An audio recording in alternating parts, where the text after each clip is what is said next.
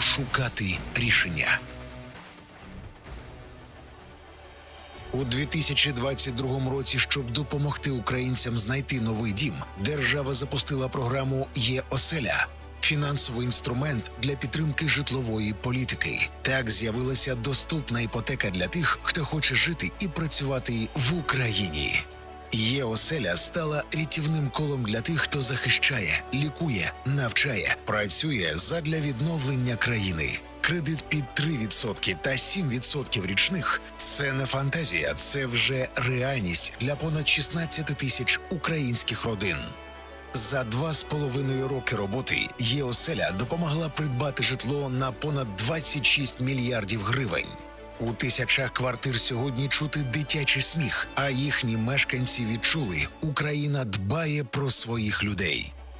Це не просто програма, це можливість для кожного мати власний дім, працювати, розвиватися і залишатися в Україні. Але сьогодні нам потрібно більше. Нам потрібна іпотека, яка стане доступною не для десятків тисяч, а для мільйонів українців. Забудовники, банки, держава – всі ми маємо знати відповідь, як зробити іпотеку справді доступною. Як залучити інвестиції, як гарантувати безпеку кредитування, як будувати Україну, в якій власне житло буде нормою, а не розкішшю. Саме для цього ми зібрались тут, на першому форумі доступної іпотеки. Представники уряду, депутати, банкіри, забудовники – всі ті, хто може і повинен створити новий ринок доступного житла. Ми тут не для розмов, а для рішень. Ми тут, щоб знайти відповіді на питання, як втілити в життя мрії мільйонів українців про власне житло.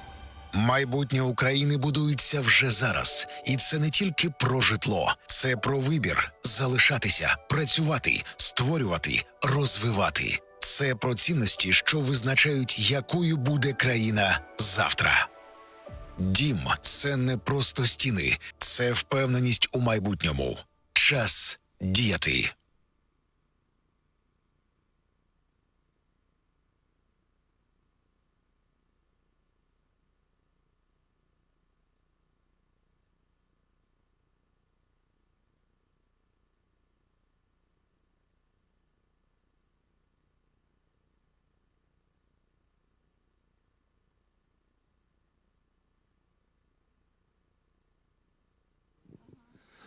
Шановні друзі, ще Dear friends, a small announcement to make. To all those who have just come, we are inviting everyone who is still enjoying pleasant talking and coffee outside. Would you kindly come in, join our company, because we are nearly ready to start. And in a couple of hours, of course, you will have another time for networking and refreshments. So still take a couple of minutes of your time to take convenient seating in order to take in all of the useful information which will be coming up your way today. So please get organized and let's get the event underway. We dreamt to begin our today's event on time, and we are very much hopeful that this dream will definitely come true. So please, friends, we will still have plentiful opportunities to do some talking, discussing. We will have coffee breaks, of course. Therefore, do join our company. Thank you.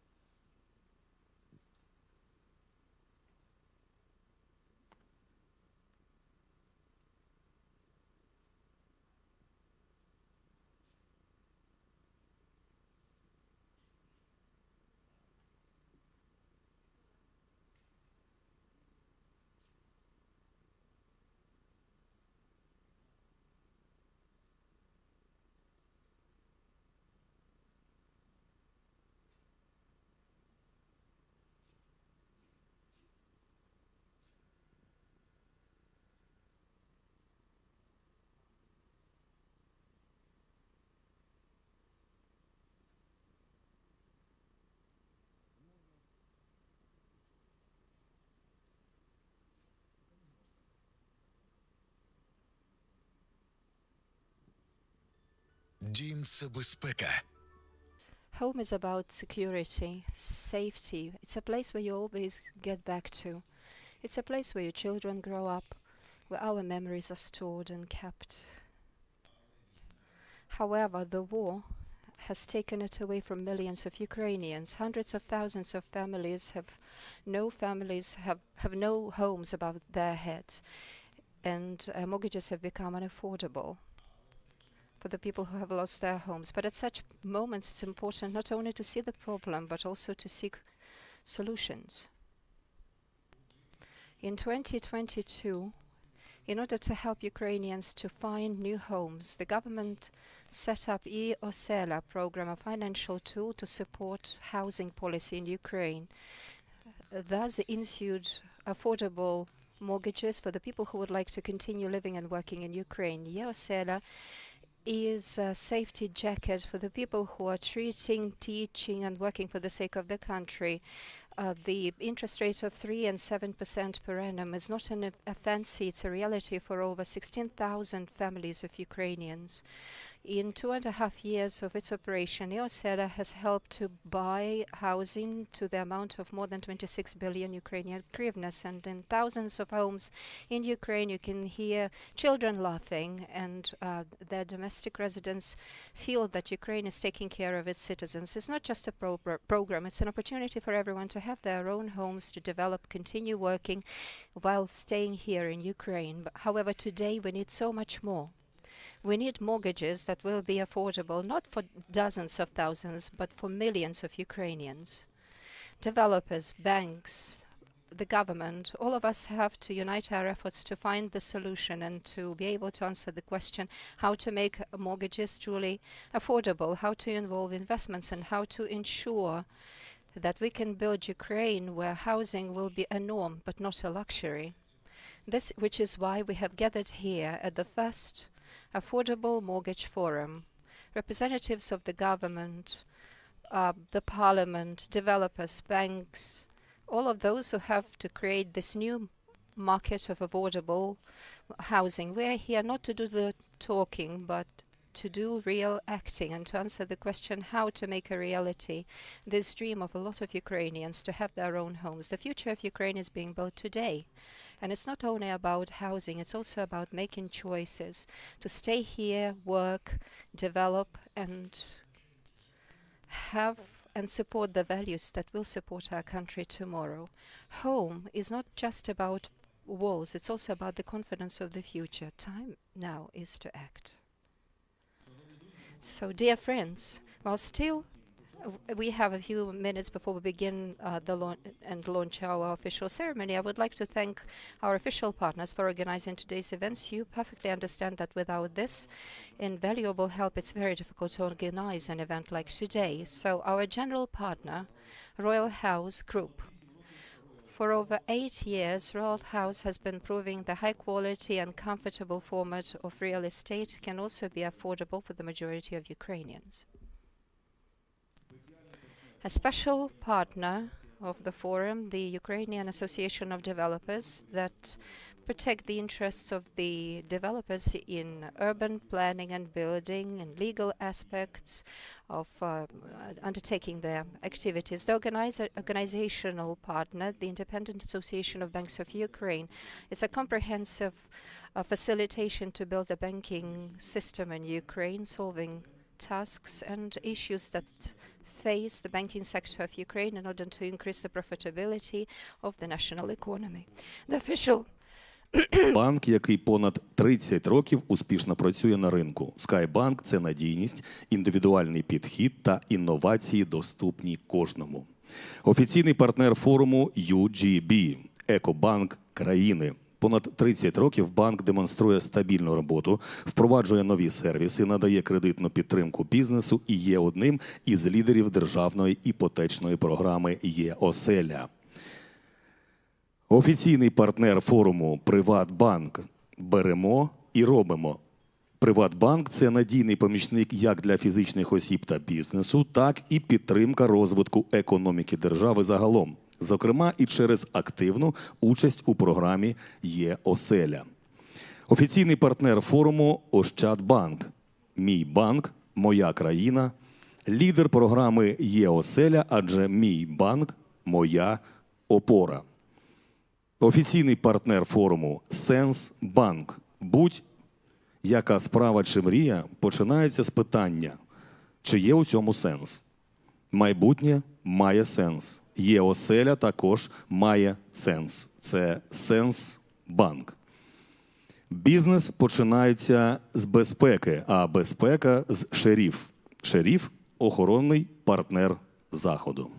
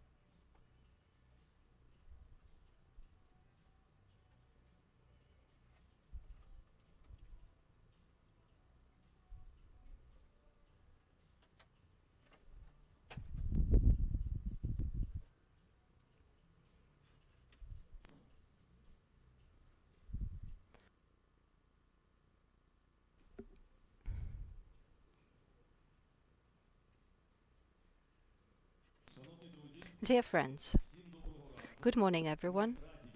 We are happy to welcome you to the first Affordable Mortgage Forum. Friends, now would like all of you to give a loud round of applause to each and everyone in order to make a very hospitable atmosphere. So good morning, dear friends. Welcome. We are grateful to each and everyone being involved in this very important conversation, how to make mortgage and housing really affordable to Ukraine, even under such demanding circumstances. And before we begin, we would like to kindly ask you to stand up in order to honor the memory of the people who have laid their lives on the line for the sake of the future and prosperity of our country.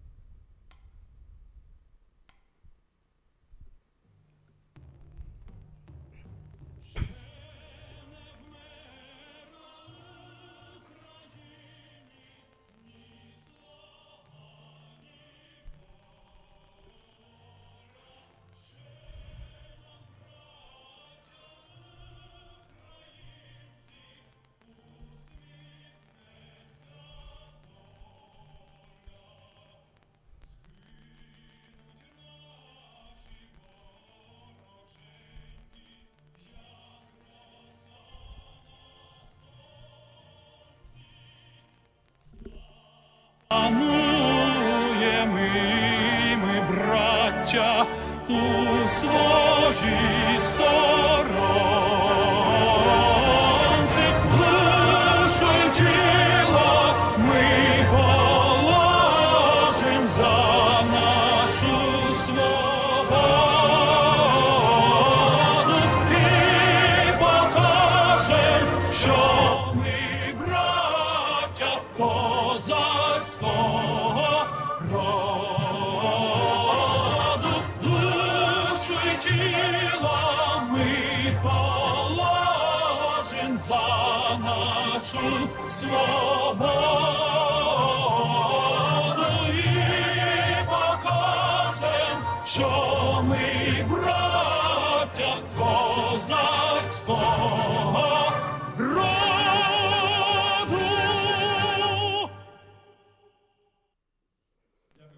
Thank you, friends. Please do be seated.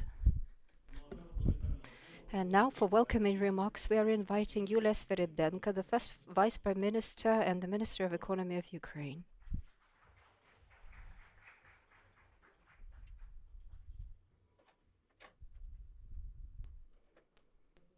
Good morning.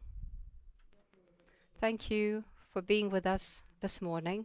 It's truly the first Affordable Mortgage Forum. The topic is highly important, something that is also making us hopeful, because every time we share this story, when we ushered this opportunity for Ukrainians to submit applications for mortgages in Osela, we had also a request to make in Crimea. And we very much hope that one day we will be able to make it a reality. Nowadays, 240 people that have purchased flats in the prefrontal areas. Of course, these are not very high digits, but it's still about a hope that Ukrainians and the Ukrainian society overall believes in victory and believes in Ukraine. I would like to demonstrate a small demonstration for you to show what our assignments are for this year and for the years to come and the challenges we are faced with. The challenge that Ukraine is facing right now is incredibly huge. According to the latest RDNA report, you can see. I cannot see this on my screen. Can you kindly make it possible for me to see the same presentation on my screen in front of me? Probably not. Okay, so I'm not going to be able to see that, but you will. So the final RDNA report issued by the World Bank demonstrates that the greatest damage has been caused to the housing in Ukraine, and right now the government is posed with the question how to find the necessary funding to compensate for the cost of the destroyed and damaged housing. And you can see that the amount is really huge. 13% of housing has been destroyed or damaged altogether. It's more than 2 million households in Ukraine. And even before the invasion in the mortgage market of Ukraine, in the general structure of GDP, you can see that it was just 1%. And our strategic goal right now, a realistic goal that we are pursuing, is to make sure that in the follow-up years we will achieve about 10% of this within the GDP of Ukraine. In the European countries, of the neighboring countries, this indicator is about 30 to 40%. So we have a lot of ground to cover. So on the one hand, we have the legacy from the Soviet Union of different kinds of things that take away a lot of energy from us. And on the other hand, we need to restore our housing stock. And this is the task for our government for this year and the years to come. So it's not just about looking at this sector. I look at this sector for the recovery and renovation of our economy, because all of us are putting our heads together to make sure how we can make sure that we will make the growth of Ukraine higher than it is today, and to make sure that the rate of Ukraine's recovery is accelerated. So now we have to mobilize all of the resources that we have, the banking resources, and we are very much grateful to the financial institutions participating today, also implementing the public resources, international financial organizations, how those can be accumulated and applied in order to create an ecosystem of different tools to develop the housing and construction sector in Ukraine. And mortgage, of course, is a very important, although a very small bit of this movement. I would really like to make sure that this first forum launches a broader dialogue, and there are two instruments that we would like to improve and implement. Right now, you only know about one, Osela. This is affordable mortgage on conditions of 3 to 7%, but we would like also to make sure that the so-called rent with opportunity to purchase housing, something which is aimed at the families that cannot accumulate financial resources to make the first premium, becomes a reality for them. And we would also like to make it possible for people to rent their housing for a long period of time. Those categories of our population that cannot buy housing as a mortgage or rent it out. And a rudiment of the Soviet system within our residential system was that 97% of the people had flats and they were not energy efficient. There were very outdated communications involved. So now is the time for us to get rid of this legacy of the totalitarian system, and now to move on and switch to the new European standards. But something we'd like to focus on today is, of course, the outputs of EOSELA program, which is very well known, and which I hope today will be playing a dominant part in our today's discussions. I can bravely state that this is the best mortgage program available in the Ukrainian market nowadays. It's a real success case of supporting the population by the government. This is not just lip service that we are paying. We have all of the numbers to support my statements by. I remember when we launched it in the first months, we saw a great demand on behalf of Ukrainians for the products offered, and the number of applications grew hour by hour. And of course, something that promoted that was that this is a fully digital product, very user-friendly, something that does not require from applicants a lot of paper bureaucracy. And in 24-25, according to statistics, 98% of mortgages in Ukraine have been issued with the help of EOSELA program. And I can also argue that this is truly the most successful program for mortgages in Ukraine throughout the whole history of Ukraine, because we have had several attempts to launch public support for this particular tool on several occasions. As a result, over the 2.5 years, 16,000 families have become household owners, and the government invested more than 26 billion hryvnias altogether in this program. And of course, our costs grew in order to support this program. And I hope, and I'm sure, that this positive dynamic will continue. And this program definitely needs to be truly affordable. Last year, we did all we could in order to improve its terms and conditions. First and foremost, we had to come up with the new ideas how young people could take advantage of this mortgage program, and we changed the first premium, reducing it to 10%.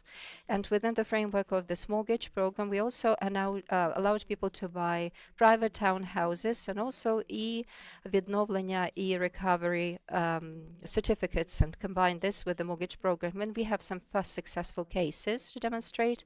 I remember Valery from Irpin, Kiev, who in 2022 lost his home. It was razed to the ground, and now he owns his own new housing as a result of combining these two new governmental programs, e-відновлення or e-recovery and EOSELA, e-homes.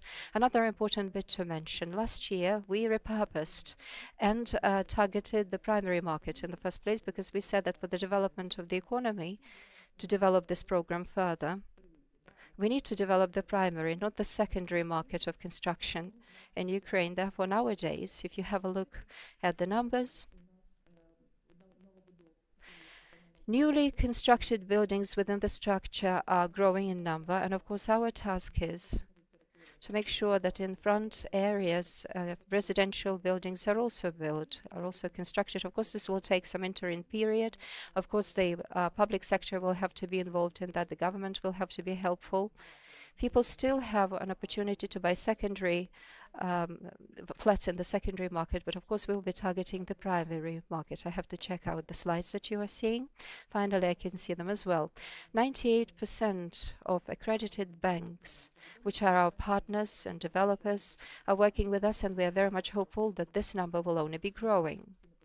We keep working with the developers, and I very much hope that today's forum will usher a new dialogue with developers, because we are perfectly aware that there are certain impediments and obstructions for developers which are stopping them to develop just as fast as we would like them to. On the one hand, let me say that we are terribly proud that this is one of the most successful programs in the history of Ukraine and the most efficient. However, we understand that the demand on behalf of Ukrainians is dozens times more. I think that we can speak about it openly, because we can see a lot of demand nowadays within the system. It's about 100,000 unique requests presented by Ukrainians, which mean that the opportunities for the market are really vast. And it means, just like I said, we have to seek new opportunities with new international financial organizations and international partners, because this is a request number one for the people who are staying here in Ukraine, as well as for the people who I'm sure will be coming back to Ukraine. We have to ensure housing for them. We have large-scale plans in order to ensure housing and mortgage opportunities for these people. We have to develop them further. And the representatives of the National Bank of Ukraine will engage in broader discussion today concerning how to launch mortgage market by and large. And of course, EOSELA and other programs will get on board on these financial institutions. The impact of this program overall is really highly important. Construction materials are growing by as much as 23.8%. So this program also offers a pretty high multiplier effect. We've also been able to see that developers can pay taxes at the expense of this program. So our task is to make sure that the construction market gets out of shadows, and the representatives of this market are speaking about that openly too. So we would like to take advantage of this positive discrimination, which means that the developers that would like to work within our program and get compensated for that will get incentivized to work in such a way that we'll be able to see transparent white mechanisms activated, and the right to property immediately is activated as soon as the people purchase their houses and contracts are concluded. So I would like to thank our international partners supporting of our initiatives, helping to make sure at least that our program is growing more in efficiency. To see how we can grow in scale, I would like to extend my special gratitude to the World Bank for their export support in the expansion of the program in very broad terms. And I suppose that this program has proved the most important thing, that even under most demanding circumstances, we can still implement large-scale programs and achieve very specific, tangible results. So we will keep working to ensure that more people can buy, can obtain their own property. And I hope that today the construction will be highly fruitful. Thank you for your attention. And thank you that this morning, so early, you're together with us. Ms. Yuria, thank you very much indeed for such a warm beginning. These applause go to you. And now we would like to see the video with Mikhail Fedorov, the Vice Prime Minister, and also the Minister for the Digital Development of Ukraine.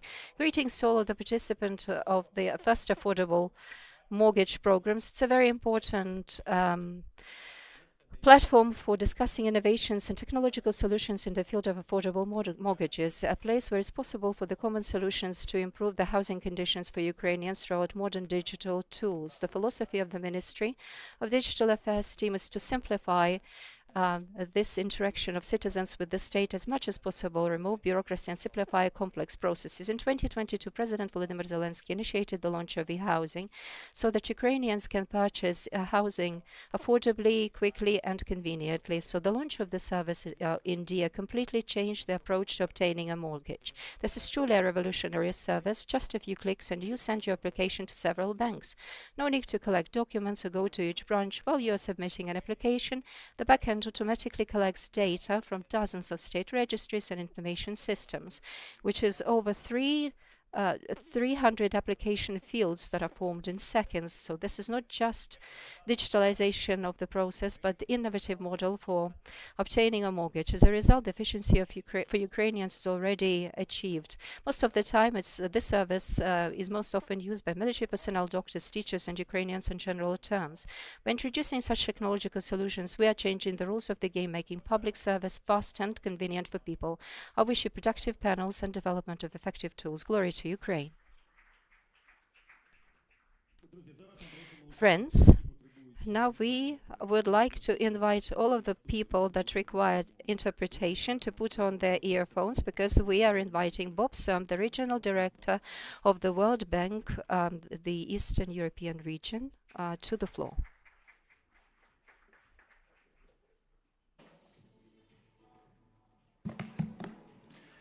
Thank you. Good morning. It's great to be here with you today and to see everyone here, especially around such an important topic. And a particular thanks to the First Deputy Prime Minister for her leadership overall on the housing and affordable housing here in Ukraine.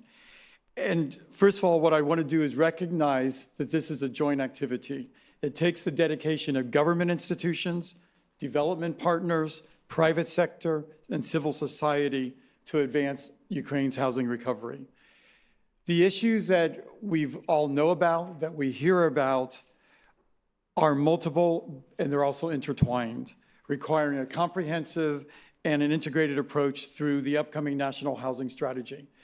The First Deputy Prime Minister very nicely laid out the results of the RDNA4 about the extreme needs in the housing situation. And I think what's most important for us here today is that as part of the affordable housing that we talk about, how do we align the actions with the urgency and the scale of the challenges and the possible solutions here in Ukraine. So what I want to do is to lay out a little bit how affordable housing and mortgages fit into the overall approach on the reconstruction of housing. So while much is already being done, it will be critical to further align these collective actions. The immediate actions relate to, number one, is addressing the needs of the unhoused people, for example, at the collective centers. Number two is restoring housing where possible with repairs, which the World Bank and the IFC are supporting through the HOPE and the Energy Efficiency Fund projects, with more than 150,000 households having benefited from repaired units. And thirdly, addressing the housing needs of IDPs, including rental support and certificates, for example, to purchase housing and access affordable housing finance. At the same time, though, it's essential to address key constraints in the enabling environment, especially for the private sector and housing finance to come in. Government and donor resources alone are not enough to meet Ukraine's vast housing needs. And that's why I think all of you are here today to talk about your role and what can be done here. So when we talk about this, so what are some of the critical short-term actions? The two that we look at is firstly the adoption of the law on housing principles, and at the same time a completion of the National Housing Strategy, which are clearly underway. These actions will facilitate the move from a central planning practice approach to a market-based approach where they're working under a comprehensive strategic framework that is addressing the demand, the supply, and the enabling environment constraints. Moreover, there are reforms that are necessary that are directed at improving property rights, land use, and issues around construction permits. And at the same time, enhancing the regulations of construction finance will also be indispensable to protect the households and to bring banks back into the construction finance market. Improving the management of existing multifamily stock, developing priority operational and monitoring principles for all the subsidies, and expanding and improving residential rental markets are also key priorities in the short to medium term. I know that sounds like a long list. It's not. This is actually a program, when you bring it all together, is very doable. And that's why we are here together. But let me move on a little bit to the specific topic today. And so while we talk about the broader issues, when it comes to reviving and expanding mortgage market, there's one vital reform Але коли ми говоримо scalability of the EOSELIA program. Since Russia's invasion of Ukraine, the government-backed EOSELIA program has been the driving force behind mortgage lending, offering essential support to vulnerable and underserved groups, including IDPs.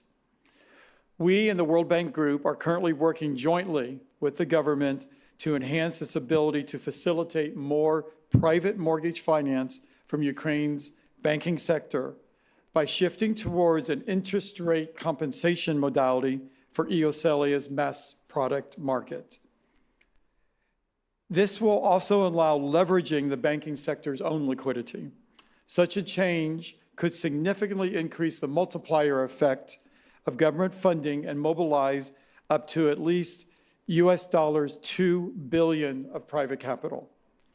These changes, in line with a detailed roadmap that was developed in February of this year, can start now and have immediate effects in the housing market, reaching more than 100,000, and at the same time building the foundations of a market-oriented housing market development. A strong housing sector can then be the driving force in creating employment, directly in housing construction, and also indirectly in connected sectors. We all know when we are talking to the private sector, we talk about jobs. And when it comes to jobs, when we talk to private sector, we often hear, but employees need somewhere to live. And so in all of this, when we talk about whether it's social cohesion, the economic growth, jobs, much comes back to housing. And that's why providing housing, we know, is of paramount importance and a priority for the government and the World Bank Group. So in that context, what I'd like to do is to reaffirm the World Bank Group's strong commitment to supporting Ukraine's housing sector reforms and the post-war reconstruction under the umbrella of the high-level memorandum of understanding that we signed in June of last year with the Prime Minister, leveraging a one World Bank Group approach to access and to support government. Working across government, as we've seen here today, and as you see in all these issues we've laid out, is critical. It is this collective action that will enable Ukraine to meet the housing needs. In conclusion, I want to emphasize that a well-coordinated approach across government institutions, development partners, private sector, and civil society is the utmost importance to serve the people of Ukraine. The scale of housing needs requires alignment in financing, policies, and implementation to sequence the actions, avoid duplication, and ensure that the resources are being used effectively. Again, many thanks for inviting me here today. The World Bank Group greatly appreciates this partnership overall, but especially on this housing. And I look forward to hearing the results from your discussions today. Thank you very much. Боб Сом.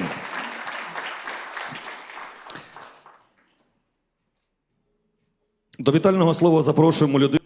Now we invite the person who actually came up with the idea of this forum, Eugene Metzger, head of the Ukrfinzhetlo company. Hello, everyone, and thank you for joining us today. I have left my notes on the chair because everything I wanted to say already mentioned. I only will add from the heart. We Ukrainians are a freedom-loving nation. We love to live in our own house. We want to bring children in our own houses. We create new ideas, create new businesses, and then we pay taxes in our houses. So that's why it's important for us. And I love one rule in life. If you want things to happen that have never happened, you have to do something that nobody has ever done. That's the way we did. We created a unique product, Iosela, and everybody knows that it's the best mortgage program in overall independence years of Ukraine. That is a fact. But I'm not about Iosela today, and not about how unique it is. We've made very amazing results. 16,000 families, almost 1 million square meters of mortgage. It's like half the Monaco. 10,000 children received a roof over their heads, but we have to say not about thousands, but about million or 100,000 that have the need to receive their housing, and the state has to help in that. And not only state, this forum is to join efforts of all the players in the market, the construction companies, financial institutions, international partners, National Bank, the government. We need to, by synergy and joining efforts, we'll be able to achieve affordable mortgage housing and create a market that is going to help all Ukrainians.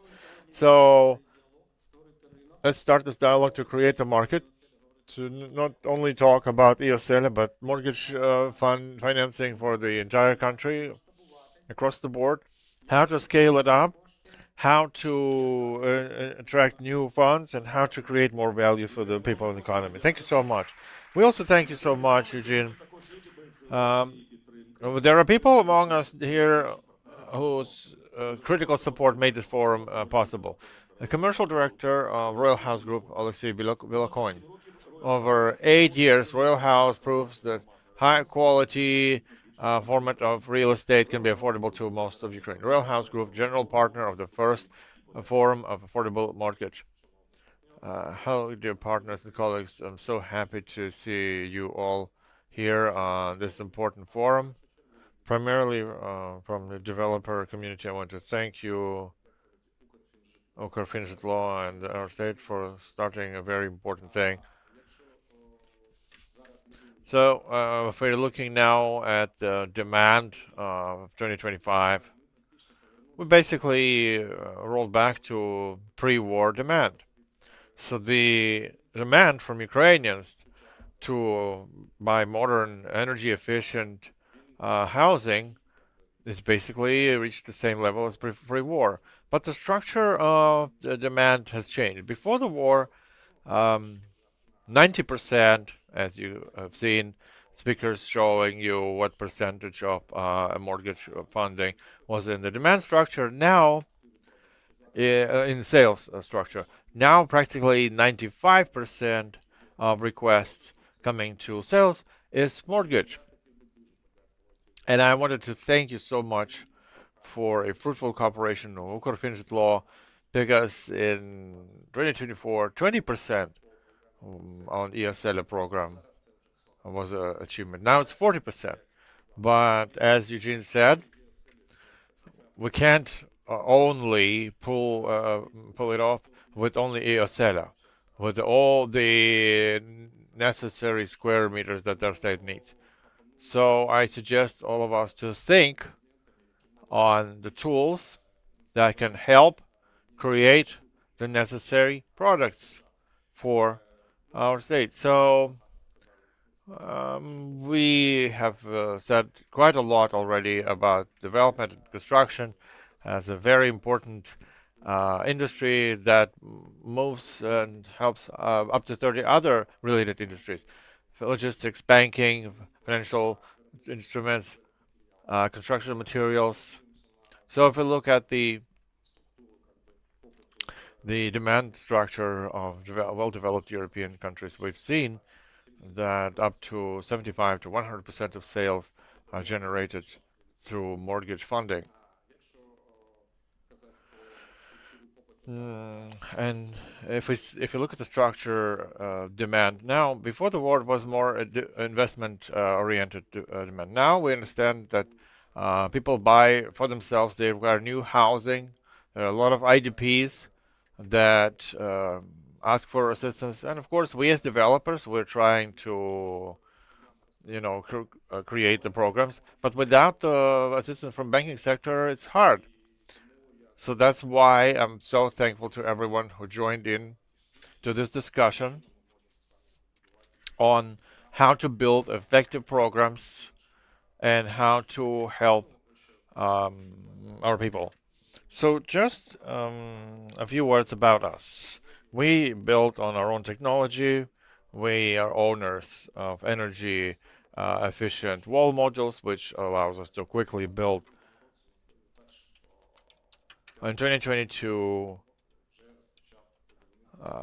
in 2025, we restored building our housing projects, and we were the first to get accredited on ESL program.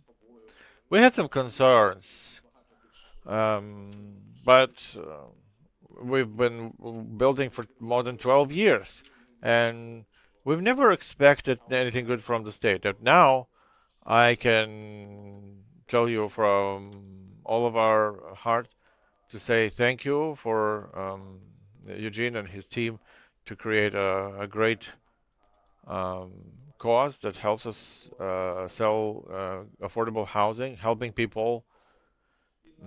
And finally, I want to talk to colleagues and bankers. So let's work together, not only on loans to physical persons, but the leading developers of Ukraine, Kyiv, are ready to cooperate on project-based funding. I understand that you're very cautious when looking at developer business, but it's changed a lot. Now, with the help of state-owned programs, it's become more open. So this year, we launched the first house according to the new law with the future real estate objects, and automatically they registered the ownership rights for the end buyer. So no additional structures get intervene, everything's transparent, understandable, and open. So we're very open to dialogue and cooperation. Let's work together. I thank you so much.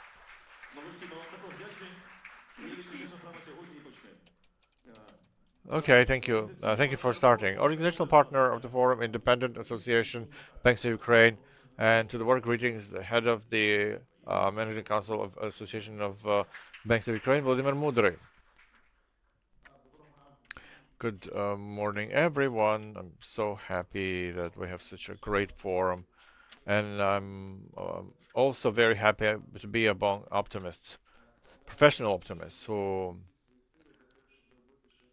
are investing all of their talents to do the best thing. So launching a mortgage in October 2022, when each bank was working on BCB plans, what to do with when there's no electricity.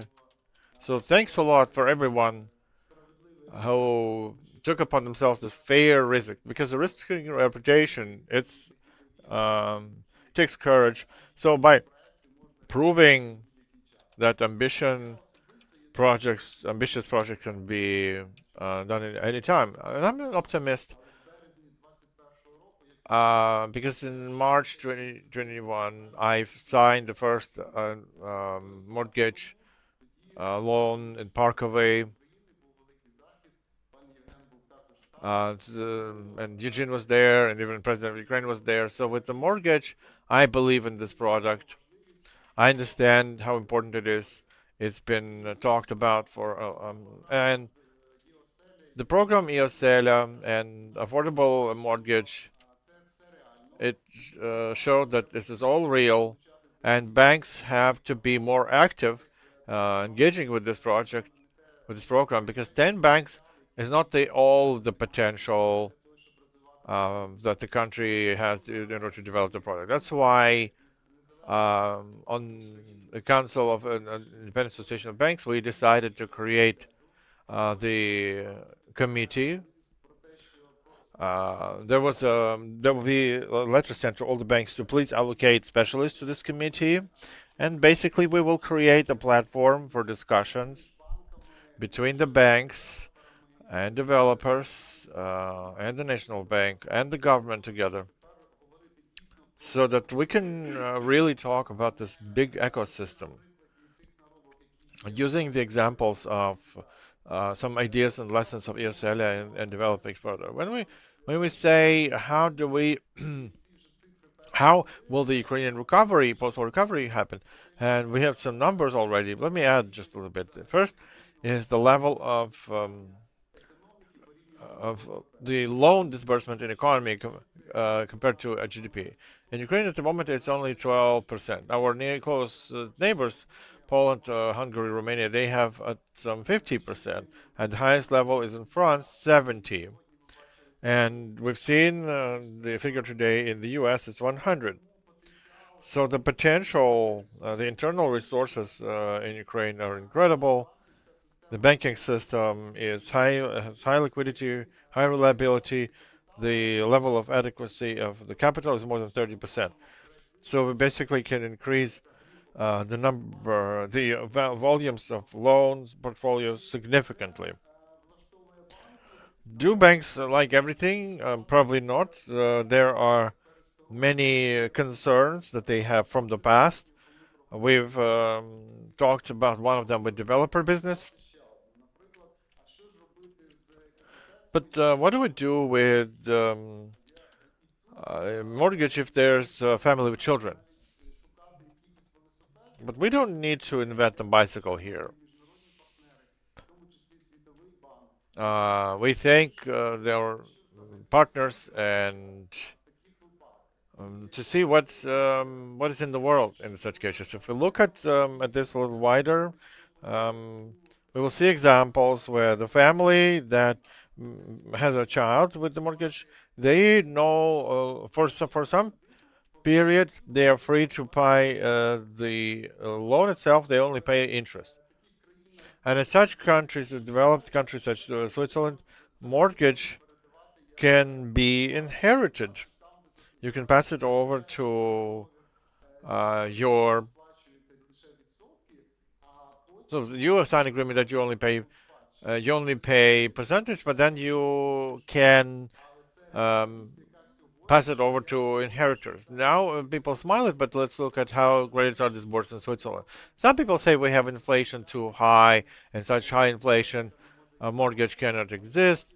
But we have Turkey here that has much higher inflation than we, and mortgage is developing there. So we're not the only one is in the world, and using international financial conditions with this wide um, outlook at the world, how different stages of economy develop, how different situations, what are the best solutions that the world has now. We have to find this consensus, and that's why we create these kind of platforms and these kind of discussions. Thanks once again for organizing this forum. Because as we said, the Ukrainians have proven once again, again and again, that what scares us first, then we get together, we make the first transparent discussion, we always find solutions that each of us earlier believed impossible. So thanks a lot for organization, and so I wish you find more answers to your questions, why you have to join EOSELA as quick as possible. Thank you so much.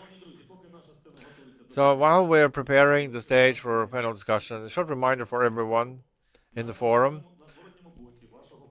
On the flip side of your badge, there's a QR code. It leads you to a Telegram chat where you will find a relevant program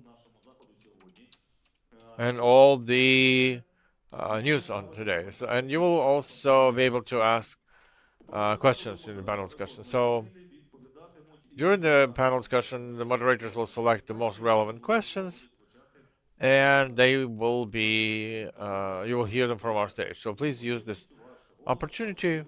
Your voice is very important for discussion. Now let's invite the moderator and panel discussion number one, housing market in Ukraine, the situation and prospects of development.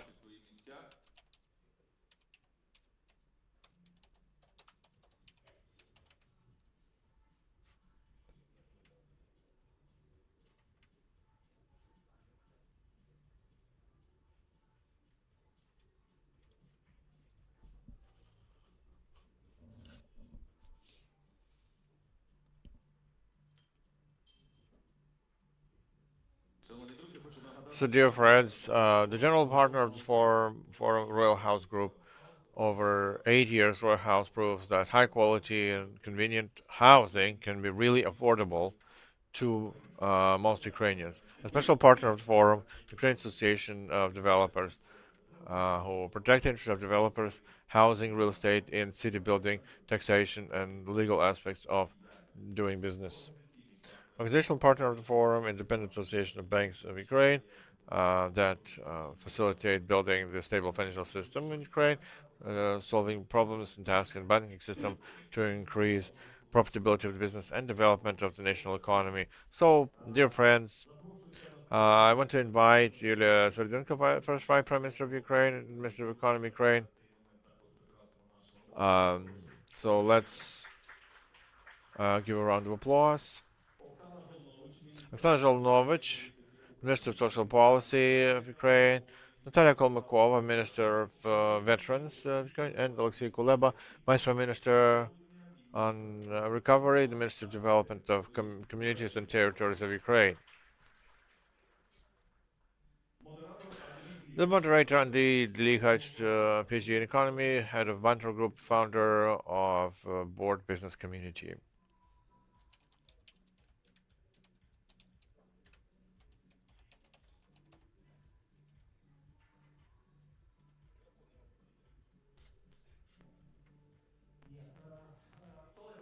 So, dear colleagues, since we will have this improvised panel, it's a very fast and effective. There's EOSELA. But Yulia, let me start from economic efficacy.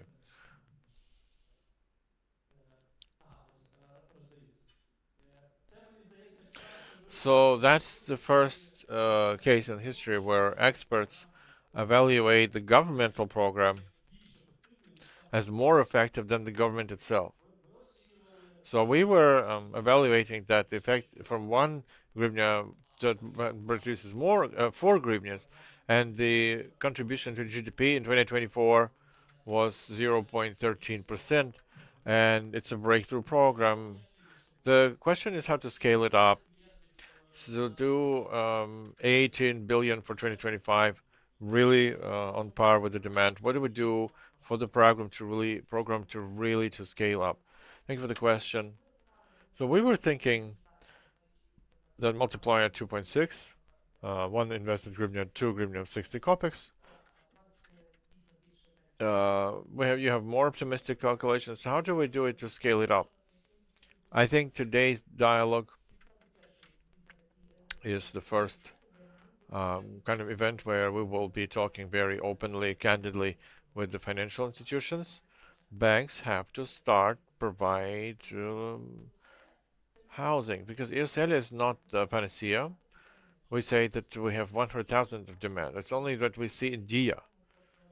We don't even talk about internally displaced persons and about veterans businesses, other socially challenged demographics whose property has been destroyed, and they have to. So what do we do to scale it up? Forget about the states building everything, because I was looking at all of our central executive branch. There are still a lot of programs in those bodies that don't have to build, they do build. I think it's not a logical use of state resources, and we have to give it to the market and to stimulate the construction through loan support or through EOSELA. But again, EOSELA is not a panacea, just as 579 cannot replace all of the housing market, and they cannot replace the whole demand. So my idea is, if our colleagues have a program and they want to build, let's do it. Let's either do additional resource to those institutions that already launched great tools of support loans, or we'll find another way how to stimulate construction companies to do it.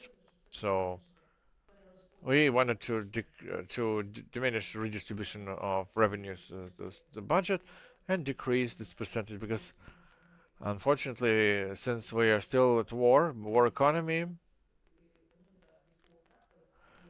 and the state actually, well, 40% is redistributed through state budget. So that's why it's not the state that should build everything, but private sector. I suppose this is also a question about social policies in this connection. Oksana, there are different perspectives concerning how the public sector needs to exercise its functional. In paternalistic countries, they try to take over more and say that the government has to ensure and provide more.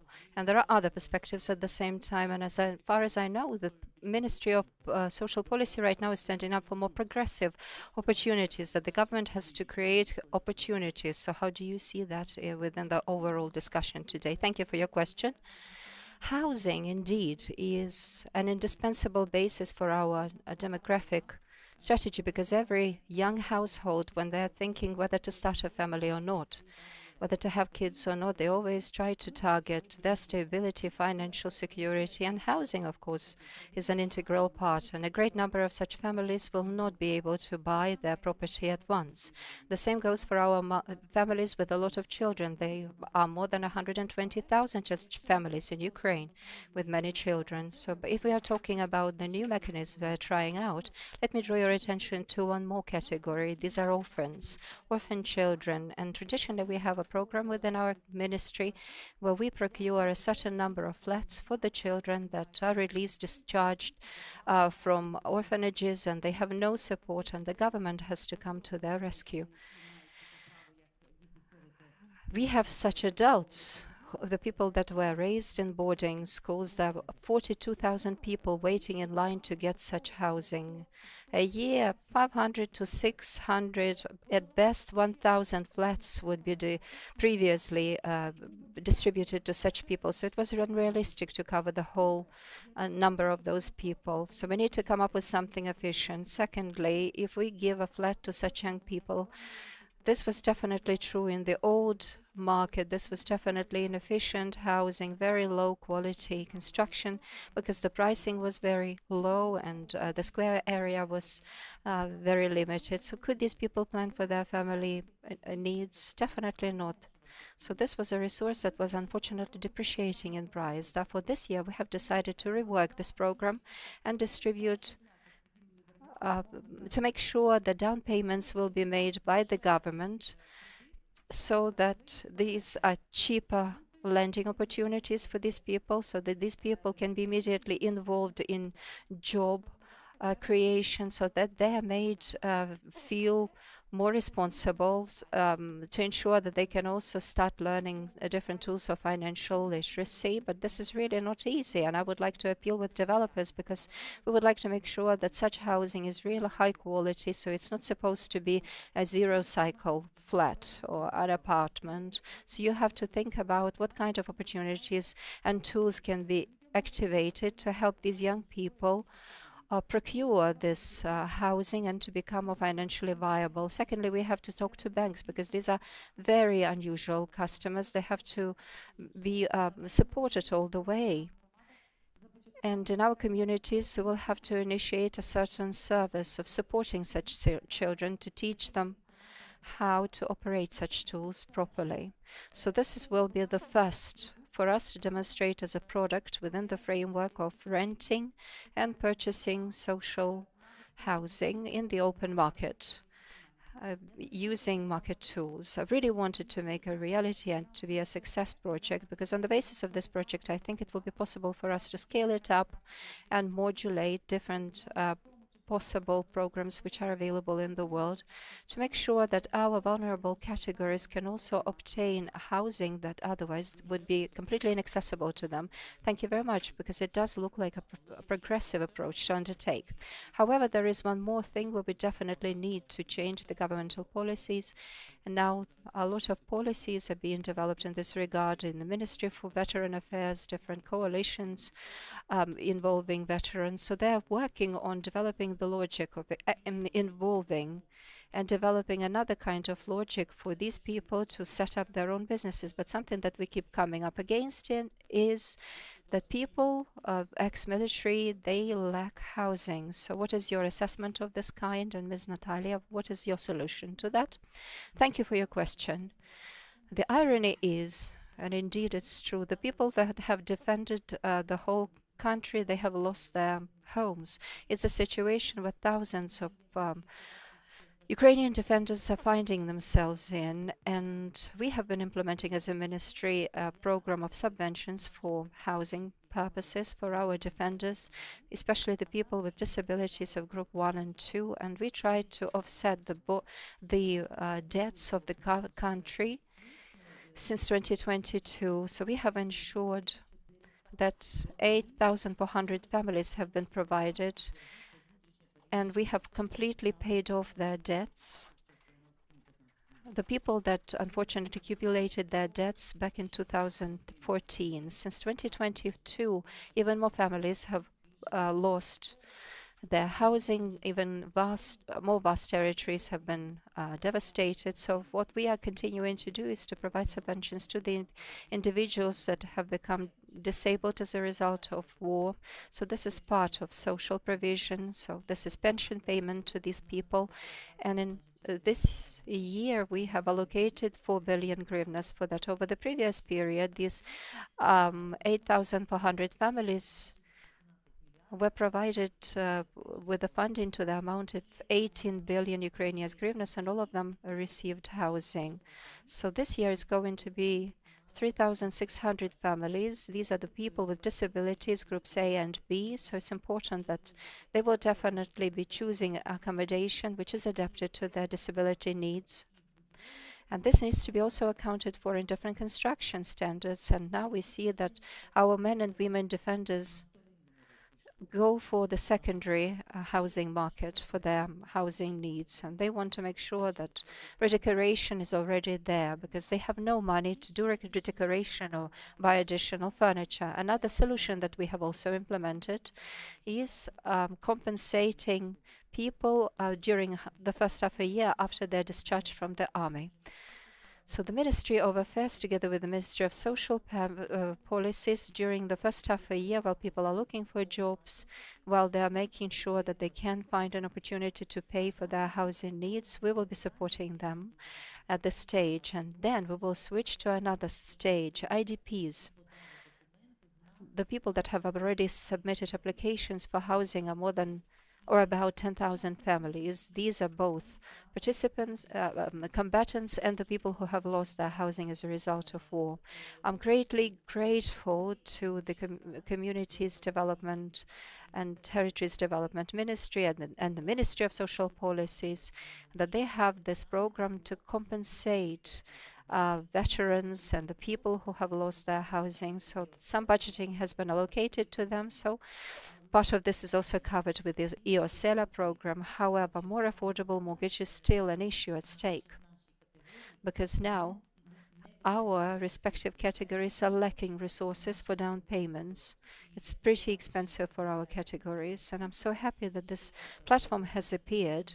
And our key line ministries, which are drivers in the housing policies and economy life, are raising these issues, and they're discussing all this in the market with the market players in order to answer how to help veterans, which is not just the most vulnerable category, but have invested the most in the existence of our country.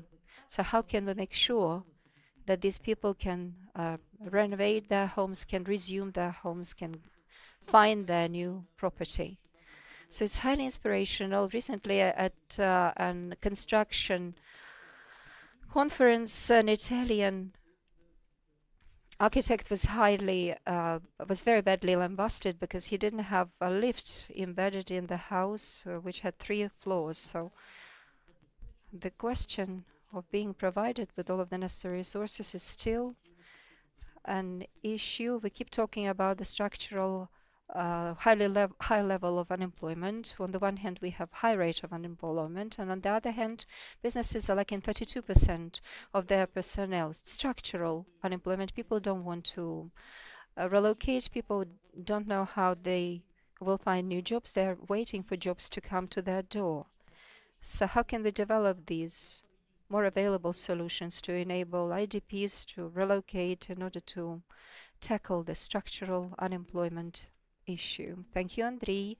Thank you, Yulia, for extending the invitation to participate in this forum, and all of the guests. Thank you for being here. I would definitely start with NABU, the National Association of Banks of Ukraine.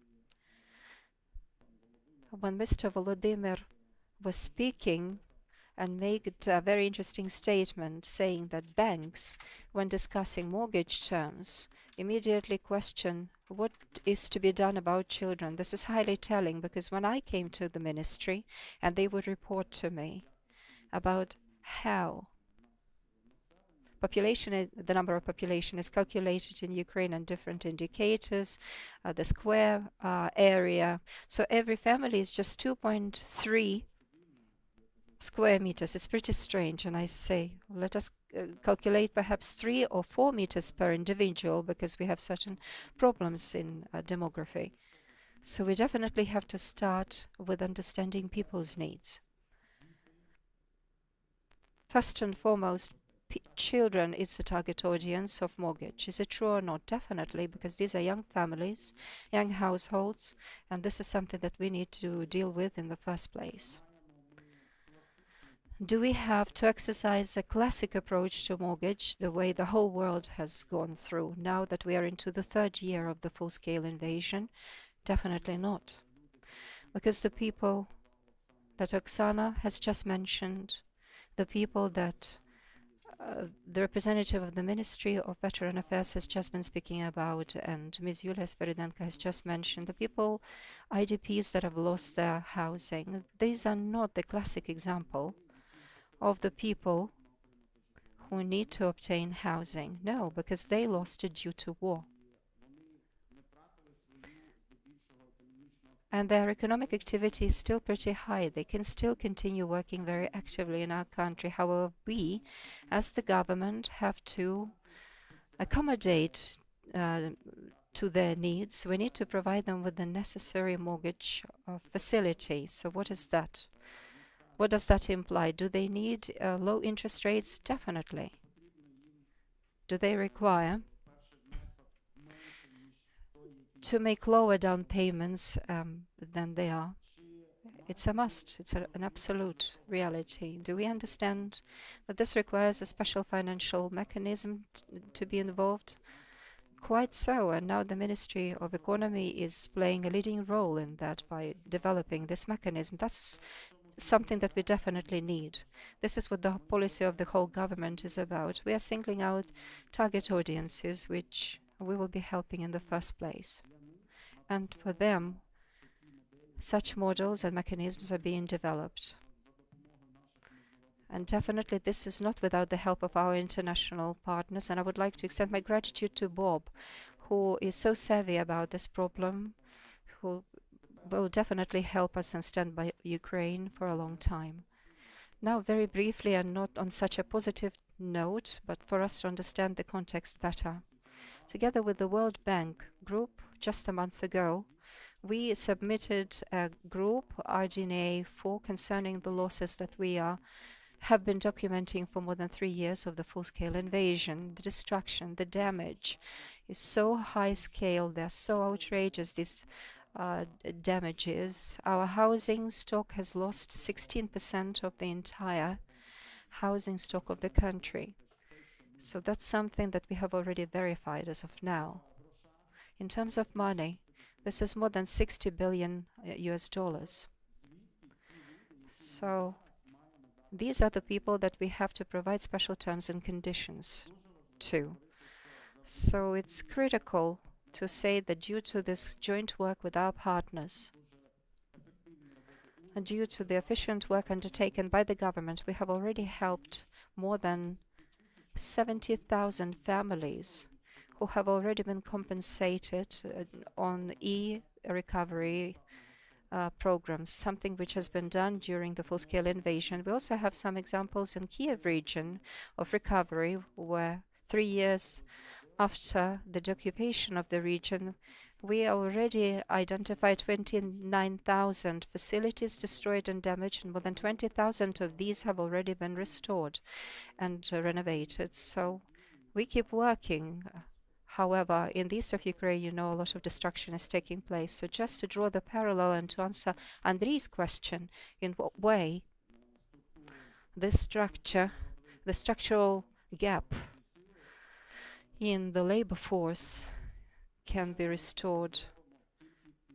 All of this can be done and can be tackled and addressed after the security situation in Ukraine will enable us to start undertaking effective renovation and recovery of the country. However, we have to prepare ourselves for that. We need to make ready-made solutions. We need to get them on the table. So we are preparing them. And as soon as the security situation allows us to do that, we will have to launch into active recovery and renovation of the housing sector and the other sectors. Thank you. Thank you, Alexei. This is indeed inspiring. And the last visionary question during this panel discussion, Ms. Yulia, if you please. The migration policy. After all, it needs to lead to the fact that Ukraine will have more labor resources, and thus there's a greater need for building housing and affordable housing. So is there a proper understanding concerning how we can involve international investors in the construction sector so that we can definitely saturate this market with money? I thought that if it's about migration, I would immediately refer this question to my partners here. But of course, making sure that the market is saturated, we're working with donors, with IFIs, DFIs, Clearly, the question was also about ensuring against war risks, and it will be high at stake even if the war situation improves. Ensuring against war risks will still persist. And we very much are happy that Ukrainian insurance companies have already begun to issue policies against war. Previously, it was DAC and MIGA. Now we have a lot of Ukrainian companies joining their efforts. So the Ukrainian market has to become more active in this part, and the partners that will believe in us and will support us in this regard, it's the only way.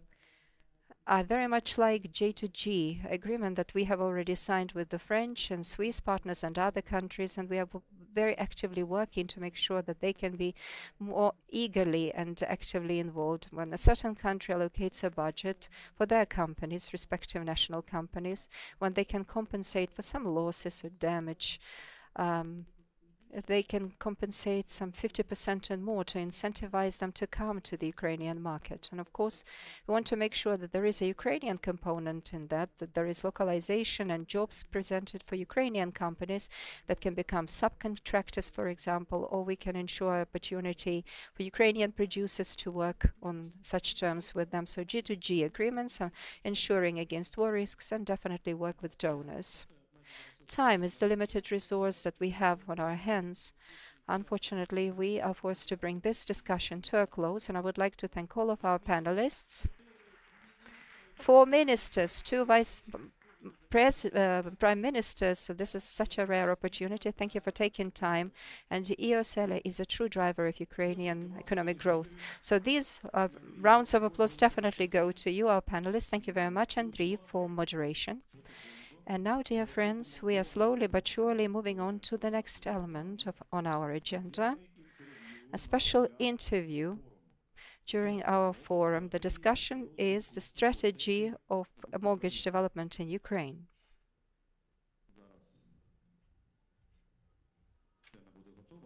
Now that the stage is being prepared, I will offer the speakers. So to participate in the discussion, we're inviting Katerina Rashkova, the first deputy chair of the National Bank of Ukraine. Please give her a big hand. And the interview will be conducted by Dmytro Koshevy, the editor-in-chief of the information news agency Interfax Ukraine.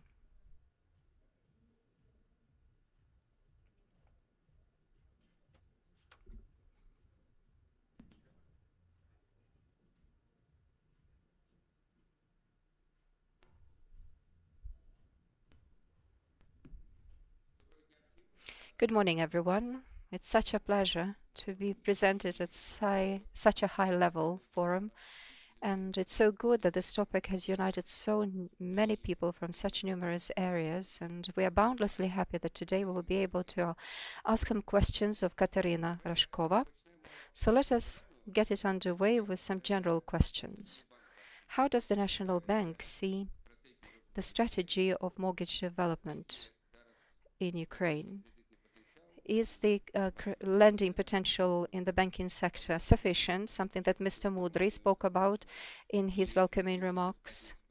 And is the expert analysis and expertise with the bank available sufficient? Because we know that 10 banks are involved in this program, and I have read the report that 12 banks are engaged in this program. So they have been accredited, but they haven't started working within the program yet. So thank you for your questions. I will probably start by talking about the potential of the expertise.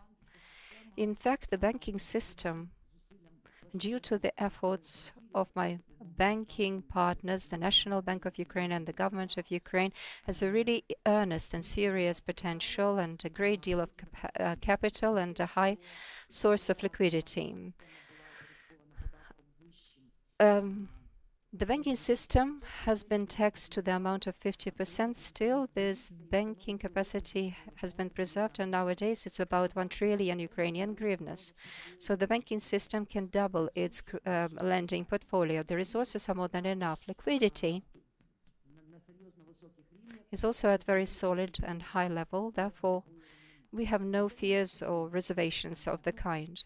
Concerning expertise, in actual fact, the statistics demonstrate that the level of non-performance loans for the general population of Ukraine and the assessment of solvency, making sure that people have jobs. Unfortunately, this level is not high enough because the level of NPL still remains at pre-war level. Despite the war, despite the loss of the territory and everything mentioned by my peers from the government. Therefore, we have no doubts or reservations that the banking system is able to, and moreover, it is willing to undertake this task. Because starting with 2023, when we began to see that people wanted to take out more loans, we can also argue that over the last year, the lending portfolio of the banking system has increased as much as 40%. So everything is okay in this regard. But when we are talking about the strategy of mortgage policy, first of all, this is our task. And together with the Ministry of Social Policy, Ministry of Finance, Ministry of Justice, and the State Property Fund, we have to develop this strategy as a component of the financial sector in Ukraine. So in this respect, I would like to mention a few stages which are worth mentioning. For starters, it needs pointing out that in crises, emergencies, war, terms and conditions that we find ourselves in, the standard or classic market lending, mortgage lending, let us face it, is very much restricted. It is restricted and limited with demand and supply as well as risks. Risks for both the lenders and borrowers who are not ready to invest in the mortgage at the rate that they were able to do that before the war due to the destruction levels. The same goes for banks, which are not ready, let's put it this way, to undertake the risks in the fullest. And this results in a situation that the level of interest rates, which the banking system could offer nowadays if we had market mortgage, is about 17% per annum. And talking about the development of mortgage, large-scale mortgage policy is just impossible. Along with that, we have a fantastic EOSELA government-supported program, which during these years has been demonstrating how well it can support mortgage lending for certain categories of the population in Ukraine. So for this mortgage to become larger in scale and becomes a market, truly market in its character and available not for the limited number of the categories of your population, we can see that at the first stage of this mortgage strategy, we have to engage in a discussion about a certain shift in the paradigm of EOSELA program in order to take into account both the needs of the market, to consider all of the fiscal and financial limitations and restraints that our country is faced with, for this program to cover so much more of the Ukrainian citizens. Along with that, it has to become cheaper for the budget, let me put it this way. Because all over the world, many countries have mortgage support programs as a social aspect, as an economic growth driver, no doubt about it. But the most successful programs of state support are such programs, again, if we look at the world experience, when the state is not a direct creditor, when they don't provide loans as an institution that they create for that purpose. The state has to create conditions for market mortgage loans. And when these market conditions are more expensive for some categories of citizens, the state has to use the mechanism of compensation of interest rate. That's why the first stage of our mortgage strategy is the proposal how to review the existing EOSELA program so that we both decrease the budget spending and cover more people and make this program really more sustainable, such as is capable of supporting long-term the subsidized mortgage funding until the macroeconomic conditions and security situation will allow the market-based mortgage to offer these loans like lower than 15% annual. So judging from your words, I understand that tomorrow, when we see tomorrow or the next days the new memorandum with the IMF, there will be condition on that by the middle of this year there should be a mortgage strategy and Ukr law strategy that will open the doors for further funding from the budget. Well, you know that we cannot declare the memorandum before the IMF publishes it, but the topic of mortgage strategy and Ukr law is guaranteed to be there. In our plans, we had some internal plans. We started working already, so I hope we will have time to discuss the next elements of our strategy that we want to work out with colleagues. We were planning to do it by mid-year, approve it on the Council of Financial Stability, and move forward. So if you allow a little bit about mistakes, because Madam Sviridenko mentioned that EOSELA is not the first attempt that the state tries to develop mortgage. There was first the bonds that issued for state guarantees. Why did it not succeed back then? And what are the conclusions we have to make with the new strategy? Well, have to look at this experience of other countries. We have to analyze learn from their mistakes to avoid doing our own mistakes like that. As I said, the most successful programs are the programs where the state is not the loan disburser. It's not when the loan are disbursed from the budget. And banking system is super liquid, has a lot of liquidity to decrease the budget spending. It's very important for us today, but largely it's always important. So secondly, mortgage is a very complex mechanism. It's very long term because we're talking about loans.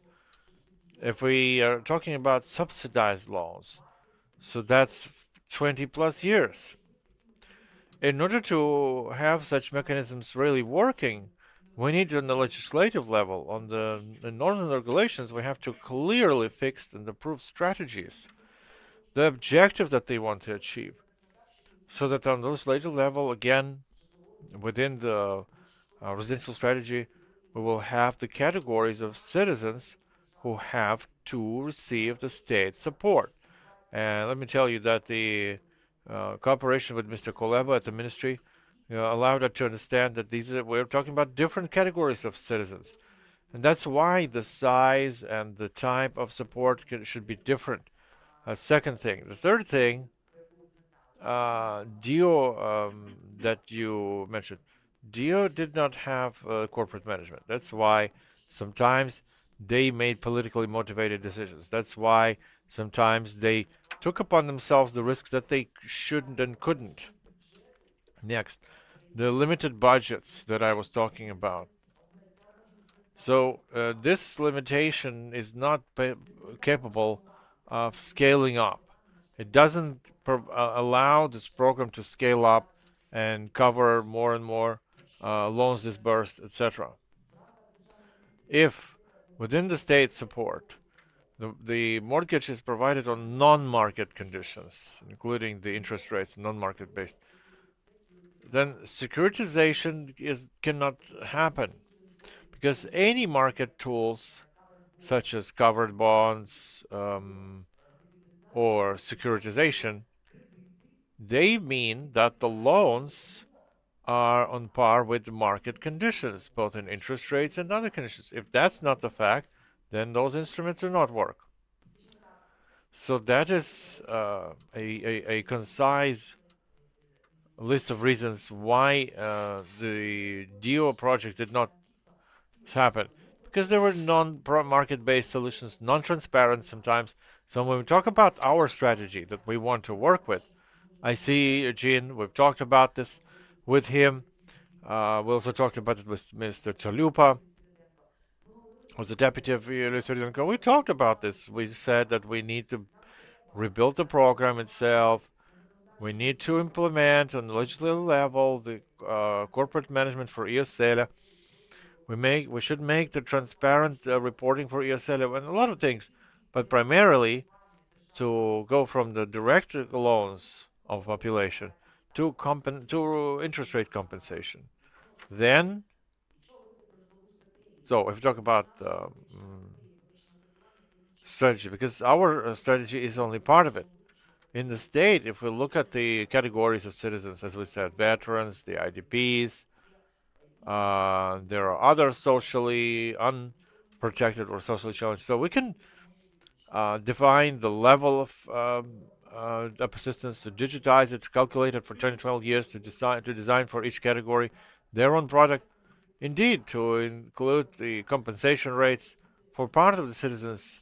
It can be also motivating product that motivates them to increase their revenues, to improve their life. So the standards of housing, all of this can be digitized, calculated in a 20-year potential spending of the budget to these compensations. Implement a program where from the 10th year or 5th year of the mortgage, where the principal loan is smaller, the compensation rate is decreasing. At the start, you were paying 7%. At the interest rate 15, the 8 was compensated by the state. In 7 years, you're paying. It compensates not 8 but 5, let's say. So step by step, you're moving towards a market level. So all of that retains the money of the budget and covers the needs of various categories of our people who need the assistance from the state. So sum it up, EOSELA has to go through the way of 579.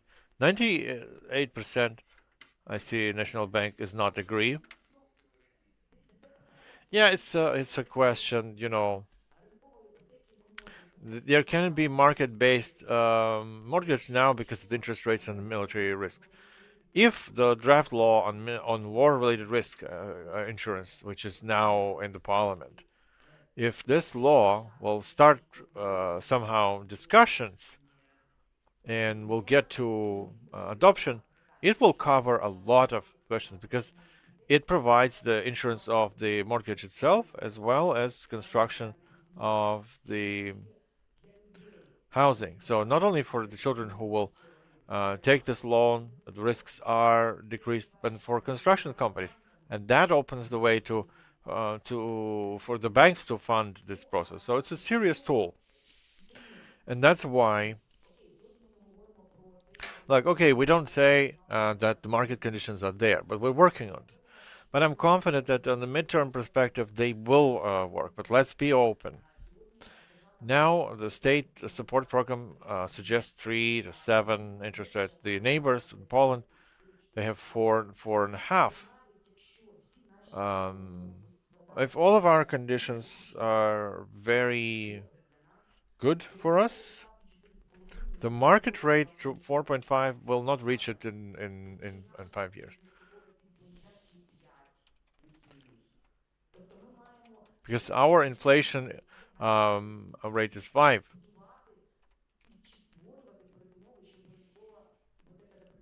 So we need to create conditions for the mortgage funding to work. You cannot criticize EOSELA because they're doing a great job. You have to resolve the issue of socially challenged demographics, socially vulnerable demographics.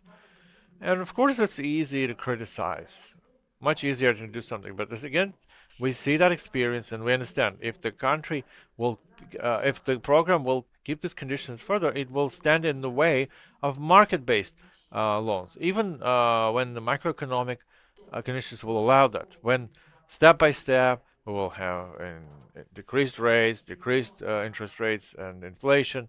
Still, the rates that the state program offer, they won't allow the market mechanisms to actually work full scale. That's why we work about this. We talk about this. And how to resolve this problem?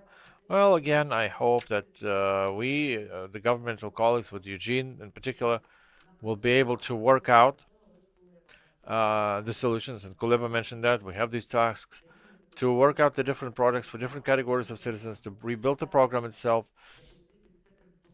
to get this funding through banks, through liquidity banks plus compensation mechanism, when this compensation will be different for different categories of citizens according to their financial capability as the first stage. Then we work on decreasing inflation, getting the rates down. Then we want the law on insurance against war-related risks to be passed for massive things like mortgage. Next, so that's the first stage, and you can do it now even. The second stage, the second focal point, it's when we covering the existing gaps. So the law on assessment of property. We have the draft law, and State Property Fund is working on it. By the end of April, it's going to be provided to the Parliament. So we have to have proper approaches to assessment of property based on European standards. And it also should create the baseline of the cost of the real estate, which is calculated on the base of contract signed. So it's for loan disbursers, for loan takers, it's important. The law on securitization, of course, the tool for of securitization that aims at attracting the investors' money in mortgage. It is used when the bank portfolios are very big. There's a lot of mortgage there, and banks have to have liquidity back. It's not the case now. We have liquidity and not so much mortgage, but it will happen. We have to have a tool for that. The law should be passed, should be written. It's the second serious element.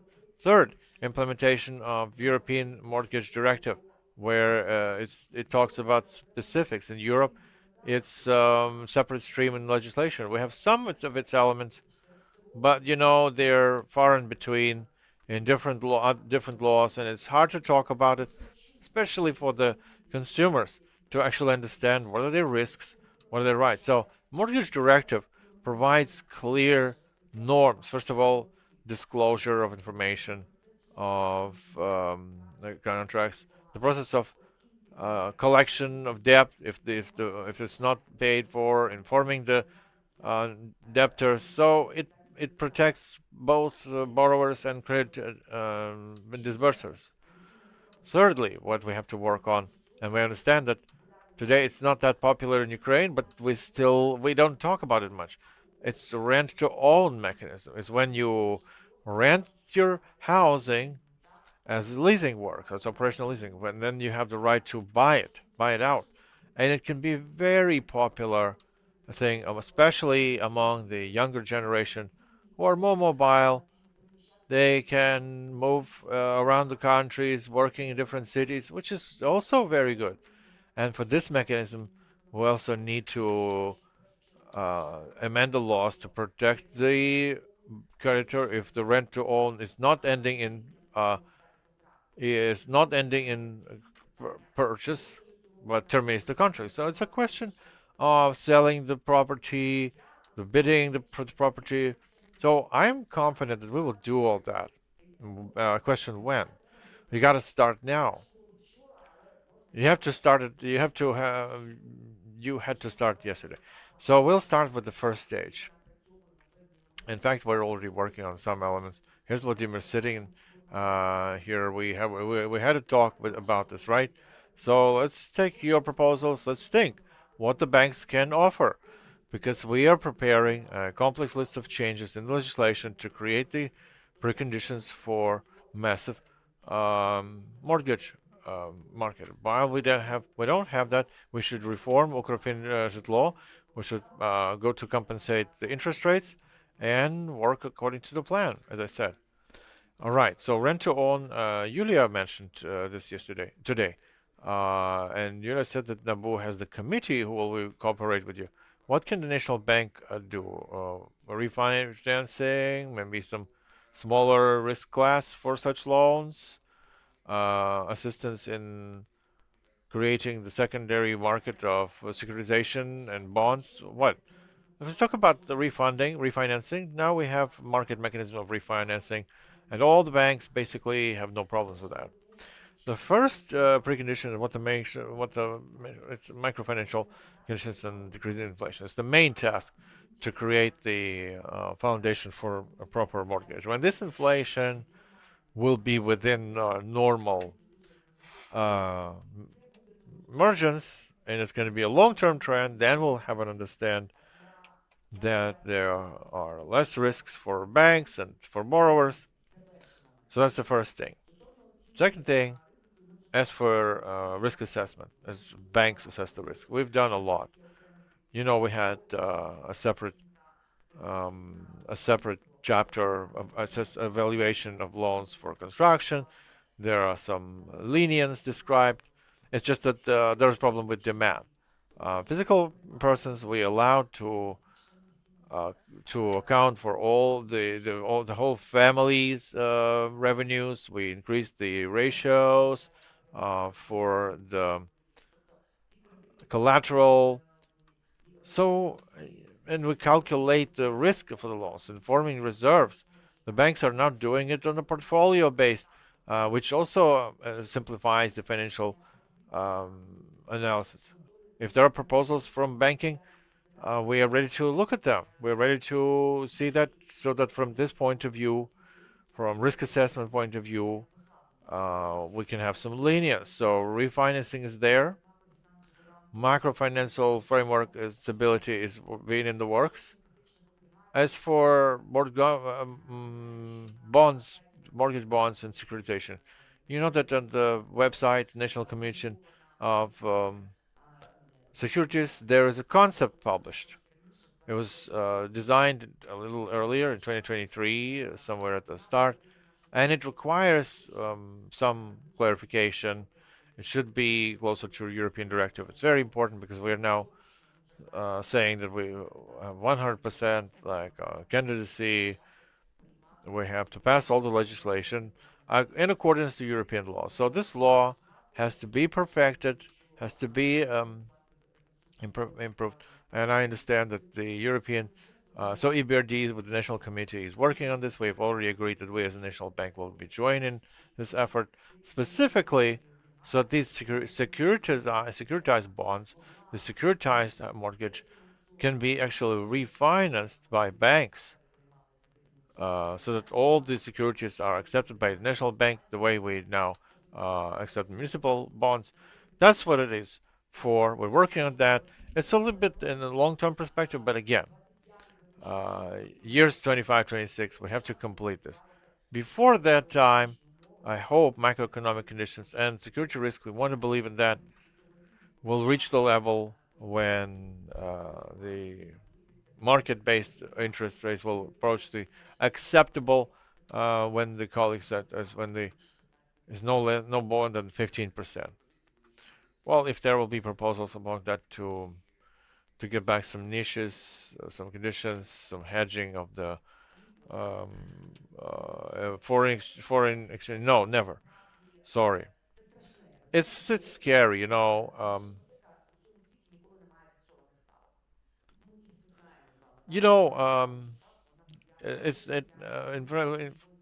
Mortgage never has fixed interest rate. It's always tied to inflation or other tools. Because we all understand that in 20 years, still some ups and downs happen. Inflation, there are some shocks in the financial market. So floating rate has to protect both parties, the resource giver and the resource taker. So that's understandable, because if I take on the peak of the rates on 15, I take mortgage, and 5 years the rates will be 10, I should not lose, and vice versa. But if to this risk, a percent of this interest risk, also foreign exchange risk is added. We had already this. Remember, baby boom, mortgage baby boom of 2007, 2008. What it ended up with? It ended up with all of that foreign exchange mortgage is reserved by banks, and it's lying dead weight in their balance sheet. Because if people would take loans in 5.5 interest rate, exchange rate, Now it's okay, understandable. And for those 2% of the market that are not part of EOSELA, what's the indicator that you want to tie it? URID or what? Well, that has to be solved with the banks. It can be URD that we're talking about. It's not transfer 100% of the value of the resource, but it translates to trend and have to introduce this type. So you plus something like +1, plus 0.5, but just for the interest rate to move in accordance with the market. So it can be a key interest rate of central bank. Can be looking at different market indicators. We have to discuss this.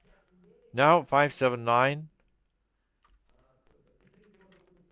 entrepreneurship development fund is tied to URD, but it doesn't mean that we just take blindly this interest rate. We have to look at it as an indicator of movement of interest rates. So we're going to talk about it. I'm happy to talk with you, but maybe somebody from the audience would like to join the discussion, use this opportunity.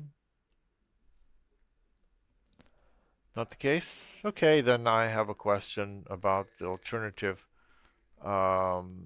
So financing funds, construction financing, bonds. There are not so many of them, but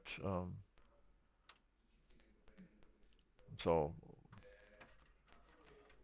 what about construction funding funds? So it's the war has done this. So all the securities have a high risk. But we are all in favor of that. The financing fund, the construction fund, and other tools of engagement of private capital in mortgage funding and loans. Again, the securitization itself. So one thing that have to be said, that within the work, legislative work, together with colleagues, we should look at the regulation of construction companies maintaining the construction norms, prevent the risk of incomplete construction. All these things have to be worked out. And secondly, we all understand that, well, construction companies basically provide loans when they sell mortgage, like protracted loans. It's not a problem that they sell it. How those contracts are within the European norms. How do they protect the borrower, the loan disburser? So we're in favor of that, but in this aspect, the legislation should take stock, and we have this in plans, because the new law was passed for the National Bank to allow to take as a mortgage the property rights for future housing. But there's no like some big proposal because of the war, of course. But when we were passing this law, we think that there are some things here that have to be adjusted so that the mechanism really works. Time is up. I see. Thank you so much.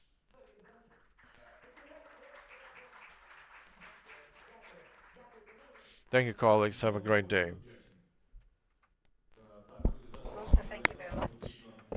We also thank you very much. Now we need to change the setting on the stage, get the stage ready for the next discussion. Now I would like to thank our partners. In the meantime, the official partner of the forum is Sky Bank, the bank which for more than 30 years has been highly operational in the market of Ukraine. It's about reliability, individual approach, and innovations available to everyone. Another official partner is UGB, Echo Bank of Ukraine. For more than 30 years, the bank has been stably working on Ukraine, providing new services, lending money to different organizations, and is also a partner in EOSELA program. So friends, now we are taking it to the panel discussion number 2, which is to do with effective international financial tools to support the mortgage market in Ukraine. And to that we are inviting our speakers. So with your applause, please, Olena Voloshyna, Head of International Finance Corporation IFC in Ukraine. Luka Bertalot, Secretary General at European Mortgage Federation, EMF. Artem Shevalov,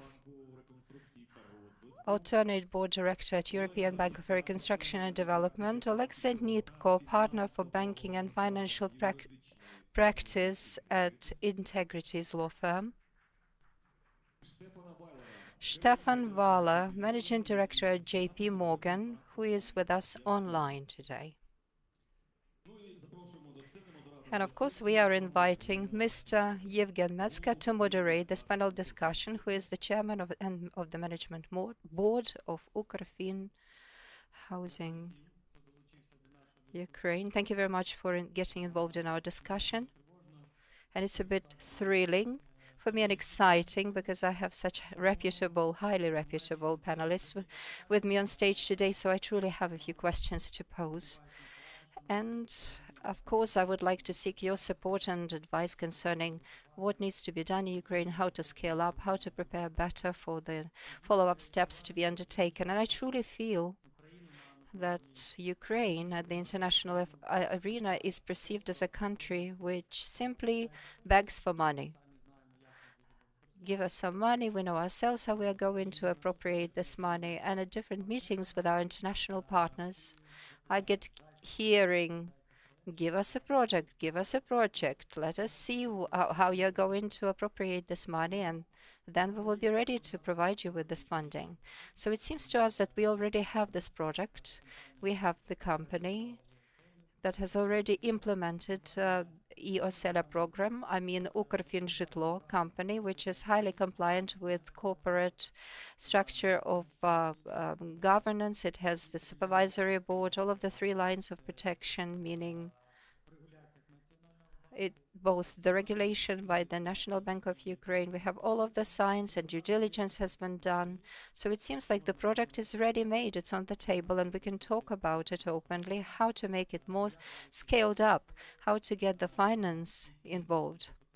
What experience of similar mortgage programs is there on the global market? So these are the questions that we are going to discuss with our distinguished panelists. The first question I would like to ask Luca Berdalotta, who is the Secretary General of the European Mortgage Federation, the EMF, headed by him. So Luca, the question to you is, we can see that in Ukraine there is a very high demand for mortgage. Despite war, hundreds and hundreds of thousands of applications submitted to e-Osela and different banking institutions, but it's difficult for us to finance all of this demand. Now, a lot is done from the budget of Ukraine, and capital is also created by government-owned bonds. But tomorrow we will have to switch to some market approaches, and we will have to attract money from outside Ukraine. So the question is, how, after wars, systemic changes, how did the government and countries used to build? How did they build different kinds of systems? Where would they take money for that, and how would they proceed with these programs? Thank you. Thank you very much. First of all, and sorry for speaking in English. I don't speak Ukrainian, but I mean, it's a pleasure to be here with you and be next to you. I think that, yeah, I mean, the mortgage market is the engine of the real economy. And it's, I think, housing, and today I think is a pleasure to be here with you for your first affordable mortgage forum, is the engine of a new ecosystem that we are building. That's true for Ukraine, but in Europe we are doing exactly the same thing. For the first time in Europe we have a commissioner in charge of energy and housing. It's the first time in the history of the European Union that housing is seen as the pillar, the engine of the economy, but also building a new spirit, because the real reason for putting attention to housing is that you give hope to the next generations. So affordability, sustainability are the essence of this new mortgage market. And it's been always like this. The word economy, there was the Deputy Minister of Economy. In Greek economy, it means oikos nomos, the rules of the house. Because the economy starts from the house, from the ménage, how the French they will say, is where you give the hope for a new economy, where you grow up your children, where you give your education of your children. For example, in our organization, we have seen an interesting correlation between housing cost and education expenses of a family. If the family is spending too much in a house, they will continue to pay the mortgage, but they will reduce the investment on the kids for education. So keeping the housing cost low is strategically important for the Union. What happened in the history? Well, mortgages has been always used as a way to attract capital in a country, to give guarantee to investors. This is true from the time of Friedrich the Great in Prussia, in Germany, but it's also true very much after World War II, after the civil war in Spain, or after Yugoslavia, the war in Yugoslavia. Allow me to stress some similarities. Let's start from an obvious one, Germany. Germany, or Italy, the country where I was born, after World War II, the country was completely destroyed. In the panel, I learned 16% of your housing stock has been destroyed by the war. Where in Germany was something very similar, was 20%, with big cities completely devastated, and probably 7 million of people without a roof that had to face the winter. The Americans, of course, they help a lot with a lot of support with the Marshall Plan. So for a few years, there was a massive public subsidies. But the Germans, what they have done, they have prepared the capital markets to support this huge housing effort. They had something very famous, I think, for the ones who have the chance to speak a bit of German, Pfandbriefe, was a model. I mean, the deputy governor mentioned the covered bonds. It was the way how to refinance and rebuild the economy. So in Italy, it was a very similar structure. We used the money coming from the United States, mainly the Marshall Plan, and all the public money coming from the national institutions. But I would like to stress a more recent case, Spain. Allow me to say Spain was a country which was devastated by a civil war. For 20, 30 years, they pretended it never happened. And when Franco died, when I was born in 77, so we are around that age, the country was the poorest country in Europe, completely devastated. Everyone was ready to kill each other, Catalan, and socialist and fascist. And the king had the genius idea. Well, first of all, joining the European Union. That I think was a very important target. Secondly, he said, let's invest in a housing bubble. Let's put it that way. So he moved all the financial sector to finance the economy by financing the real estate sector. Because he thought, and I think he was very right, that if you give the hope to people to buy a house, and then a second one, and then a third one in Malaga, in Mallorca, wherever you want, they will forget about who has killed the grandfather. They will forget about the war. They will forget. They will have something new. And that was the spirit by which Spain now is the fastest economy. Now it has joined the European Community, is a pillar. When you hear Sanchez speaking, is growing like no other countries in Spain. So Spain built their economical growth and social integration on real estate and housing. So that's why I think that mortgages, it's a way of doing different things. Allow me to list a few of them. First of all, to build a real labor market. Because if you can buy a house, you move and you find your best opportunity in your career. Like I have done. I left my country, I moved to Brussels, I had my mortgages, and I moved on in my new career. So this is giving opportunity. So the labor market is very much dynamic if you have a solid mortgage market. Mortgages are also the pillar of the financial stability of a country. You are saying very, very rightly, we need to have public subsidies, but we need to already think about capital markets. Because when you have capital markets, for example, in Europe, the mortgage, they count probably 44–48% of the European GDP. But they count as 1/3 of the balance sheet of the banks. So the solidity, the liquidity of the banking sectors is in the mortgage market. So the reputation of a country is in the mortgage sector. You can do pledge, you can do hedging on your, so it's very important to have this solid market. And I think we have a fantastic opportunity to work together and to build an housing market, I think very much linked to what we are thinking in Europe, We see you as a part of our family, and we see that we have to work together towards this future. And you have the same challenge that we have. We have to retrofit 80% of our housing stock. I think you are in the same range. You have to rebuild all your Soviet building stock, and we have exactly the same problem. So we can work together.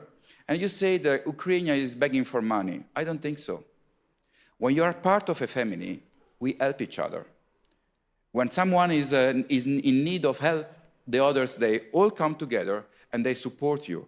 And that's what I think Europe is doing, is thinking. I can tell you that that's what every corridor in Brussels is thinking. We are ready to help Ukraine like we have done with Spain, like they have done with Italy, like they have done with Greece, like they will be doing with France, because also France is in troubles. Also the Germans can be in troubles. And we all help together to move out of a crisis. We cannot control shocks. Shocks will always arrive in our economy.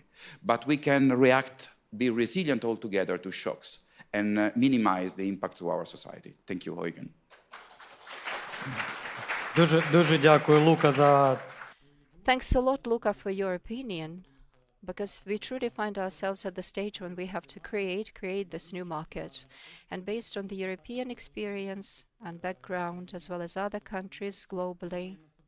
So my next question will go to Ms. Olena, who is the head of the representative office of the International Financial Corporation in Ukraine, IFC. So I would like to ask what tools IFC has in its own arsenal concerning the mortgage market world over.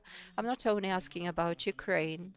This is probably more about our future. So what are the tools that you have right now in order to activate the financial market? Thank you very much indeed. Thank you for this invitation.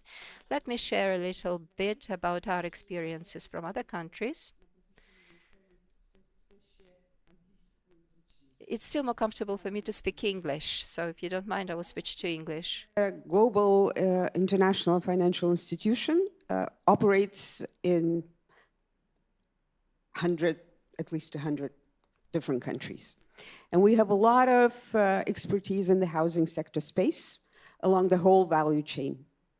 We financed 62 projects in 15 countries for a total amount of $1.3 billion on the supply side. We're talking about financing construction companies, we're talking of financing developers, and we're also talking about financing companies that produce construction materials. But what we're discussing today is on the demand side. And here IFC also has a lot of expertise in financing mortgage companies, financing special SPV housing funds, real estate investment trusts. We have some experience in structuring PPPs in the housing space, mixed experience, very difficult instrument, and rent to own, that was already mentioned by several speakers. In the case of Ukraine, we have not financed any of these projects yet, for obvious reasons. I don't think I need to explain to people in this room why it is IFC found it challenging trying to finance developers, why IFC found it challenging trying to finance construction companies. So we're seeing that there are a lot of issues. We are part of the MOU that was signed between the World Bank Group and the government of Ukraine on helping Ukraine develop the housing sector space. And the job of IFC as an institution mandated to develop the private sector is to find a way for the private sector to contribute to the housing sector reform. We're looking at various mechanisms. I think the most advanced is probably rent to own. But even that mechanism, in order to be functional in a sustainable way, would require certain legislative amendments and certain changes to taxation and other laws. Thank you. Дякую, Олена. Ви, мабуть, вже Thank you, Olena. You have probably already provided an answer to my second question, which I have prepared, because I understand Ukraine needs to be ready, poised, by not only establishing financial institutions and demonstrating the readiness of its banking system, presenting its own liquidity levels.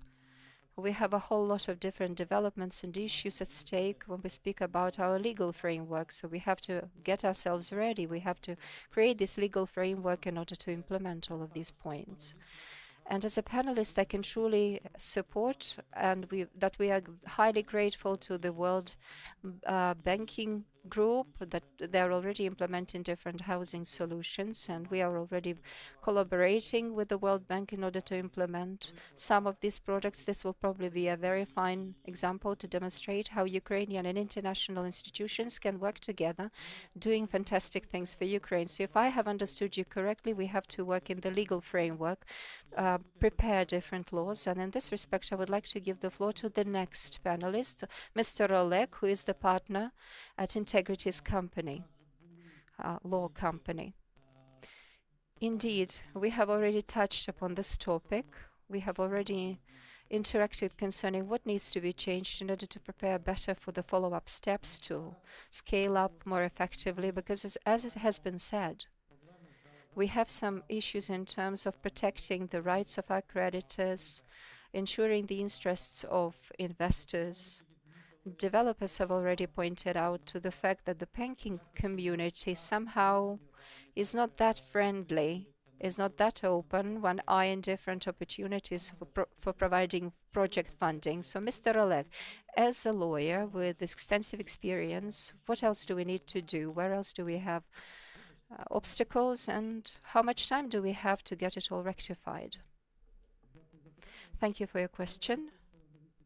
I would definitely run out of time to list all of the issues at stake. So let me start by saying that we still live according to the housing code dated the 1970s. So the ideology of the residential area means that everything belongs to the public sector, although 90% of the residential stock in Ukraine has been privatized and a long time now. And when we talk about mortgages during this forum, this is really fine. And let me be a kind of a devil's advocate in this forum. People have to be prepared to become proprietors and owners. People need to be presented with a choice, to be able to compare different options, how they can profit, because as it seems, the mortgage seems to be the most profitable of all of the options available.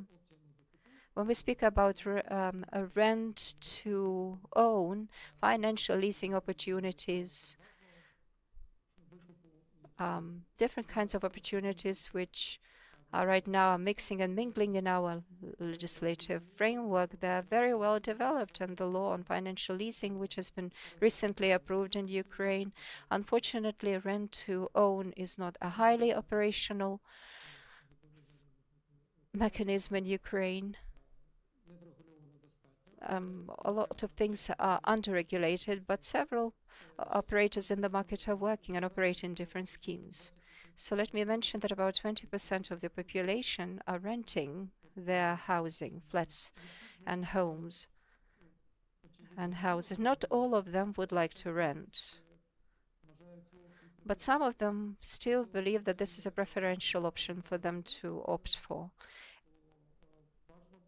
And it's advisable to create an ecosystem for legal entities, for them to buy houses with a view to leasing them on mortgage terms partially, or with a possibility to buy them altogether, and thus create a more transparent environment for pricing opportunities, because we know more or less the pricing policy on the primary and secondary market, but we don't have the accurate policy of financial leasing and the statistics for that. And the gray area is the renting opportunity. And the next step to take, something that hasn't been mentioned yet. Fortunately, I'm speaking after Ms. Natalia Rashkova, who has already covered a lot of gaps and mentioned a lot of issues. Well, real estate, property, it's a highly local thing. It's something which is attached to different geographies and localities. People live in urban spaces and villages, and relocation, the movements of the population to obtain a flat, for example, or a house, We need to foresee for decades, for the sake of this to happen, some more flexible forms of property ownership, utilizing property rights, are highly relevant right now. Just like in the joke, you know. Whatever you do, wherever you go in Ukraine, you're still at war. So if you buy a flat, this is for a generation, for decades, which is why you need to be offered with the choice to have a job that Mr. Kuleba has mentioned, and a possibility for you to start your family, to expand your family, or perhaps even change jobs, in conjunction with which we do not account very well for different categories of the population that are in dire need of housing, and financing them, supporting them financially, definitely needs to be embedded into EOSELA program. Young professionals in particular are worth, I suppose, to be counted on. They need to be included on this registries. We need to provide them with a grace period in the first years of utilizing this mortgage program. This grace period, for example, on repayments needs to be offered to them. The same goes for IDPs, because they run up a lot of expenses when they have to relocate from war-affected, impacted areas to more secure areas of Ukraine. People who are 40 plus, 50 plus years of age, they also have to be well, the risk of mortgage payment, of course, has to be decreased for them because they are approaching the pension period of their lives, and decreasing interest rates, of course. They are widely spread in a lot of foreign jurisdictions, especially due to the concept of mixed communities, where they build not only expensive housing or only residential areas, where there is mixed construction and development offered. Also, public-private partnerships that Ms. Olena has already mentioned, PPPs. So these are some of the structures that offered for the people that will be investing in their own housing opportunities, for them to be compensated due to expensive land, for example, which grows in price over time. And some of the structures, let me also mention that investment funds інвестування в нерухомість, але, на жаль, у нас Those who invest in real estate, but at the moment the requirements for them are too stringent. Then we have mentioned securitization, and it is in a wider sense. It also resolved the problem of balances of profitable and not so profitable portfolios, because as Katerina Ryzhkova said, the financial institutions are still living through the errors of their youth. Because they say, a banker, they say, is someone who survived 2 crises. So all of us who lived more than 2 mortgage crises have become real bankers by now. And we're ready to learn from the previous experience to prevent such things in the future, and to use the assistance more effective, and to perform the recovery more effective. So I have a question to you, very simple one. If you had an opportunity to choose a priority, you would be writing the law, you would be writing the law on securitization, you would be protect the creditors' rights or investors who's less protected, or would you do something else? So it's just, what would be your priorities? What is the biggest problem to tackle? So ontologically,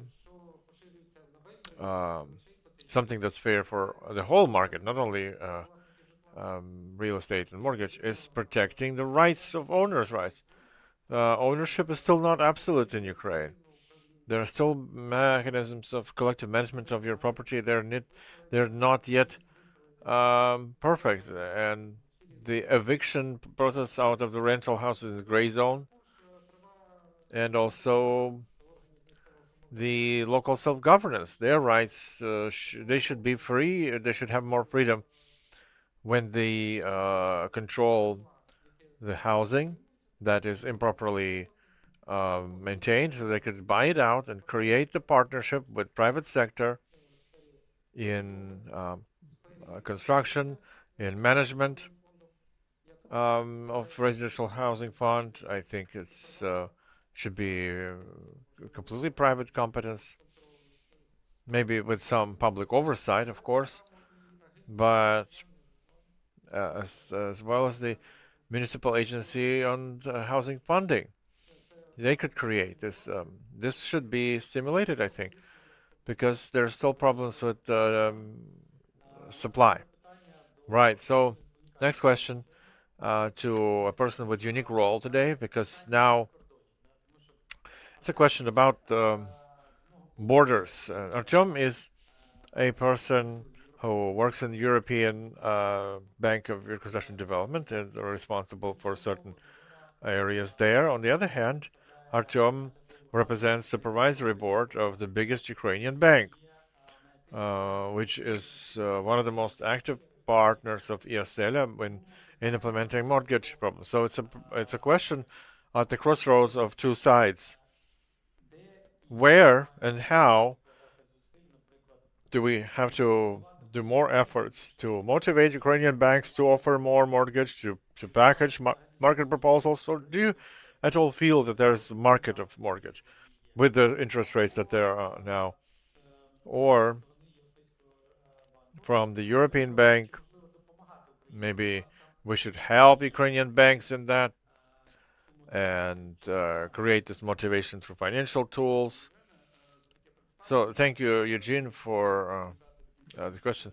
I will try and answer it I will try and answer this without the conflict of interest on my side.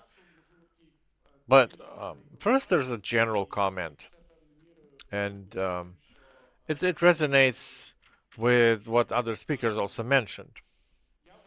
I believe that the biggest problem, well, honestly, first thing to do is to complete the judiciary reform. Because we can write all kinds of ideal laws and even create some infrastructure elements, how to implement these laws. But if we can't defend our borrowers' rights or owners' rights in the court, it's nothing really. And to some extent, it's one of the explanations why we still have such an underdeveloped mortgage market, and the markets related to mortgage funding, like the market of capital, because this is one of the key partners for the mortgage as a market. We, you see, 30 years after independence, we still don't have in Ukraine any big international developer or construction company or big international company that manages asset management company. So these are all symptoms that for some time that we've done many mistakes and we have to correct them. So the introduction of general rules and the entrance of big international players would be the safeguard of supporting the rapid growth of mortgage market and in other parts of the economy as well, to actually support economic growth after the hopeful end of the war.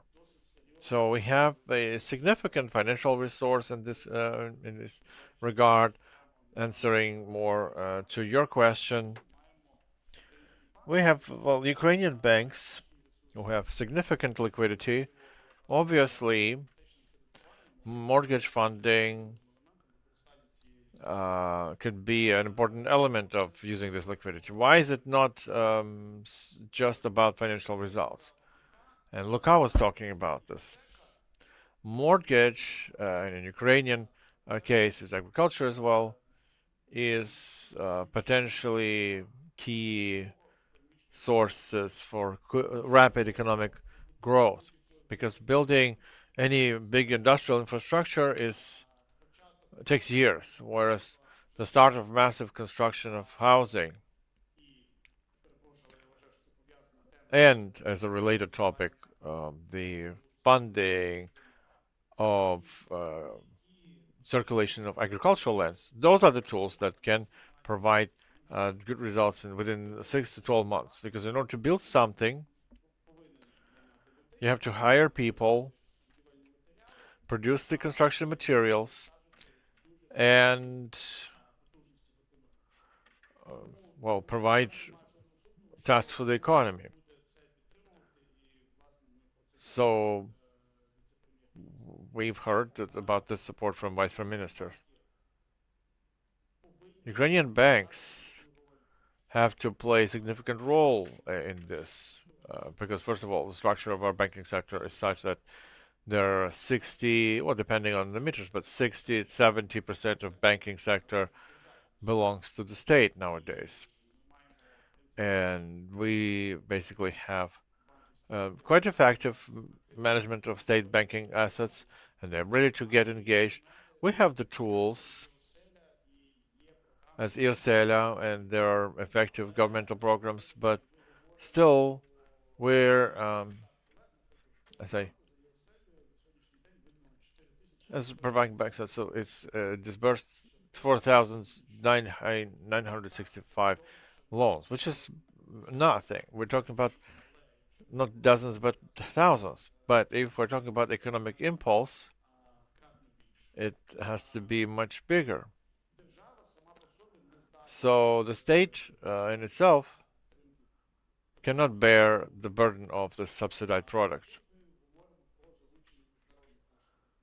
So we're talking about international partners. EBRD is actively working with the government, with the Finnish law, in increasing the funding tools. At the same time, you have to understand that such partners as EBRD or IFC or other international organizations, they still will want the market mechanisms. They will not be ready just to fund some grant tools that will make a resource quite cheaper. So we have to look at uniting the international funding of the state international funding, where there's an element of state support, like EBRD or World Bank or IFC, and engagement of international investors from commercial side. And again, but the fact that Ukr-Finnish law is actively doing it now. Okay, thank you so much. A personal question from me. I wanted to know the answer. So when we say that, yeah, you have to split the responsibility, who's going to be responsible for social housing, who's going to be responsible for a mortgage, etc.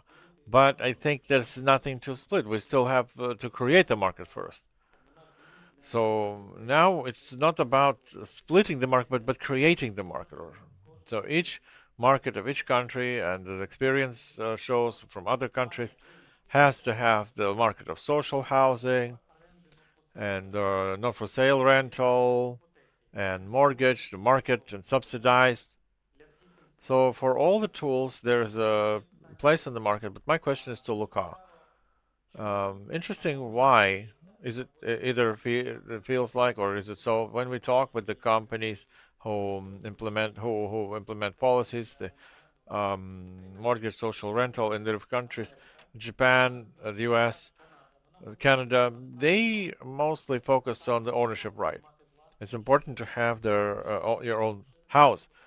That's why mortgage is more widespread. When I talk about Europe, we feel like the focus is more on rental, social rental. Even there are states that 30 to 40% of housing stock is allocated for social rental, socially. Why is this such different? Or is it a mistake? And probably isn't what I said before. I mean, the country you are referring to probably is one of the largest one. It's very central. It's called Germany.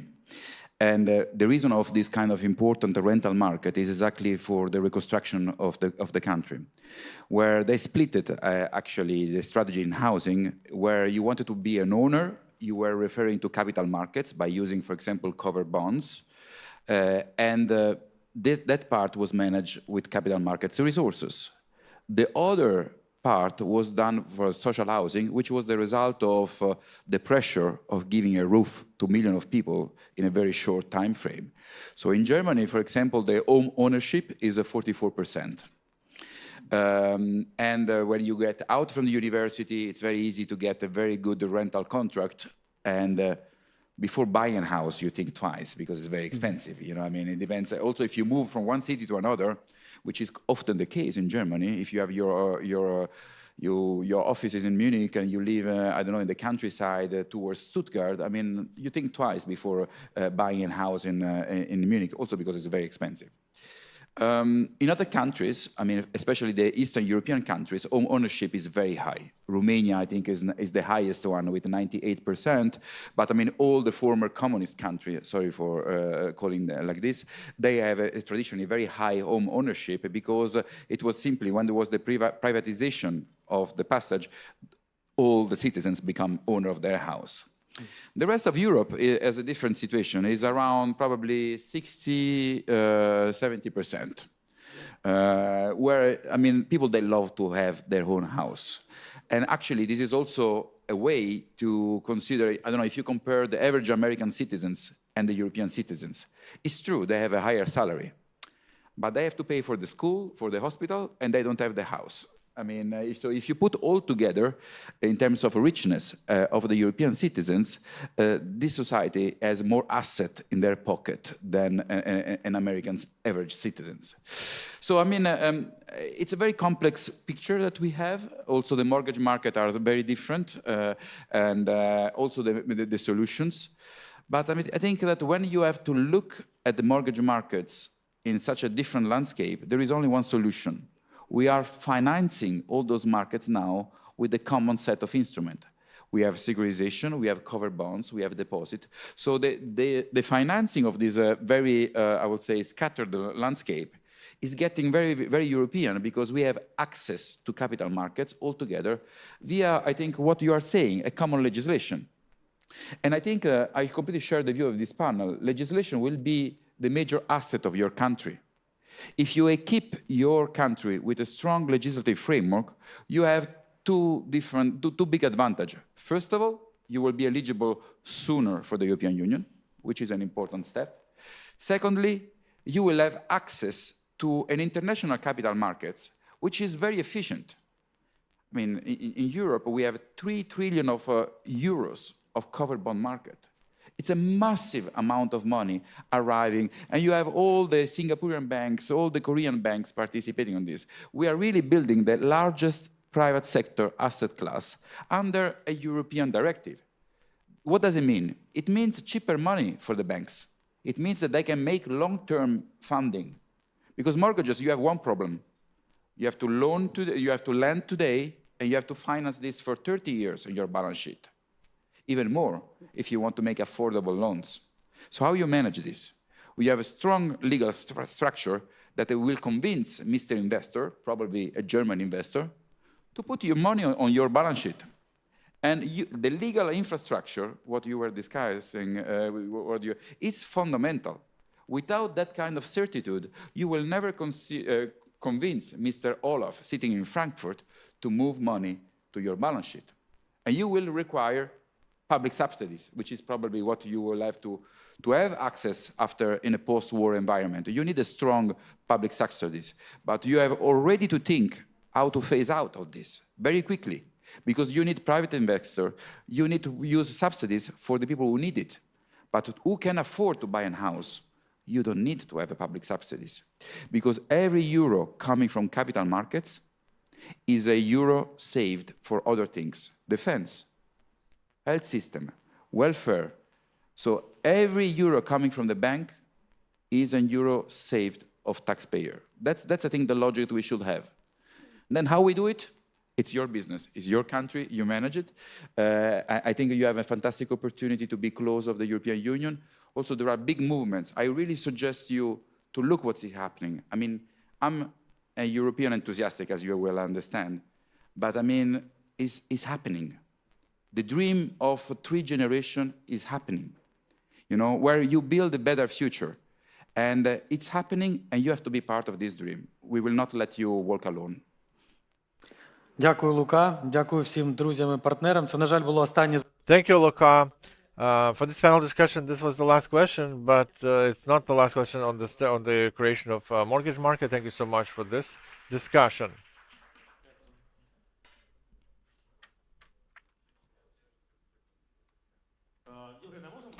Eugene, can I ask you to stay on the stage for a while? We have some work chat, and there is a huge number of interesting questions. If we can spend like a couple of minutes more to at least analyze and see what are the most relevant of them, I think it would be... Can we do that? Well, let's try if we can answer. Do we all stay on the stage? Well,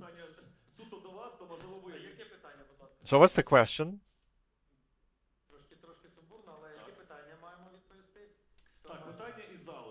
So the question from the audience, the personal credit rating, the same that is already used in the US. Is there prospect of a system in Ukraine? It can be an interesting fintech solution.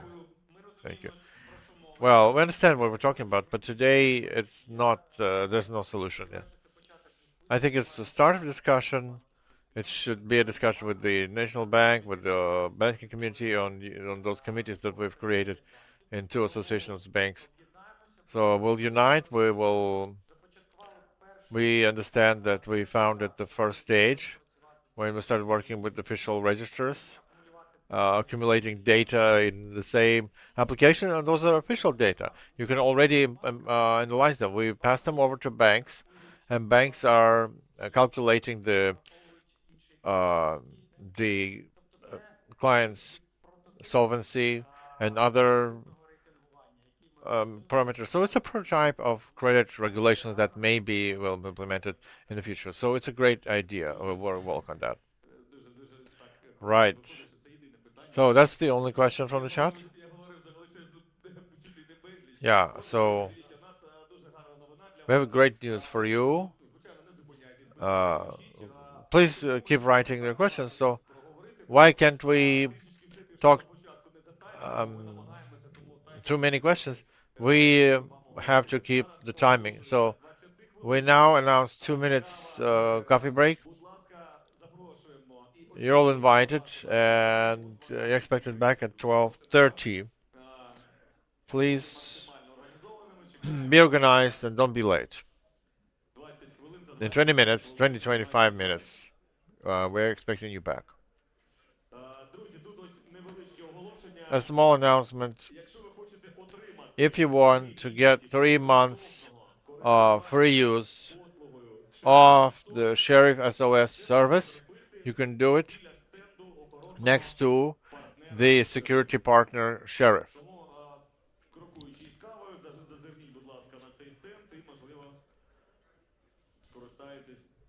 Послугою. До зустрічі, друзі. Дякую за увагу.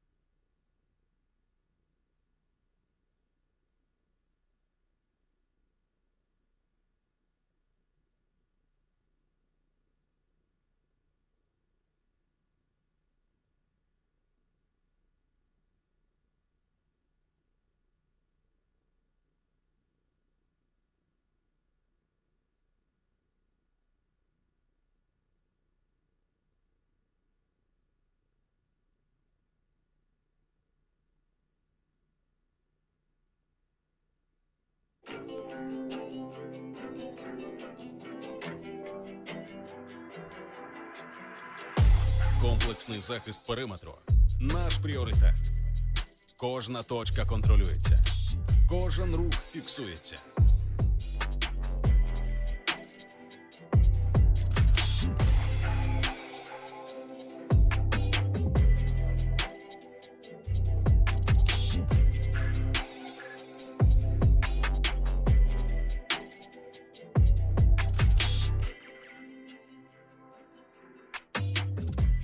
Всередині будівлі працює інтелектуальна система безпеки. Ми дбаємо про кожну деталь.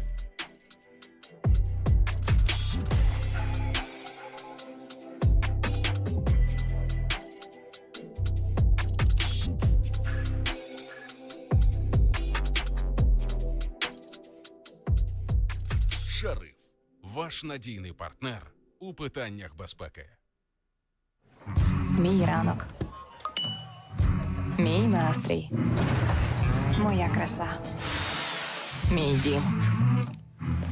Моє минуле. Моя гордість. Моя лють. Моє море. Мій кіт. Ні, мій кіт. Моя справа. Мої люди. Моє майбутнє. Моє. Ощадбанк. Мій банк. Моя країна.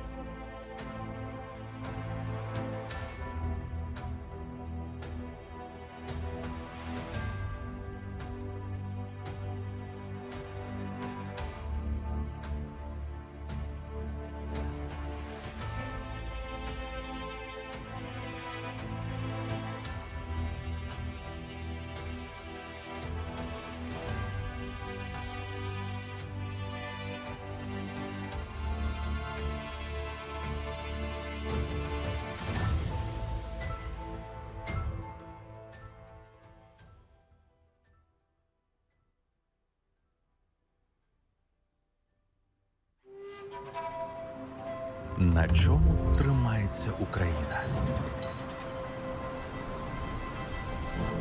На Миколі, який працює в ІТ і допомагає відбудовувати лікарню в Макарові.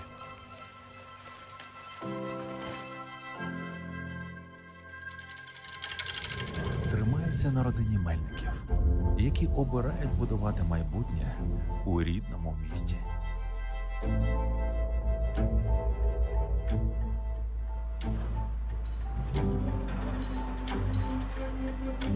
На Тетяні, яка чергує на стратегічному об'єкті попри загрозу з неба. Та не Євгенія, що, не шкодуючи сил, будує новітні, безпечні та екологічні проєкти.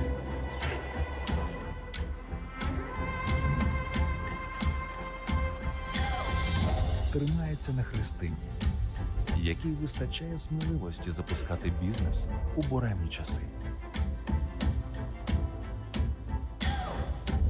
На Сергію Петровичу, який працює у полі, незважаючи на постійні тривоги. Все тримається на людях, а наша справа – підтримувати людей заради майбутнього України.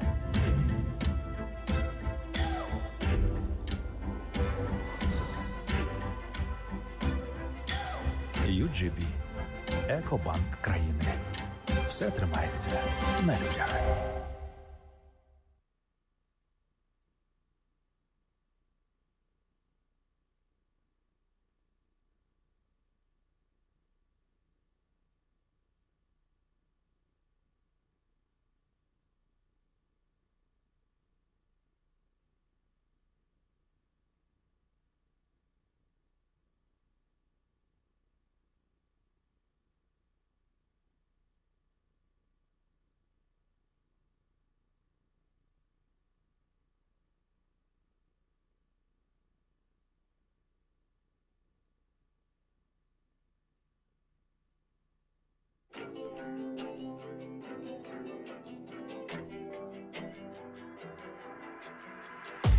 Комплексний захист периметру – наш пріоритет.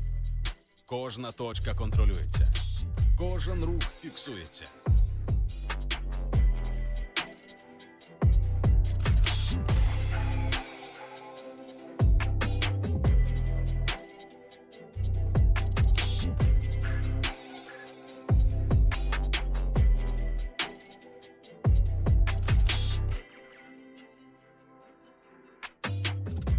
Всередині будівлі працює інтелектуальна система безпеки. Ми дбаємо про кожну деталь.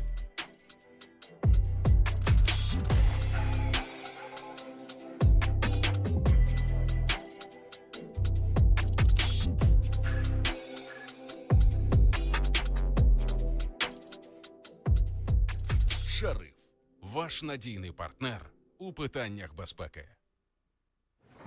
Мій ранок. Мій настрій. Моя краса.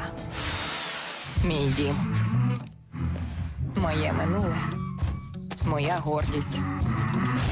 Моя лють. Моє море. Мій кіт. Ні, мій кіт. Моя справа. Мої люди. Моє майбутнє. Моє. Ощадбанк. Мій банк. Моя країна.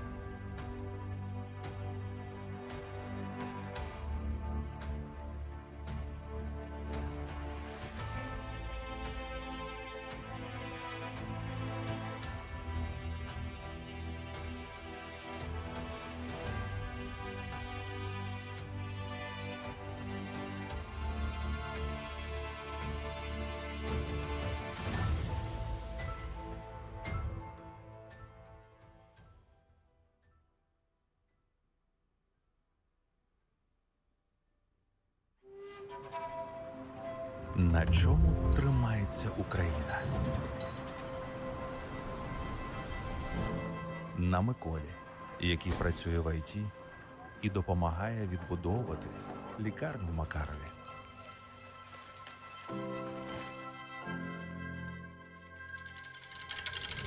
Тримається на родині Мельників, які обирають будувати майбутнє у рідному місті.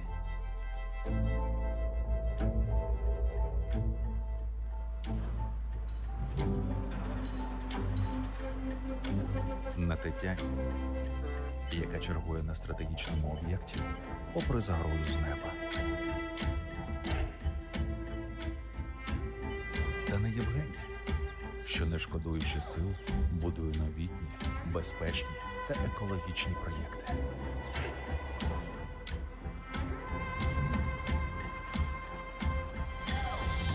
Тримається на Христині, якій вистачає сміливості запускати бізнес у буремні часи. На Сергію Петровичу, який працює у полі, незважаючи на постійні тривоги. Все тримається на людях, а наша справа – підтримувати людей заради майбутнього України.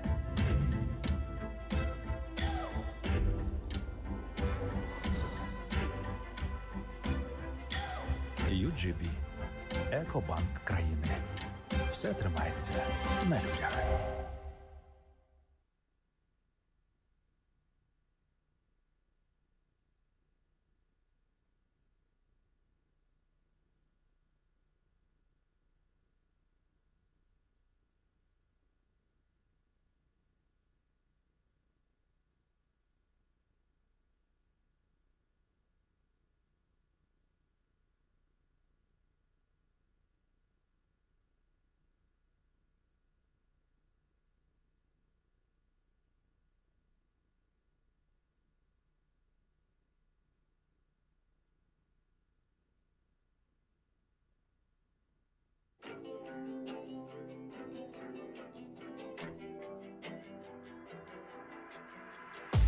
Комплексний захист периметру – наш пріоритет. Кожна точка контролюється. Кожен рух фіксується.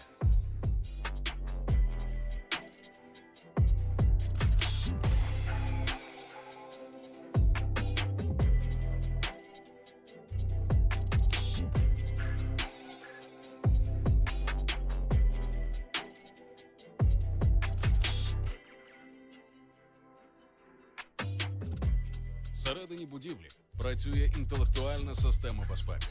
Ми дбаємо про кожну деталь.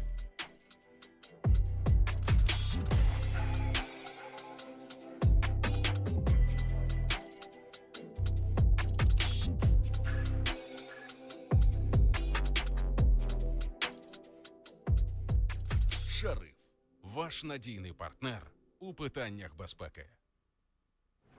Мій ранок. Мій настрій. Моя краса. Мій дім. Моє минуле. Моя гордість. Моя лють. Моє море. Мій кіт. Ні, мій кіт. Моя справа. Мої люди. Моє майбутнє. Моє. Ощадбанк. Мій банк. Моя країна.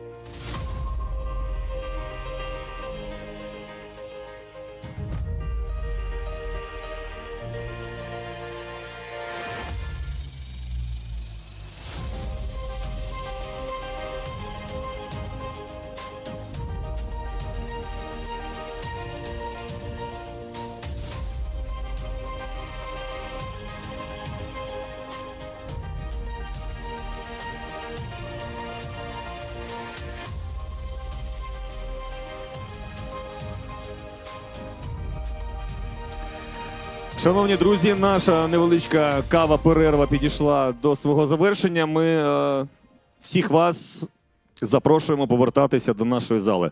У нас є декілька хвилин на підготовку. Просимо вас оперативно повертатися.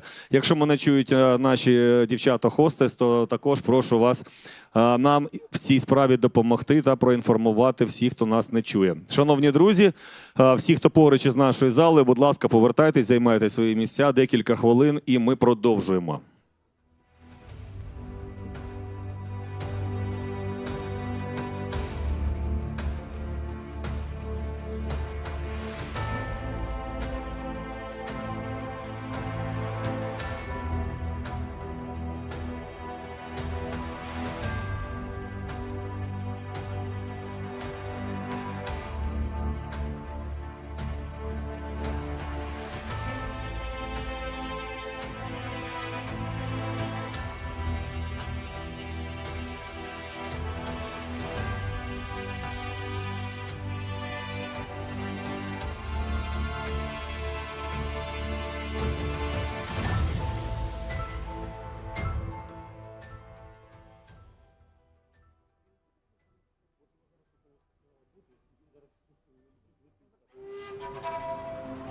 На чому тримається Україна?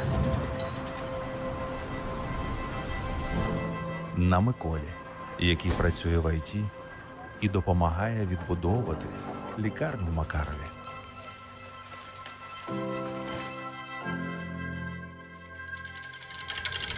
Тримається на родині Мельників, які обирають будувати майбутнє у рідному місті.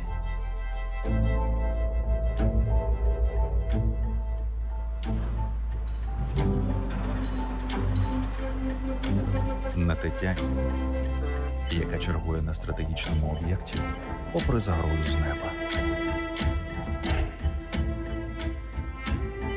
Та на Євгені, що не шкодуючи сил, будує новітні, безпечні та екологічні проєкти. Шановні друзі, ще раз звертаюся до всіх, хто насолоджується приємною розмовою за чашечкою кави. Ми вас запрошуємо до нашої зали. Наша мрія залишається такою ж. Ми мріємо все робити вчасно. Тому просимо вас також до нашої мрії доєднатися і займати свої місця у нашій залі. На всіх очікуємо, друзі. Давайте триматися нашого таймінгу, щоб всі наші дискусії на сцені мали повний об'єм. Щоб ми ніде не урізалися, цього неохота. UGB – Екобанк країни. Все тримається на людях.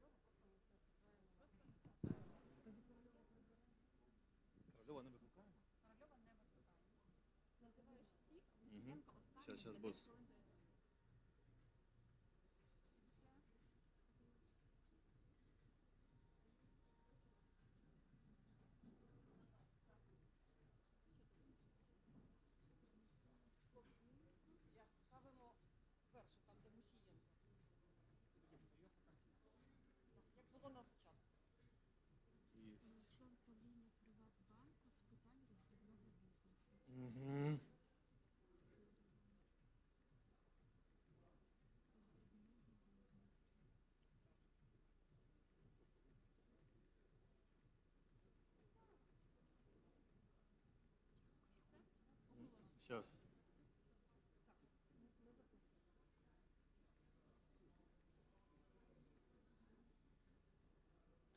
Все, розпочинаємо панель, так?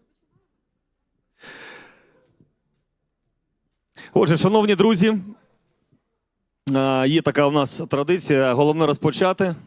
Всі Dear friends, the main tradition is to begin. The rest of the people we hear that we have begun and they will be joining us shortly. So we are continuing our forum, and the first Affordable Mortgage Forum, and the third panel discussion is how to create an affordable mortgage market in Ukraine. It will be moderated by Ruslan Gritsenko, Executive Director of the Independent Association of Banks of Ukraine. So please, Ruslan, these applause go to you. Let us welcome him warmly.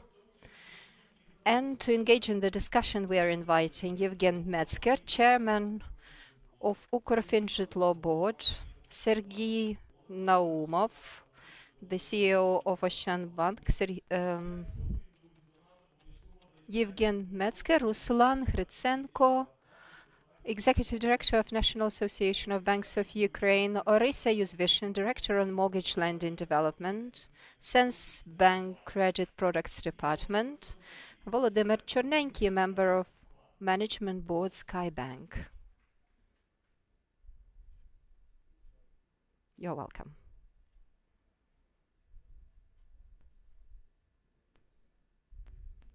It seems everyone is already seated. Thank you again for staying with us for this panel discussion.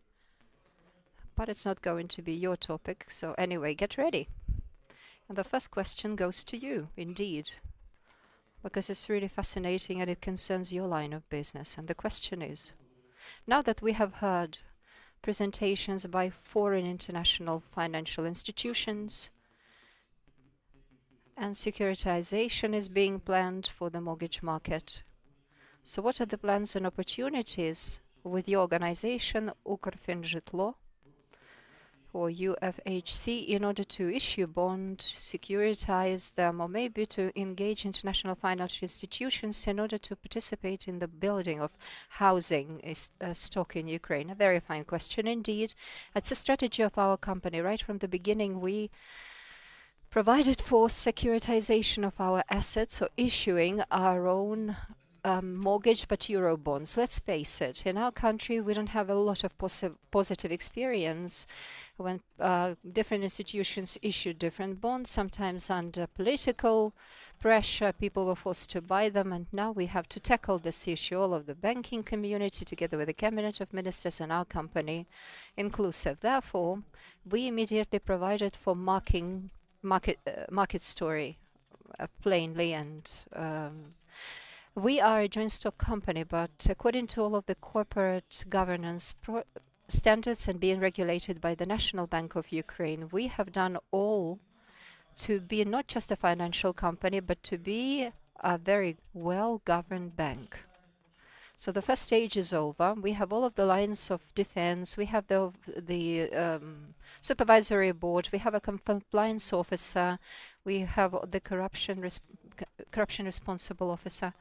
So we have already signed all of the agreements with the financial consultant Arvaris Marsal company, and they did for us due diligence. And in the report issued by this company, it says that the company is well equipped to engage in follow-up steps. We have signed an agreement with JP Morgan, which is very well known as a financial institution that can launch companies' IPOs and help companies with bond issuers. So JP Morgan has described to us what we should look like in the future, what we need to get ready to make sure that in the post-war time we can immediately involve money due to this securitization and different bonds. So we are pursuing this plan step by step. Therefore, we have very, very good prospects. The whole foundation has been laid, so to say.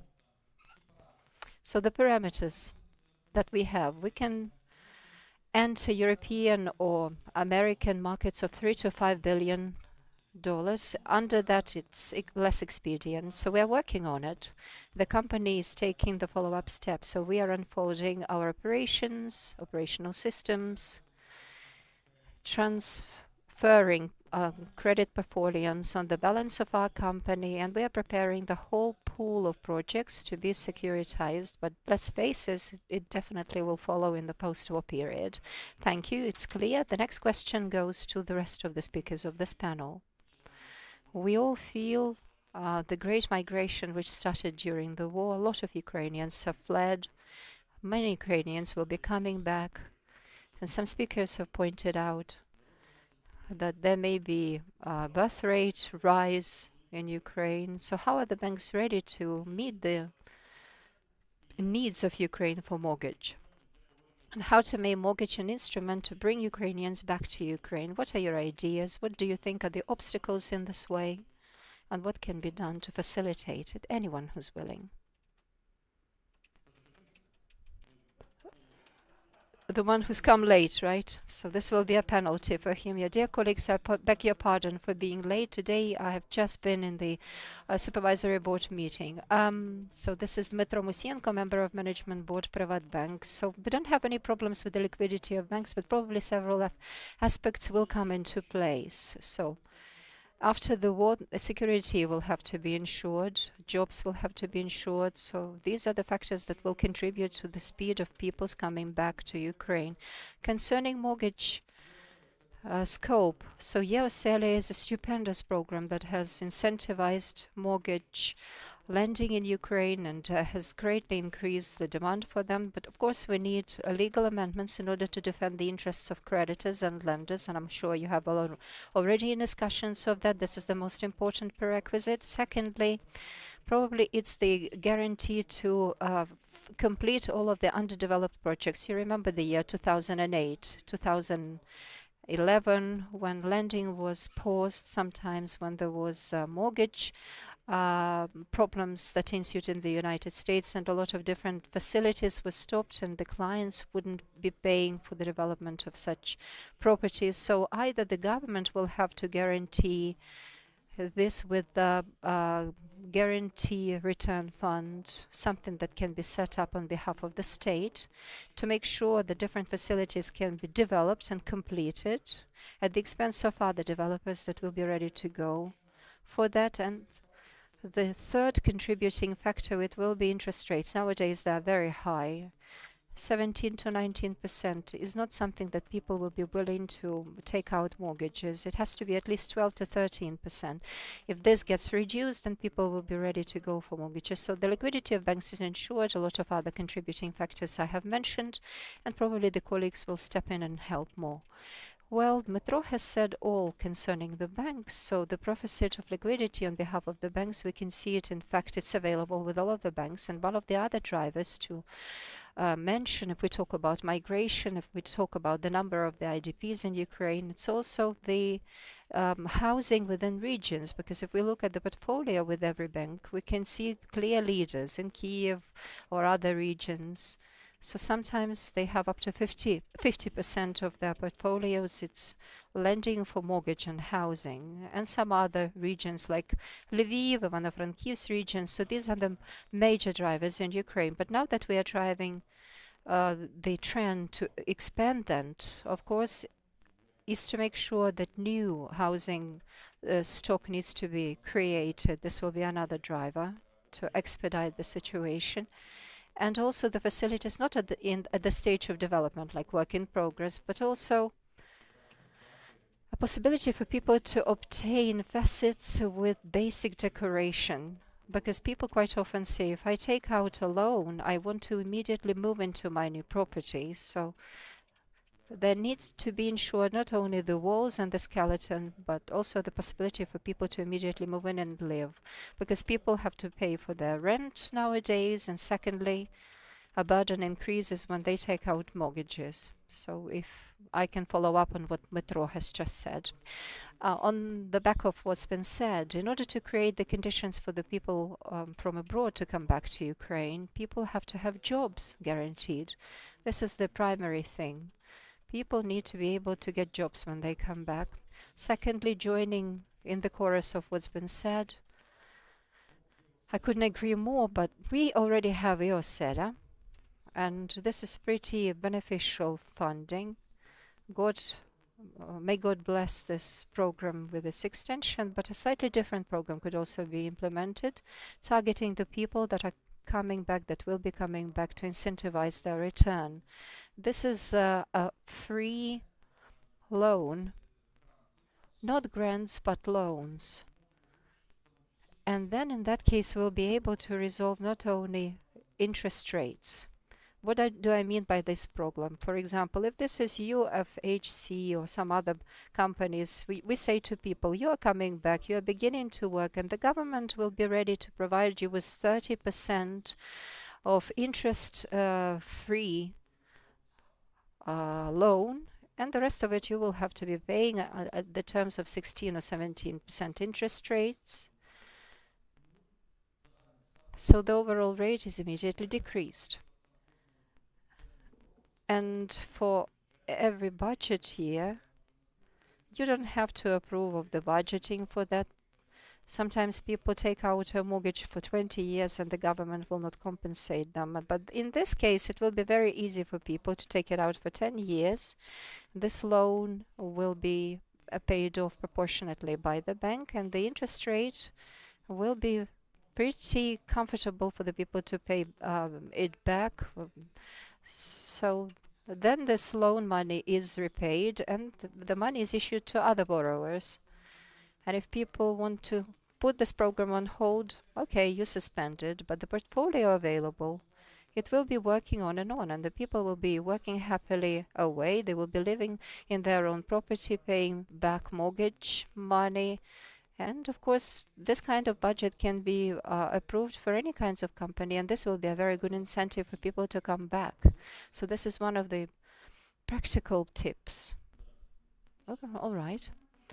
Now, Orisa, yes, another important point in this situation is the readiness of the banks to issue people with loans, because primarily these will be the people that will be returnees from abroad, not having guaranteed income in the country. And of course, the profitability of such lenders, or such borrowers, will be at stake for us. So we will look at their credit story from abroad, and we'll be able to see whether or not these people can aspire to have a high income here in Ukraine.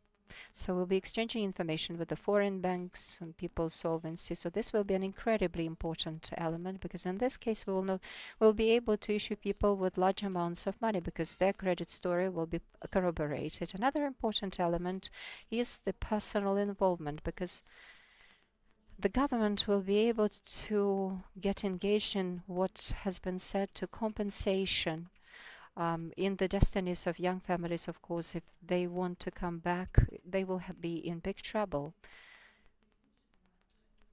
It's not a secret that long-term loans with low participation usually enjoy the highest default rate. So this will be probably some kind of joint work with the National Bank of Ukraine in order to cover high-risk costs for this type of lending. All right, I see. So let me ask a more complicated questions concerning the military. Ensuring mortgage for the military personnel. We know that a lot of military will be coming back to civilian life, and they will have to be provided adequately, but of course they will be losing some of the income that they're enjoying right now. So are there any programs that can ensure housing for the ex-military, and can anything be guaranteed to develop this type of mortgages for them? I will start by saying, yes, we will definitely be preparing special programs for the military with some beneficial terms, preferential terms for down payments. Of course, I do not believe that our army will be reduced several-fold, definitely not. Of course, from 1 million or 800,000 as we have mobilized right now, the army will be reduced to 400 or 500,000, but these will definitely be solvent clients. Of course, they will not be paid as much as they're being paid right now, but their income will be stable, and this will be a very fine and solid proportion of the population for this mortgage. I will add by saying, so when we talk about ex-military, these are not just the boys and girls who are defending the country on the front line. It's also the national police, the police, SBU, Security Service of Ukraine, intelligence services of Ukraine. So if we regard and scrutinize all of this structure, we do not see that much of a problem that once the war is over, that these people will be jobless or will remain without any income once the war is finished. Now we can also understand that there are a lot of companies and banks especially who are beginning to develop inclusive environment to make sure that the people that come back will be easily integrated into this business environment and can aspire to receive the income for them to be able to pay out their loans. Because if we once again see the uniqueness of the program being offered on the UFHC. The MPL is very low, so people are really treasuring the terms and conditions that they're being offered. So the people that are returning from the front line or from abroad, for them to become adequate clients of this program, they of course have to have a guaranteed income, and we need to also think about the program of financial literacy, how to teach these people to utilize the money that they will obtain today.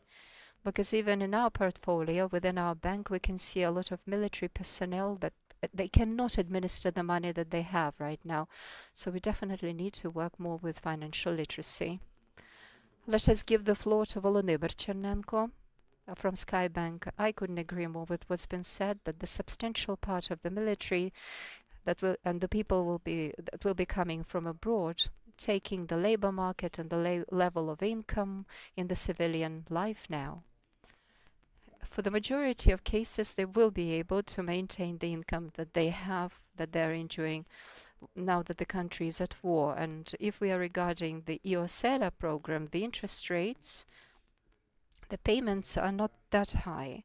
So even the average income that we are seeing right now with the military, which is about 70,000 hryvnias, now that these people will be coming back to the civilian life, it will be possible for them to earn about the same money. So it's not going to be an additional burden incumbent on them, but the number of people who will be engaged in the recovery of Ukraine, the economic development of Ukraine, the number of jobs will definitely be guaranteed for them, so they will be able to find employment.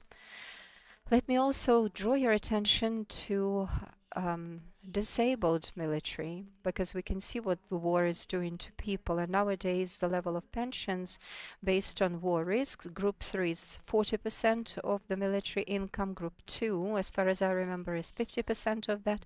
And it's only Group 1, 70% of the income that the military are earning right now. So if people get a mortgage and they have an income of 50,000, and of course their income goes down, and then there is a risk of default on our hands. So the government needs to focus on that. We need to have the available mechanism of insuring people in case they lose their ability to earn money. There need to be some mechanisms to levelize the risk of such non-payment credits and loans, because there are some people who are coming to us from this group of people, and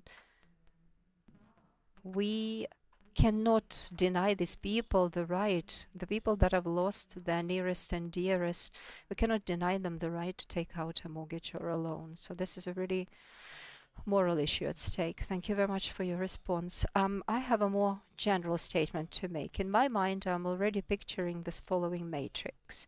And it seems to me that once it's down on the table, everyone will see it more clearly. Everything will be put to the rights, because mortgages are no helps. These are no subsidies offered by the government. Instead, this is a loan that you have to repay.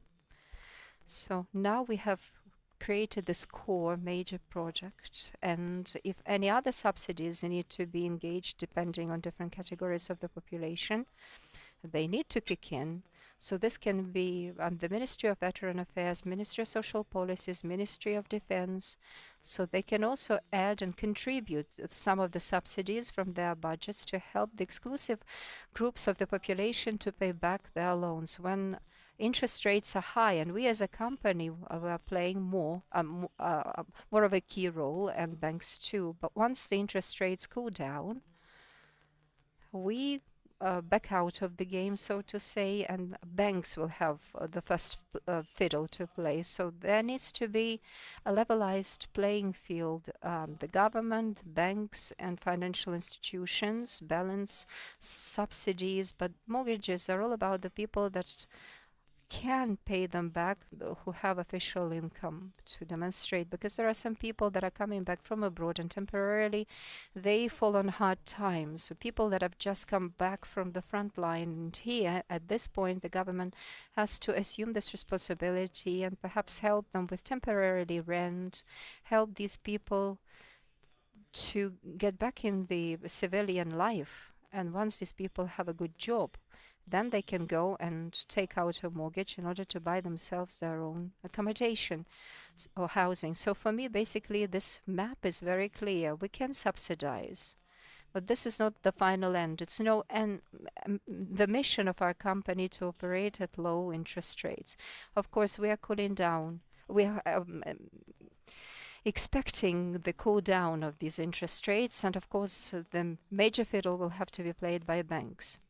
And something that the ministers have already said, they have their own budgets. Nearly every ministry, let's face it, has its own housing budget. Some people continue buying housing like 2, 4, 6 flats per year and distribute them with special categories of people. Or as Sergei has said, the same budget can be used in order to help people with special needs, in order to return them, get them adapted to the life in their native land. Veterans, we will be helping them. Ex-military personnel, we will be helping and adapting them to civilian life via these temporary packages of assistance. So I suppose that temporary loans and mortgage, there has to be a distinction between them. Now we already have some programs signed for a partial compensation of interest rates for the military personnel in 5 different regions of Ukraine. It will be operational not for the whole period of landing, but this instrument is already there, and in future it may well be another card to play in order to alleviate this financial burden. Thank you, it's interesting. In the construction market, there have been a lot of scandals with developers. What are the takeaways and conclusions that banks are learning from these experiences? How are you learning to control different things that may arise at different stages of construction? Arisa was the first to raise her hand. It's my favorite topic, so let me engage in that first. Basically, there are 3 main risks right now. So the risk of default of borrowers, the risk of underdevelopment, or the risk of the developer's bankruptcy. Of course, it's fraud, and the most importantly is the reputational risk of the development. So the last 2, banks have already learned how to tackle. We have different kinds of rigorous procedures. We know how to deal with the goodwill of developers. That's all right. But underdevelopment, in order to process that, we don't have effective tools in the market right now. Sometimes we see very often different deadlines are missed, although this may also be due to war, but anyway. So banks cannot exercise leverage over these things, which means that borrowers are not building anything and they're not paying back their loans. So the government needs to develop some serious mechanisms to respond to this. Mechanism of investment and transparency of investment are the keys. And point A is the analysis of the developer and his or her financial stability, and the scroll, which is the financial underpinning, because nowadays all of the developed world invest through scroll. No construction, no funding, no investment is made. And another important thing is being able to defend the investors' rights, because we have a lot of different investment contracts concluded, but they are not compliant with the necessary requirements, and there is no final or ultimate understanding concerning what kind of residential stock different kind of investors can contribute to. And lastly, of course, the control exercised over the construction itself. A lot has been done by the government. We have the registries of constructions. We can analyze all of the related persons, but the stage of construction itself, the way it's being done, so the government also needs to exercise monitoring of that. And that needs to be controlled by the respective structures as it is done abroad. Thank you. Yes, Volodymyr, if I may, on the back of what Arisa has just said, it's a critical issue indeed. We have been studying that and discussed a lot about that even on on the eve of the full-scale invasion before EOSELA was launched, because the key question was supporting the construction sector and issuing credits with that. And the key risk usually articulated in connection with that is usually underdevelopment of different construction facilities. We offer different mechanisms, and the key role to play here, given the experience of foreign countries, was to offer something that Mr. Dmytro has already sent. The individuals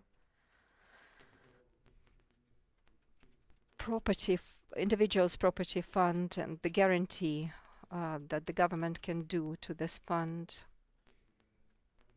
If developers step out of the projects, the government would have to pick up on that. And we had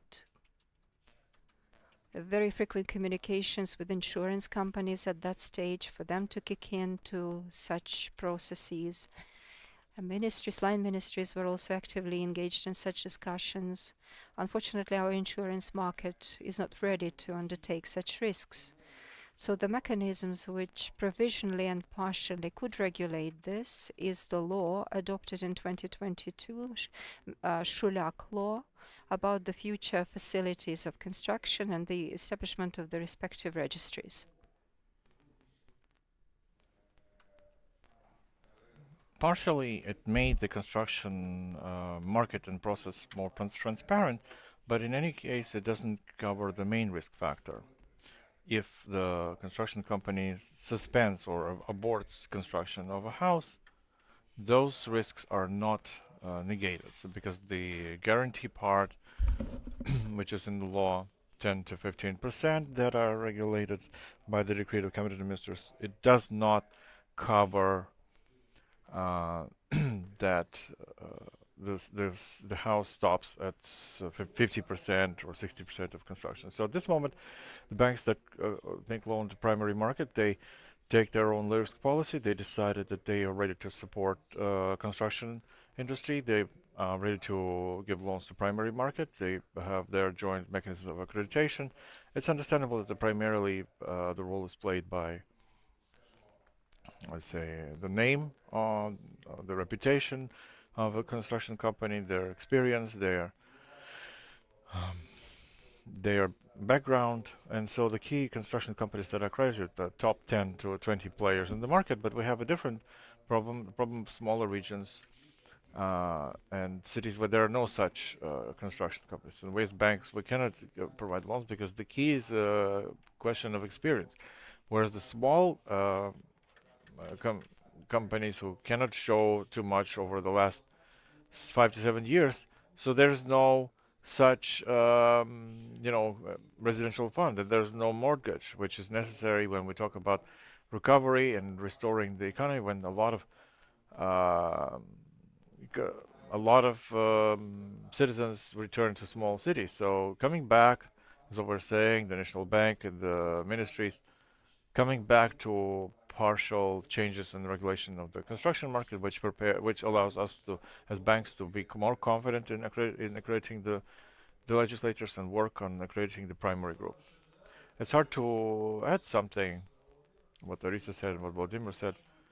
So yeah, we see the regulations that the banks do, and with every month, every year, they're more and more stringent because European directives. What we see on developers markets, there's no such stringent regulation because, as I said, Arisa said, accounts are created so that banks can start accrediting the primary market, because secondary market is created even before the war. I mean, did not have EOSELA, but they had an affordable mortgage, but all banks had standard products, and it was half of all the agreements that were funded, other than a very affordable mortgage. So to protect investors, to ban the investments in objects that they are not yet built. So, and the banks will be ready to see the complex objects. We fund the construction, then through mortgage loans, we pay the loans. And that will resolve the problem of finalizing the construction. Now we just have to calculate the number of agreements on the primary market. There's a small number. So the accreditation of construction companies does not guarantee that they will do it. So mono is the future. Real estate is good. It's a better situation, but still the problem remains how they actually commission and accept the commission of the house. Yeah, if we want to fund the new buildings, they're not there. So all the banks have the criteria. We're building this, we start funding. If it's 50% already there, some houses already there. But then they bought everything. So Ukrainians start funding and buying by themselves, starting from foundation. So the market is not so big. So as for the failure to commission, it's always a risk. You can fund any company, and then you run a risk that they will not be able to ship the product. So the risk is always going to be with us. And the most important is that the reputation should be there, and the permits should be there, and licenses should be there. That decreases the risk. But to avoid the risk completely, they will tell you, why do you need a percentage rate? There's no risk.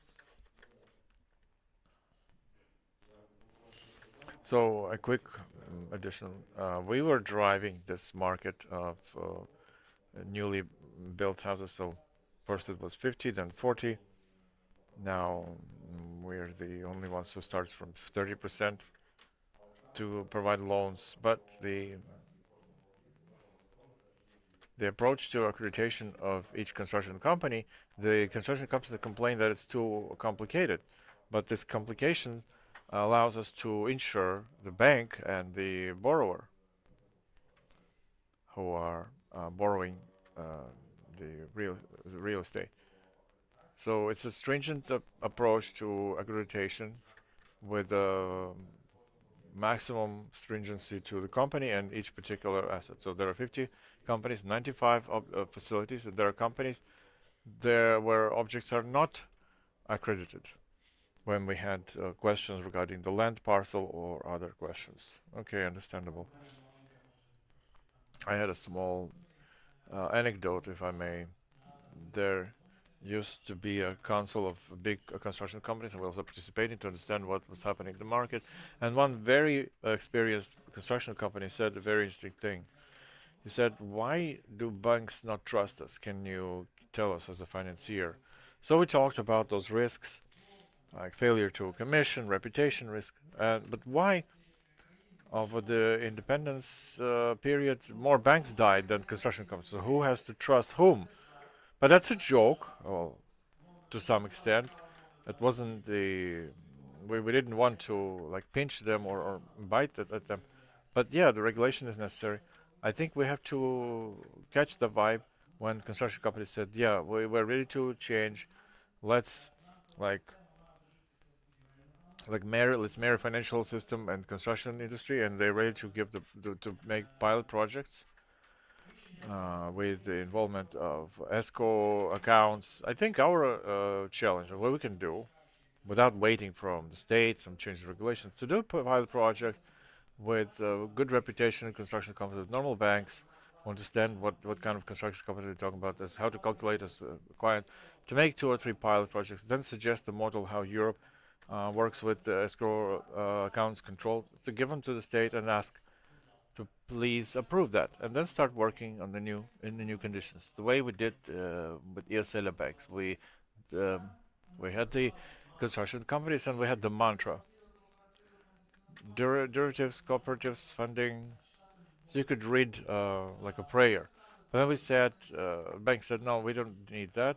We have this, we like this model, this model, and this one. There will be no preliminary agreements. We will protect investors, we will protect creditors, borrowers, and all the construction companies were surprised. There was opposition. They didn't want to hear about it. But now we see 100 construction companies that finally understand that the world is changing and they have to change as well. So this trend that the banks want to hear a construction company, they want to change, to make their models more transparent. So we can be mediators for banking and construction community to moderate these pilot projects and then go to cabinet ministers together. Thank you. Thank you. Interesting story. Next question is insurance against war risks. that Katerina was talking a lot. So that they plan to pass a law, but in some issues, insurance of risk is already working. So the question, how insurance works on mortgage market and loans on the mortgage market, how to structure it, what products have to be integrated with mortgage products. So insurance against war risks is necessary for mortgage funding.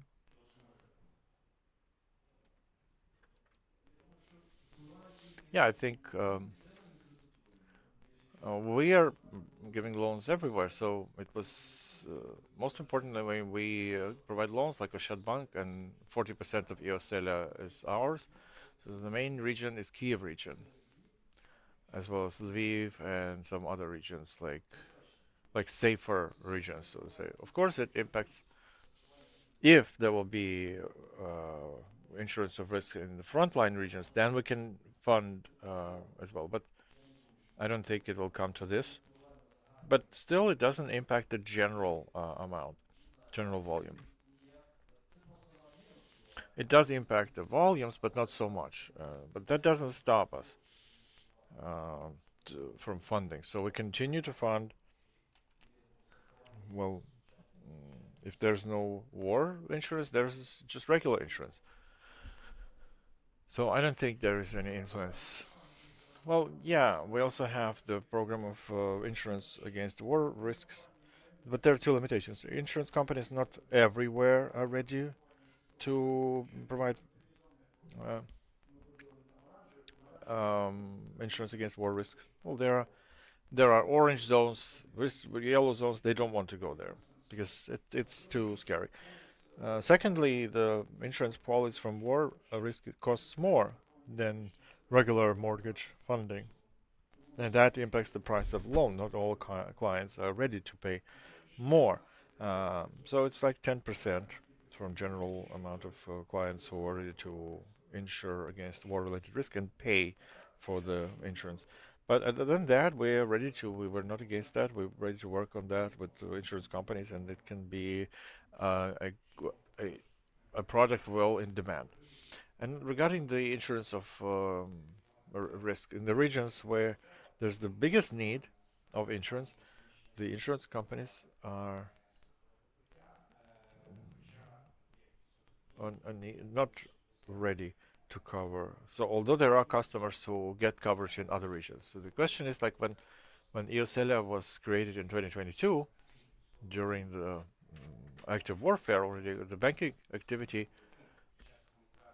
as they communicated with the ministries and Ukrfinanzhitlo, the question of war risks was discussed. And we understand that in the program for banks, there are some safeguards that have like cases if there is a ruination or death of borrower through military action. So that's why the banks said that it's a key issue to participate in the program. We understand when there are such cases, then banks can give it to the condominium balance sheet, and it's if we talk about there are limitations, either total destruction or capital overhaul. If we talk about the less significant damage where clients bear additional cost for recovery of the housing, in primary market there are construction companies that include all those risks as they sign the sales agreement. In case of ruination of a specific facility, they also fund the recovery, and it's an important fact during the accreditation of such construction companies, because we understand that at least they cover war-related risks. It's not a lot of them, but the market knows such cases. So, as for insurance products in general, if we talk about international experience in terms of more massive mortgage, commercial mortgage, the insurance of failure to pay on a credit, which is also what the insurance companies should have. So the primary payment, lowering the primary payment, which is important, especially for returning citizens from abroad. There's Great Britain, where the bank covers the failure to return the risk. Part of the credit is guaranteed, is covered if it's default, and they provide loan with small initial payments. So what would allow to scale up the commercial mortgage through insurance products? They're there, and it's just that the insurance market must be more active in that.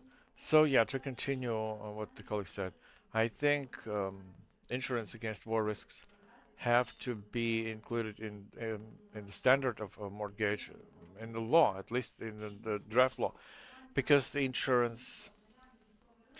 available water risk is then translated into risk for banks. So mortgage is not just a problem for high interest rates, but it's an expensive risk cost connected to water risk. But yeah, insurance companies do insure, but they only work in safer regions. What success of EOSELA? Because Ukr-Finjet took the risk of took the war risk, so the banks are more safe when they talk about this type of loans. And what Katerina said, that there's draft law on insurance against war risk. It's an important step, because I understand that there had to be insurance association created, and in the state this element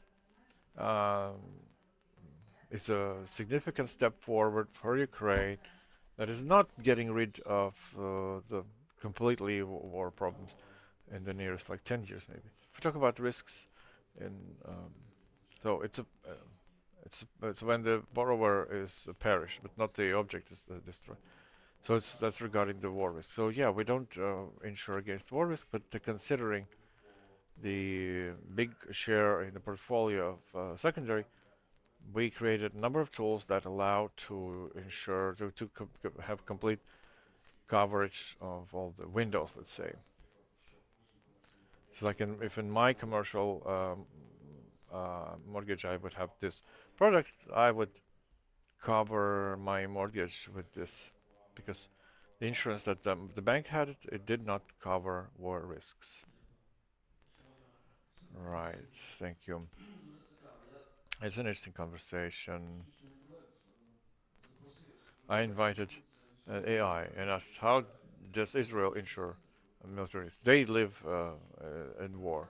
So they say, when the mortgage insurance is mandatory, so the life of a borrower at the facility is insured, and damage, including the war, terrorism, the elements, etc. And that is mandatory, and it covers by Israel state, and they have a special state mechanism of compensation of damages from war.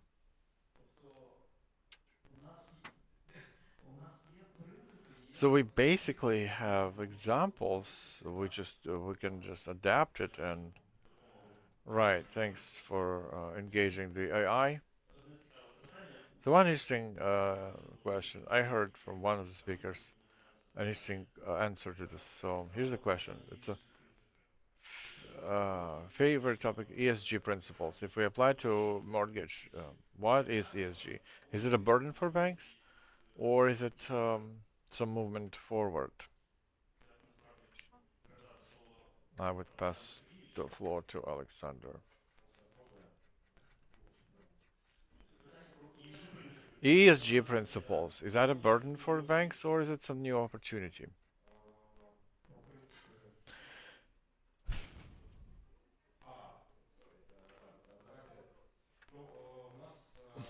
So ESG principles, well, considering our partners have great projects now in terms of development of businesses, corporate energy audit, business projects, and retail.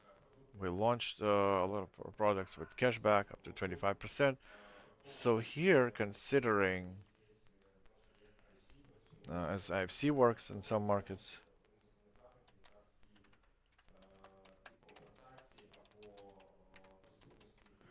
So compensation, availability of a cheaper resource for banks and projects, loans for construction companies, coverage of interest rate, if these are indeed projects with the green energy or energy efficient houses.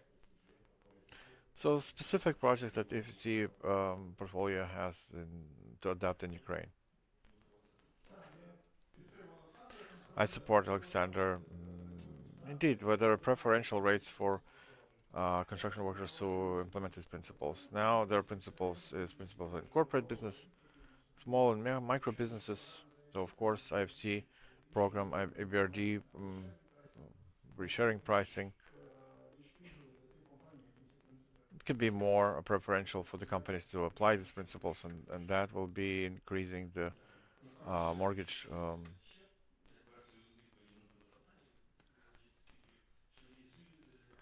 so ESG loans have us more energy efficient housing, which also makes it cheaper, or should make it cheaper. So while ESG principles are a burden, there are benefits for funding, that the housing is more effective. And the last or before last question, but it's a conceptual question, it's about your personal perception of housing and where does the world move. It's a question like a house or real estate, is that an asset or a liability? Should it be an ownership or should it be only rental? And please not only talk about where the world moving to, but your personal attitude to it. So we start. I think the potential of mortgage market in Ukraine is very big. The amount of destroyed housing is crazy. The market will grow because there is a perception that you have to be an owner. And the mindset of Ukrainians, yeah, you have to own. In Western Europe, there are a lot of rentals, like condominiums. It's partially, yeah, it's going to be like for IDPs. But the main principle is ownership. I had 2 mortgage payments. There was difficult, but there was some stability. You have the housing, you have to family, you can work, so that creates some order in your life. So secondly, digitalization of mortgage, and we're moving that direction. There's nothing to even look at because all the products. The main competition is 1835. The customers who are used to get everything, all services in mobile phone.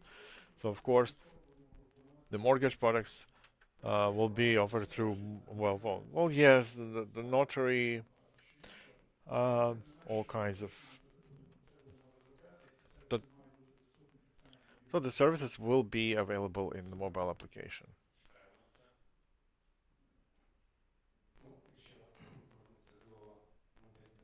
So the mindset of Ukrainians,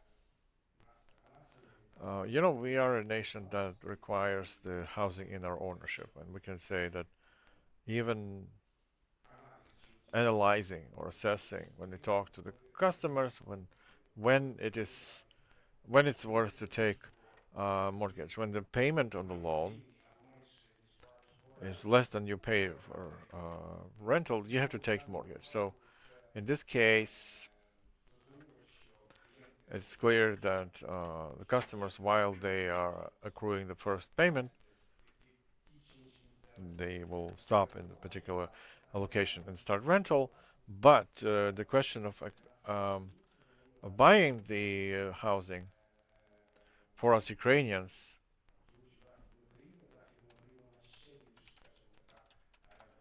like Western Ukraine, is even more prone to having your own house. You built your house there, and then you move to Kiev, and then you can always come back for a sentiment because you built it.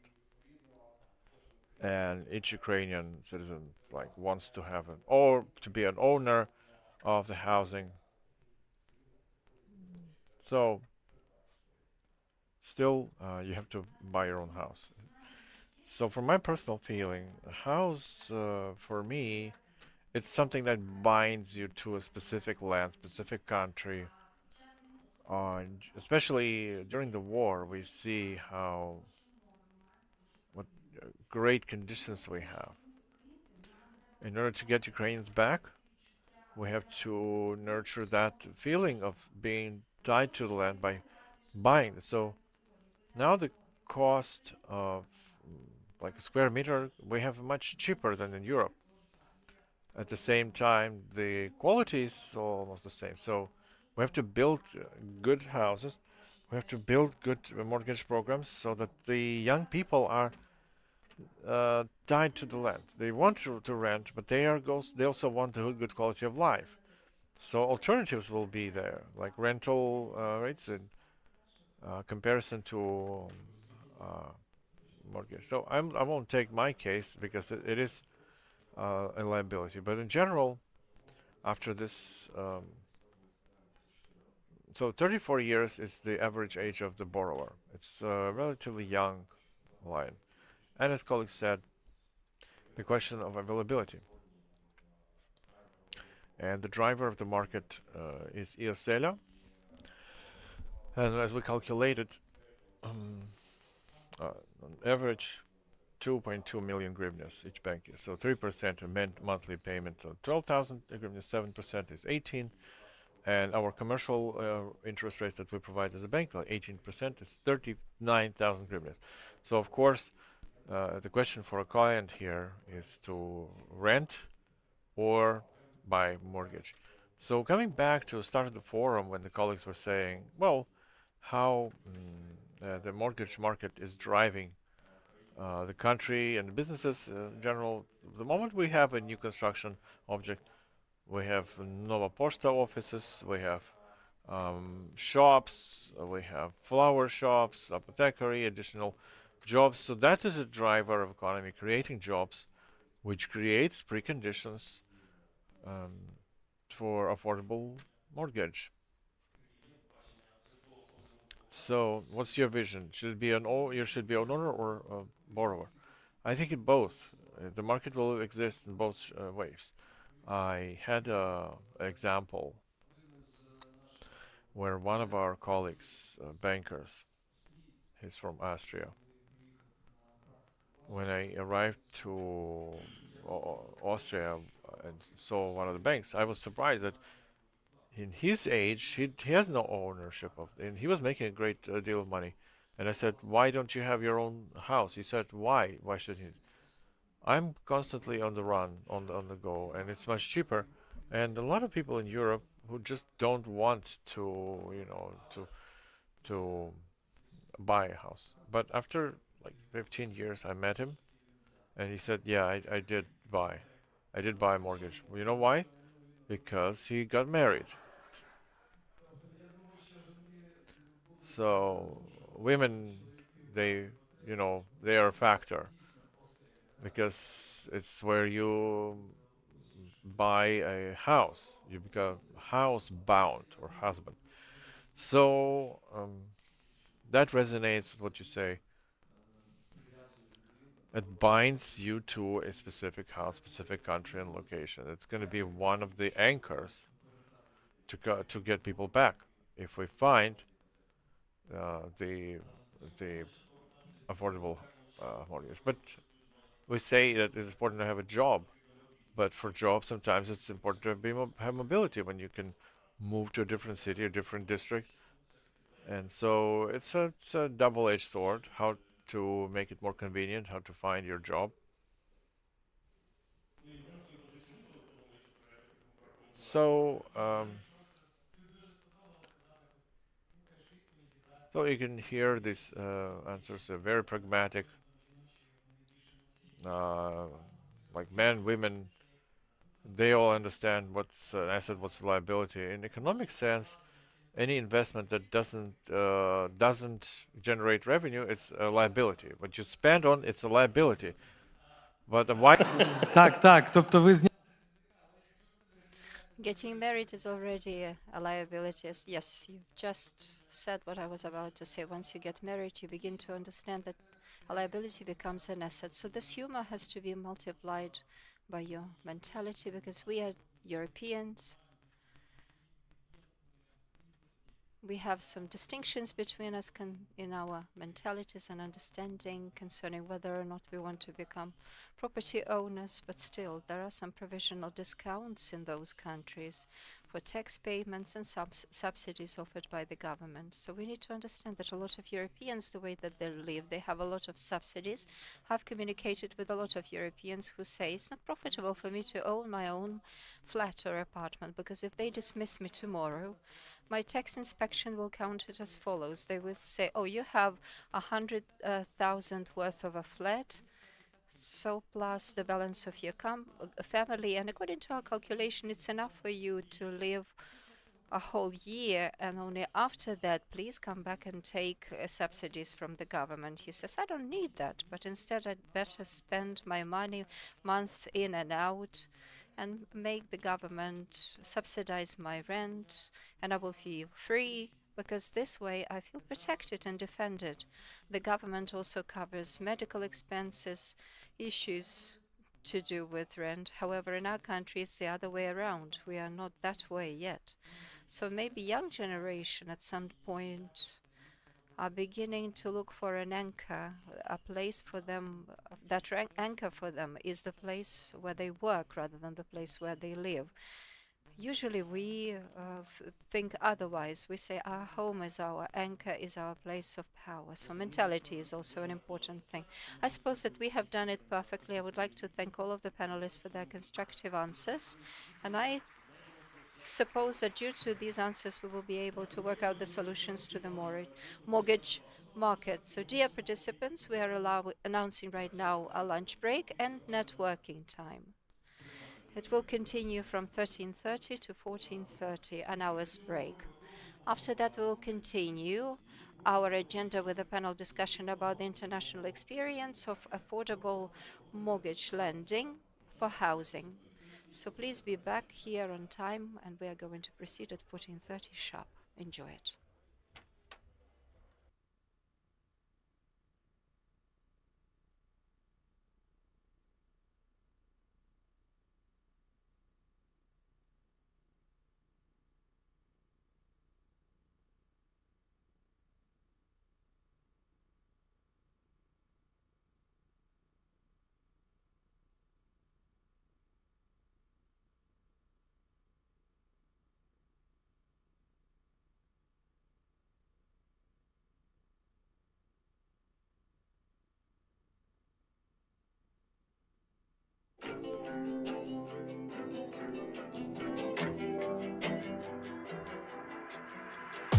Комплексний захист периметру – наш пріоритет.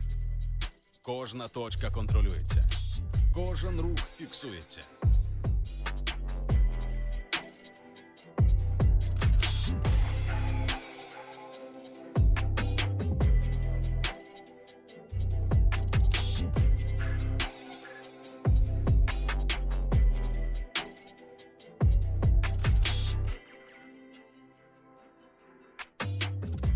Всередині будівлі працює інтелектуальна система безпеки. Ми дбаємо про кожну деталь.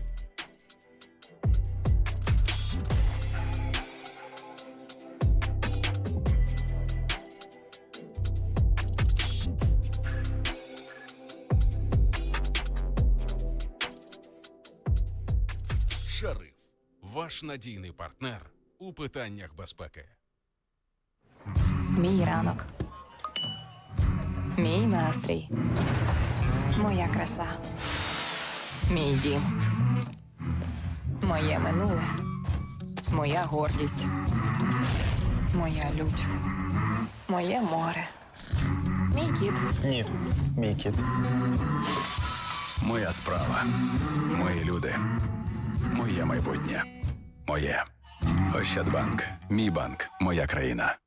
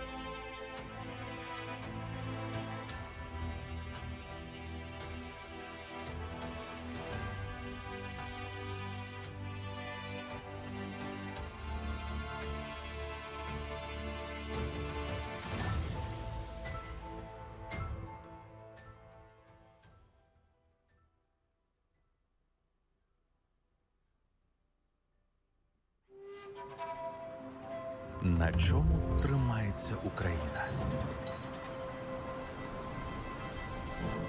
На Миколі, який працює в ІТ і допомагає відбудовувати лікарню в Макарові.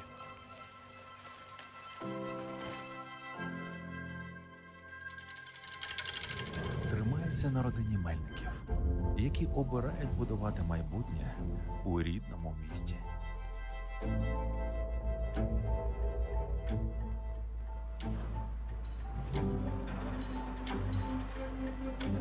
На Тетяні, яка чергує на стратегічному об'єкті попри загрозу з неба.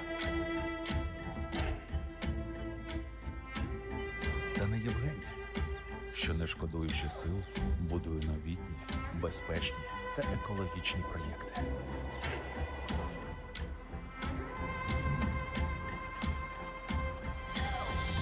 Тримається на Христині, якій вистачає сміливості запускати бізнес у буремні часи. На Сергію Петровичу, який працює у полі, незважаючи на постійні тривоги. Все тримається на людях, а наша справа – підтримувати людей заради майбутнього України.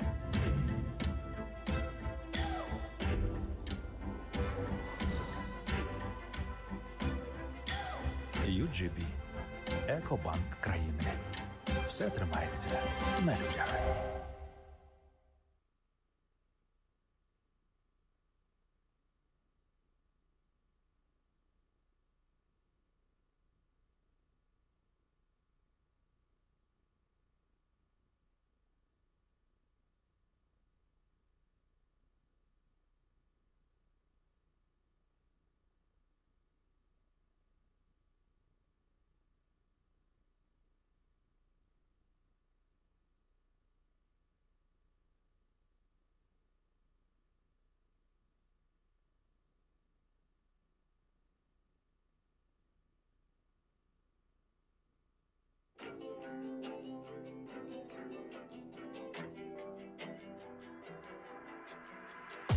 Комплексний захист периметру – наш пріоритет. Кожна точка контролюється. Кожен рух фіксується.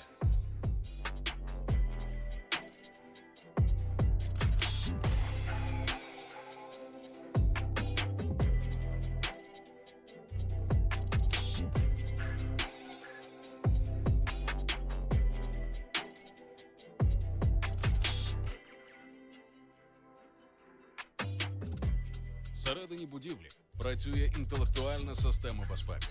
Ми дбаємо про кожну деталь.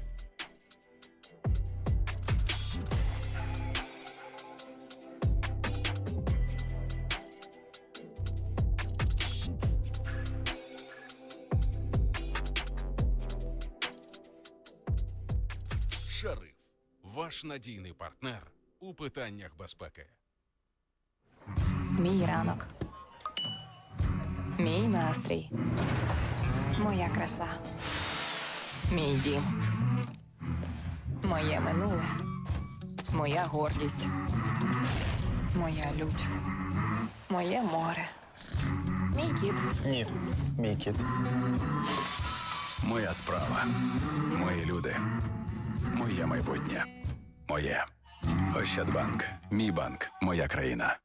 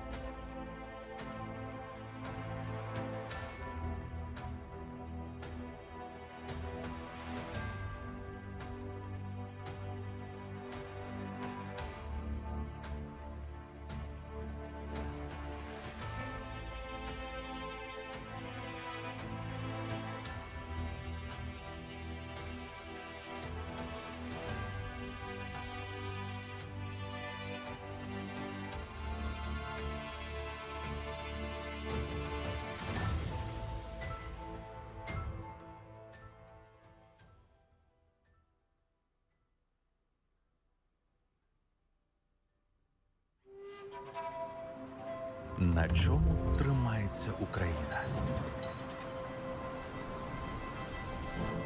На Миколі, який працює в ІТ і допомагає відбудовувати лікарню в Макарові.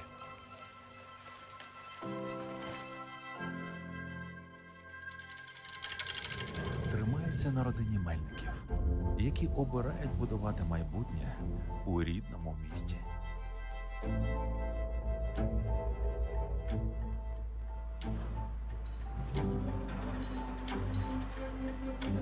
На Тетяні, яка чергує на стратегічному об'єкті попри загрозу з неба. Та на Євгені, що не шкодуючи сил, будує новітні, безпечні та екологічні проєкти.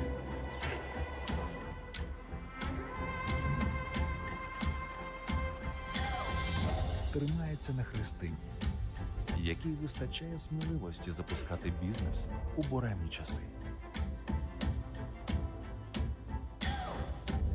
На Сергію Петровичу, який працює у полі, незважаючи на постійні тривоги. Все тримається на людях, а наша справа – підтримувати людей заради майбутнього України.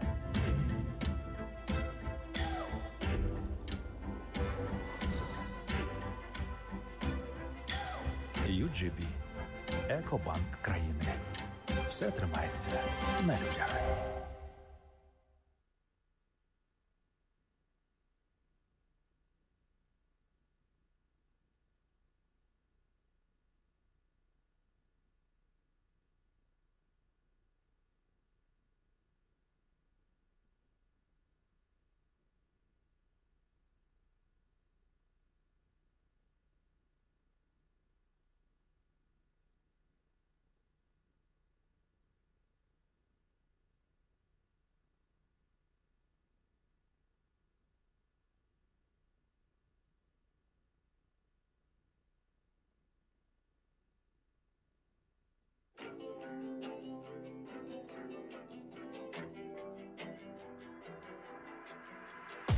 Комплексний захист периметру – наш пріоритет. Кожна точка контролюється. Кожен рух фіксується.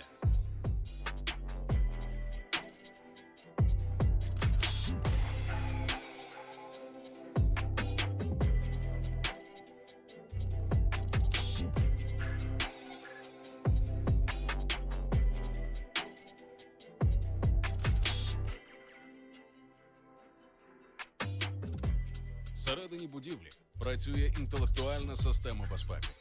Ми дбаємо про кожну деталь.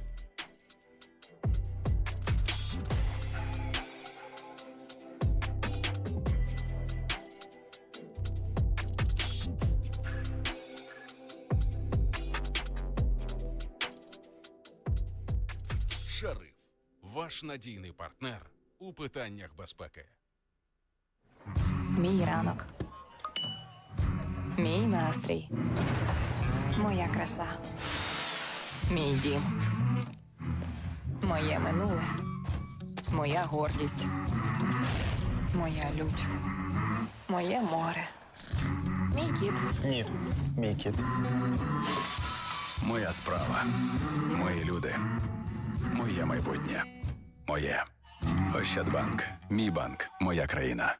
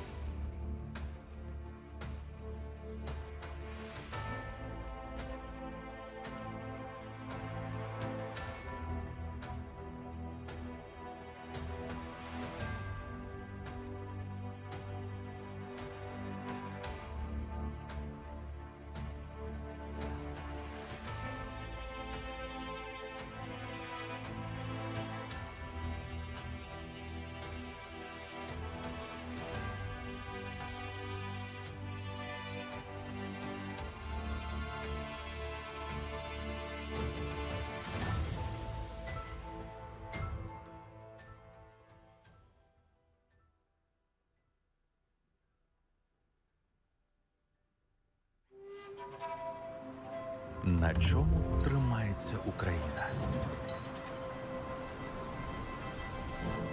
На Миколі, який працює в ІТ і допомагає відбудовувати лікарню в Макарові.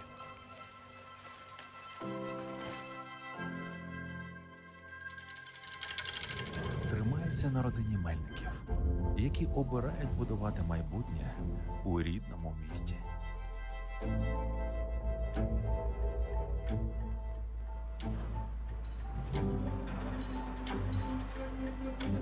На Тетяні, яка чергує на стратегічному об'єкті попри загрозу з неба. Та не Євгенія, що, не шкодуючи сил, будує новітні, безпечні та екологічні проєкти.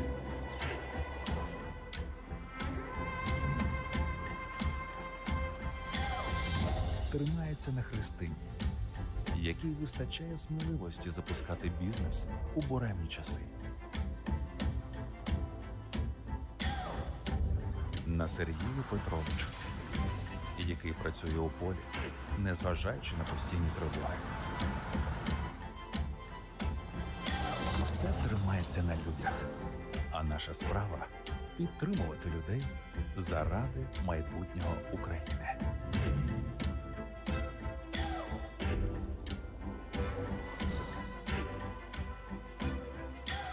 UGB – Екобанк країни. Все тримається на людях.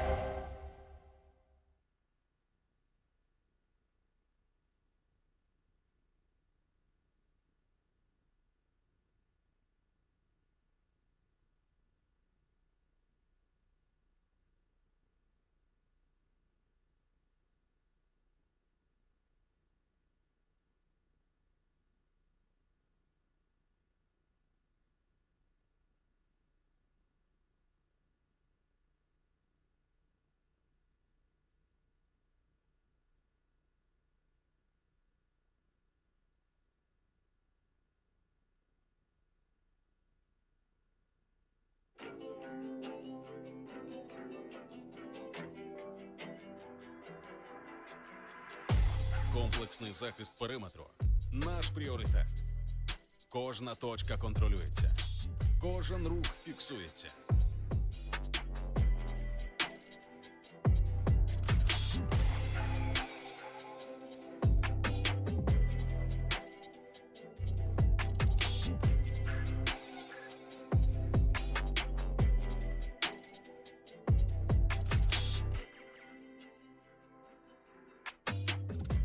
Всередині будівлі працює інтелектуальна система безпеки. Ми дбаємо про кожну деталь.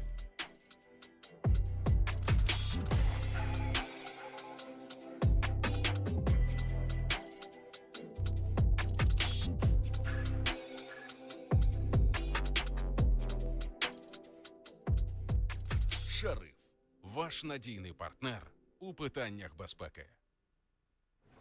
Мій ранок. Мій настрій. Моя краса. Мій дім. Моє минуле. Моя гордість. Моя лють. Моє море. Мій кіт. Ні, мій кіт. Моя справа. Мої люди. Моє майбутнє. Моє. Ощадбанк. Мій банк. Моя країна.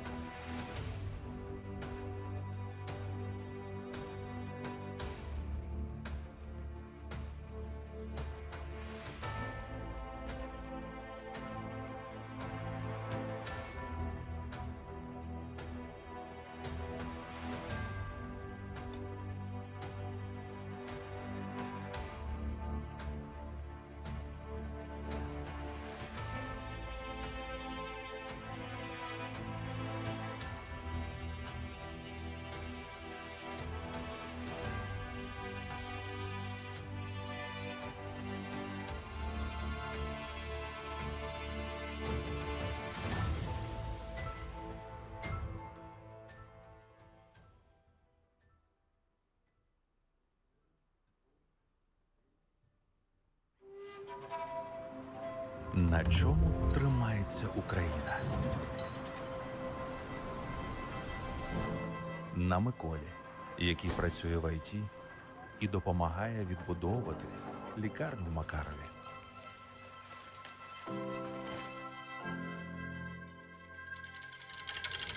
Тримається на родині Мельників, які обирають будувати майбутнє у рідному місті.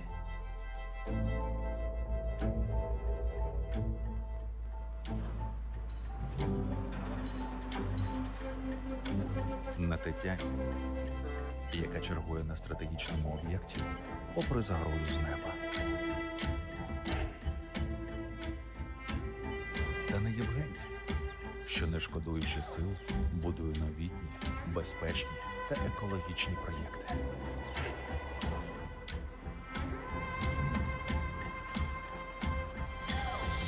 Тримається на Христині, якій вистачає сміливості запускати бізнес у буремні часи. На Сергію Петровичу, який працює у полі, незважаючи на постійні тривоги. Все тримається на людях, а наша справа – підтримувати людей заради майбутнього України.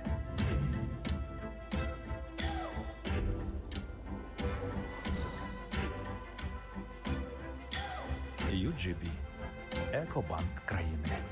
Все тримається на людях.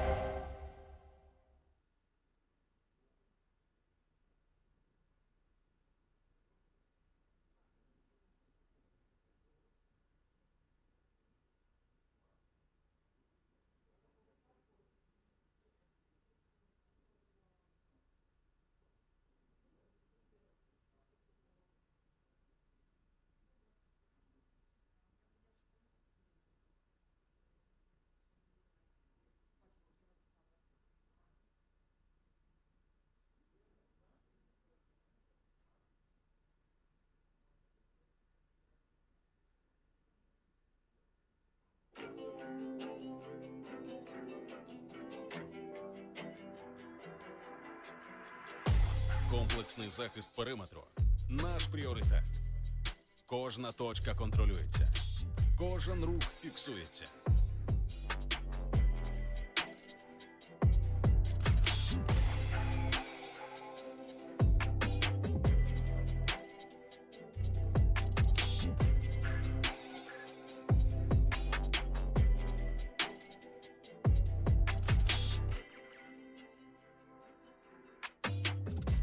Всередині будівлі працює інтелектуальна система безпеки.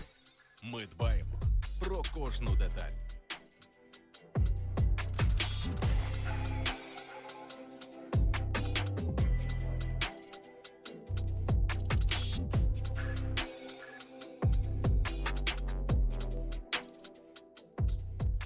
Шериф – ваш надійний партнер у питаннях безпеки. Мій ранок. Мій настрій. Моя краса. Мій дім. Моє минуле. Моя гордість. Моя лють. Моє море. Мій кіт. Ні, мій кіт. Моя справа. Мої люди. Моє майбутнє. Моє. Ощадбанк. Мій банк. Моя країна.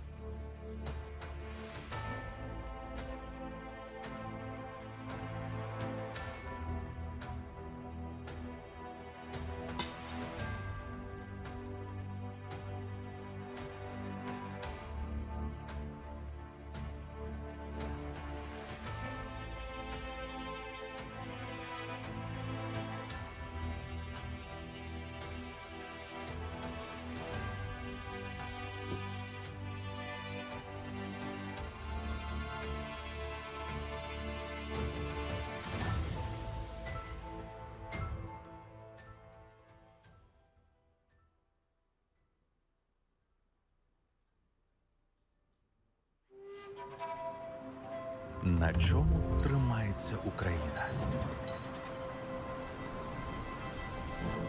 На Миколі, який працює в ІТ і допомагає відбудовувати лікарню в Макарові.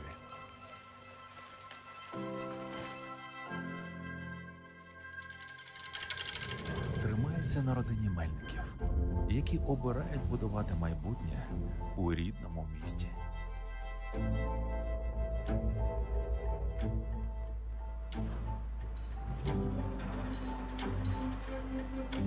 На Тетяні, яка чергує на стратегічному об'єкті попри загрозу з неба. Та на Євгені, що не шкодуючи сил, будує новітні, безпечні та екологічні проєкти.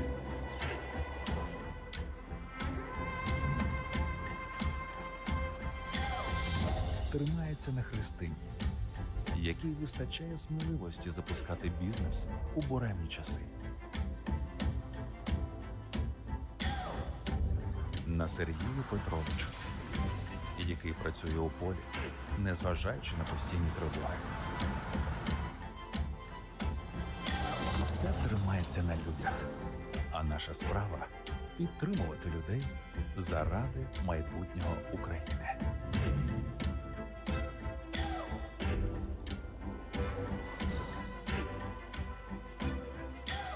UGB – Екобанк країни. Все тримається на людях.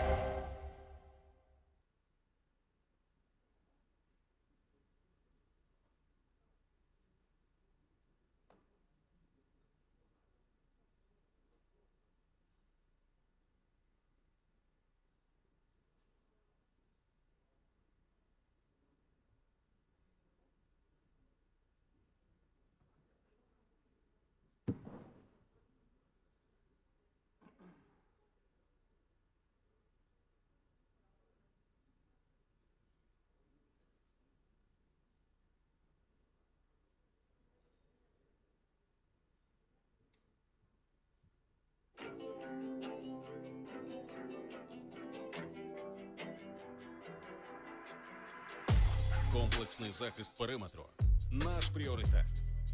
Кожна точка контролюється. Кожен рух фіксується.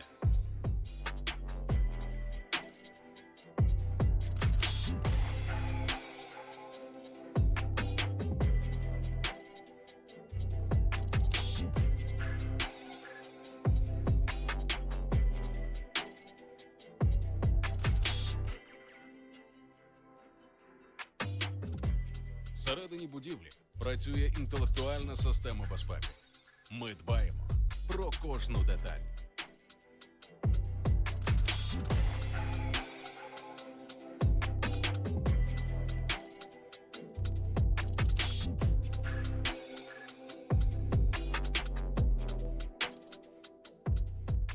Шериф – ваш надійний партнер у питаннях безпеки. Мій ранок. Мій настрій. Моя краса. Мій дім. Моє минуле. Моя гордість. Моя лють. Моє море. Мій кіт. Ні, мій кіт. Моя справа. Мої люди. Моє майбутнє. Моє. Ощадбанк. Мій банк. Моя країна.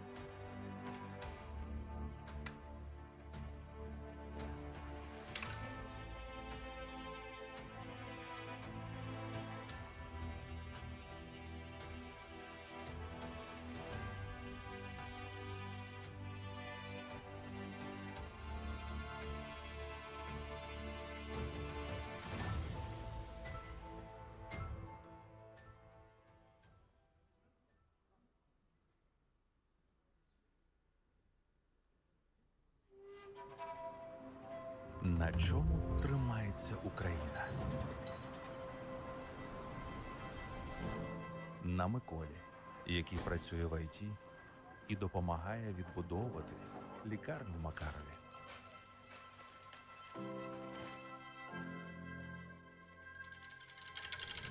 Тримається на родині Мельників, які обирають будувати майбутнє у рідному місті.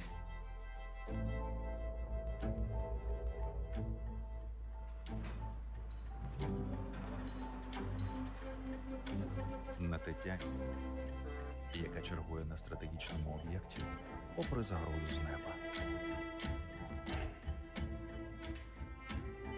Та на Євгені, що не шкодуючи сил, будує новітні, безпечні та екологічні проєкти.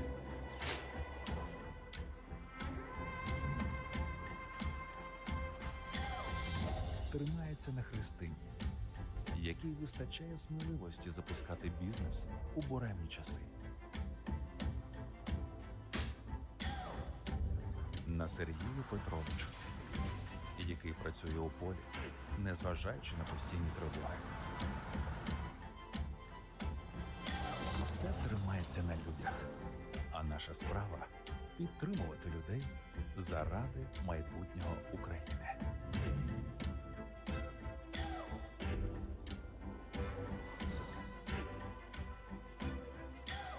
UGB – Екобанк країни.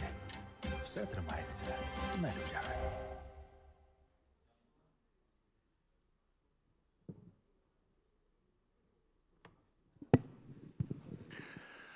Шановні друзі, сподіваюся, що ми все встигли за цю обідню перерву, тому радимо вам зали. У нас 5 хвилин за таймінгом, і ми будемо розпочинати наступну панельну дискусію. Прошу вас відреагувати на наше запрошення, друзі, і жвавіше займати свої місця у нашій залі. 5 хвилин, і ми розпочинаємо. До зустрічі.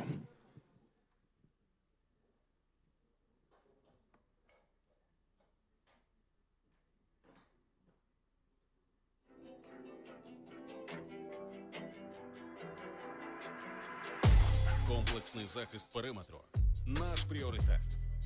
Кожна точка контролюється. Кожен рух фіксується.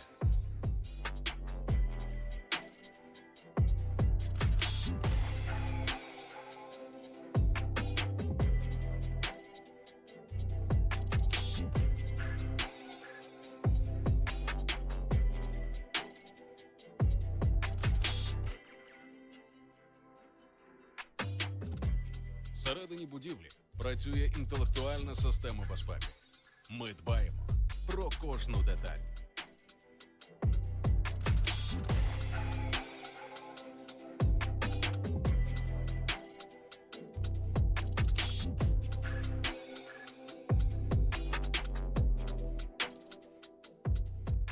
Шериф – ваш надійний партнер у питаннях безпеки. Мій ранок. Мій настрій. Моя краса. Мій дім. Моє минуле. Моя гордість. Моя лють. Моє море. Мій кіт. Ні, мій кіт. Моя справа. Мої люди. Моє майбутнє. Моє. Ощадбанк. Мій банк. Моя країна.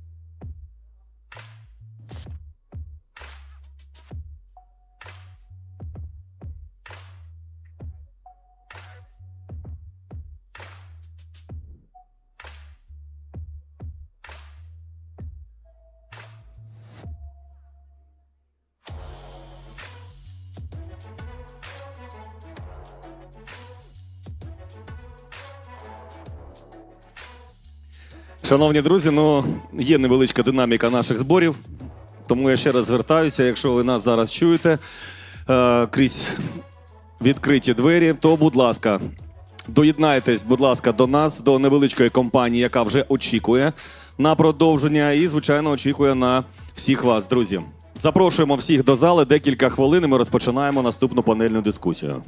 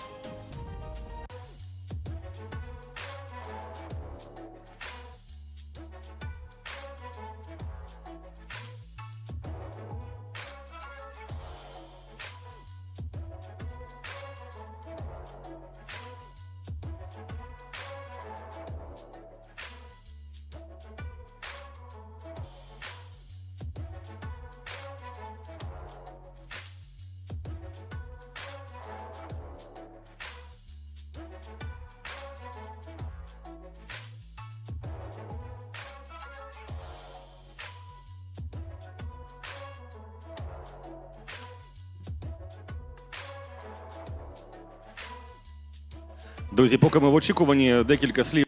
So while we're waiting, we want to thank our partners and sponsors. I want to remind you that general partners over 8 years, Royal House, proved that high quality real estate can be affordable to most Ukrainians. The special partner of the forum, Ukrainian Association of Developers, defending interests of developers of residential housing, city building, taxation, and legal aspects of to the organizational partner of the forum, Independent Association of Banks of Ukraine. They basically stable financial system of Ukraine, resolving the tasks and problems of banking system to increase profitability of the business and development of the national economy. Official partner of the forum, Skybank. Skybank, working over 30 years on the market, is reliability, individual approach, and innovations available to everyone. Official partner of the forum, UGB, Eco Bank of country over 30 years, demonstrates stable work, implementing new services, providing credit support to businesses. One of the leaders of the state mortgage program, EOSELA. Official partner, Privat Bank, reliable assistant for physical persons and businesses, and supportive development of the economy of the state general through active participation in EOSELA. Official partner of the forum, Oshad Bank.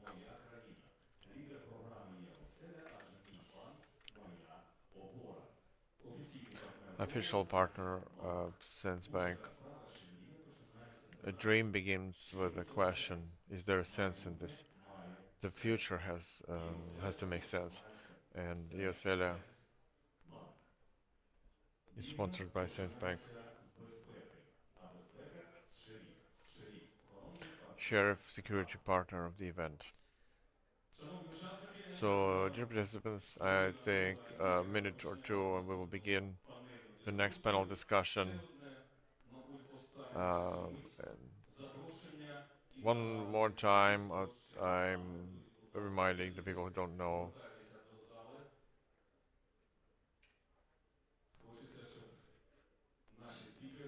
So our speakers would see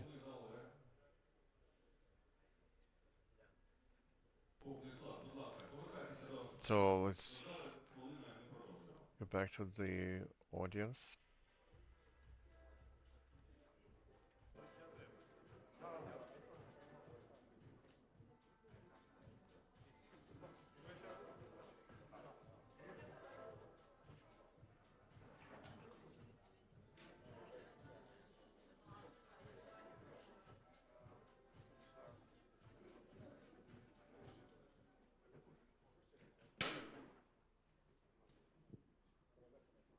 Змінюють все.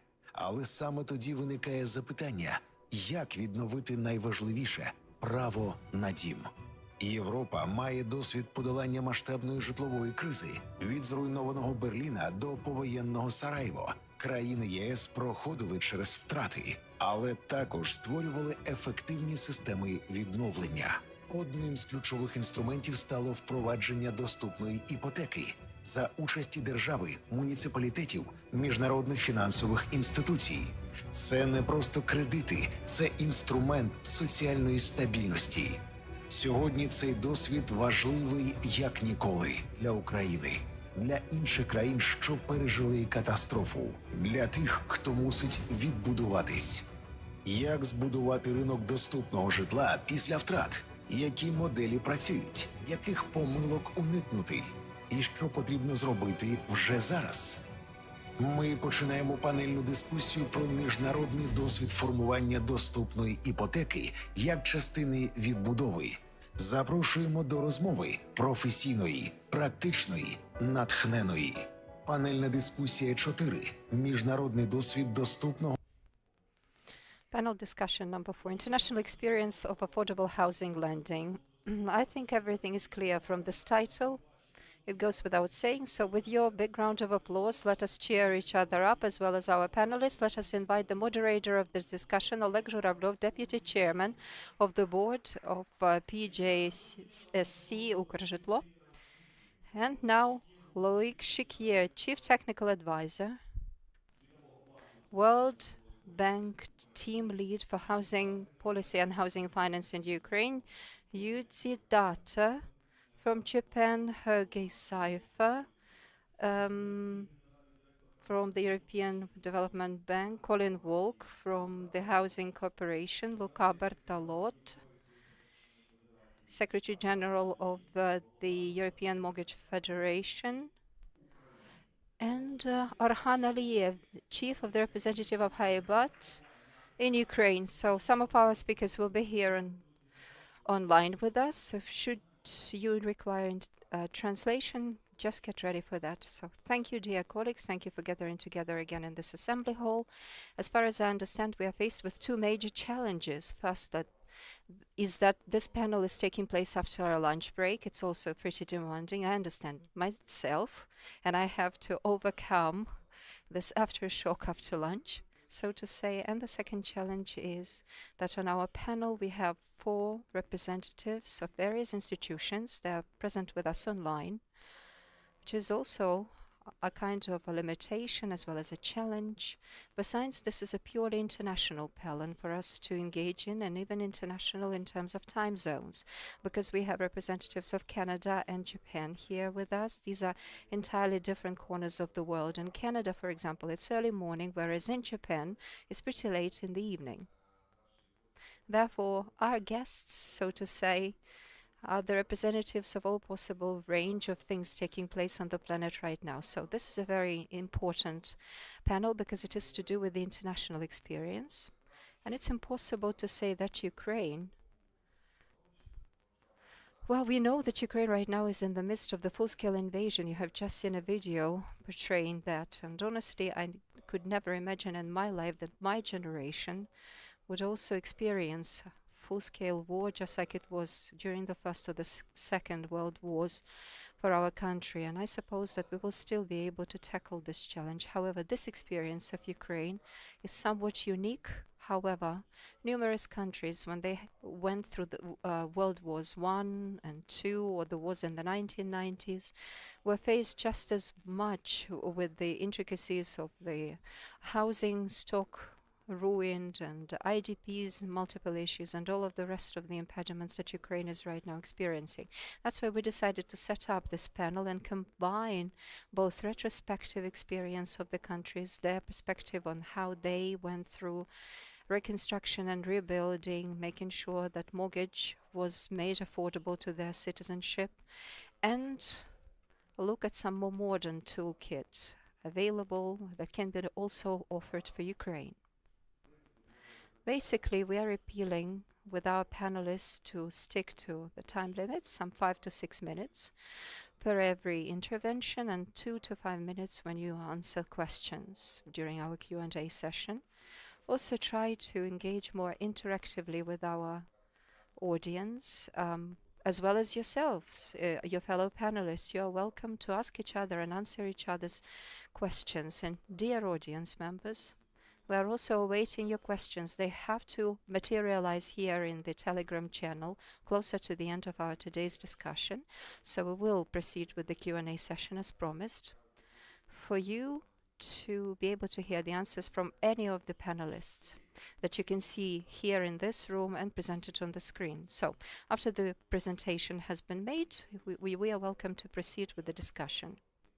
And I suggest that we begin with our Japanese colleague, Yuji Tata, who is the representative of the Japanese institution which deals with housing issues. So Yuji, we would like to hear it from you concerning any retrospect stories, or could you kindly tell us how it all began with your institution and how it proceeds until now? So you're welcome. Okay, thank you. Hello, Oleg and Luca. It's very nice to see all of you today. Thank you so much for the opportunity. It's very grateful from Japan Housing Finance standpoint to share the post-World War II experience with the audience today. After the World War II, as you may know, Japan faced a severe housing shortage due to widespread destruction caused by bombing during the war, plus rapid urbanization and population growth. The lack of the adequate housing became one of the most pressing social and economic issues in the post-war period. After the war in 1950, the backlog of housing was estimated to be 4.2 million in units. To cope with this housing shortage issue in Japan, the Japanese government conducted so-called three-pillar housing policy approach that focused on one, supplying public rental housing by establishing by then Japan Housing Corporation, which is now called Urban Renaissance Agency. And two, increasing the supply of affordable housing by construction of large apartment complex. We call it danchi in urban areas led by JHC. And three, increasing liquidity of housing finance by establishing Government Housing Loan Corporation. Now it's Japan Housing Finance Agency. As the three-pillar housing policy approach was implemented, the housing shortage in Japan was halved to 2.2 million by 1958.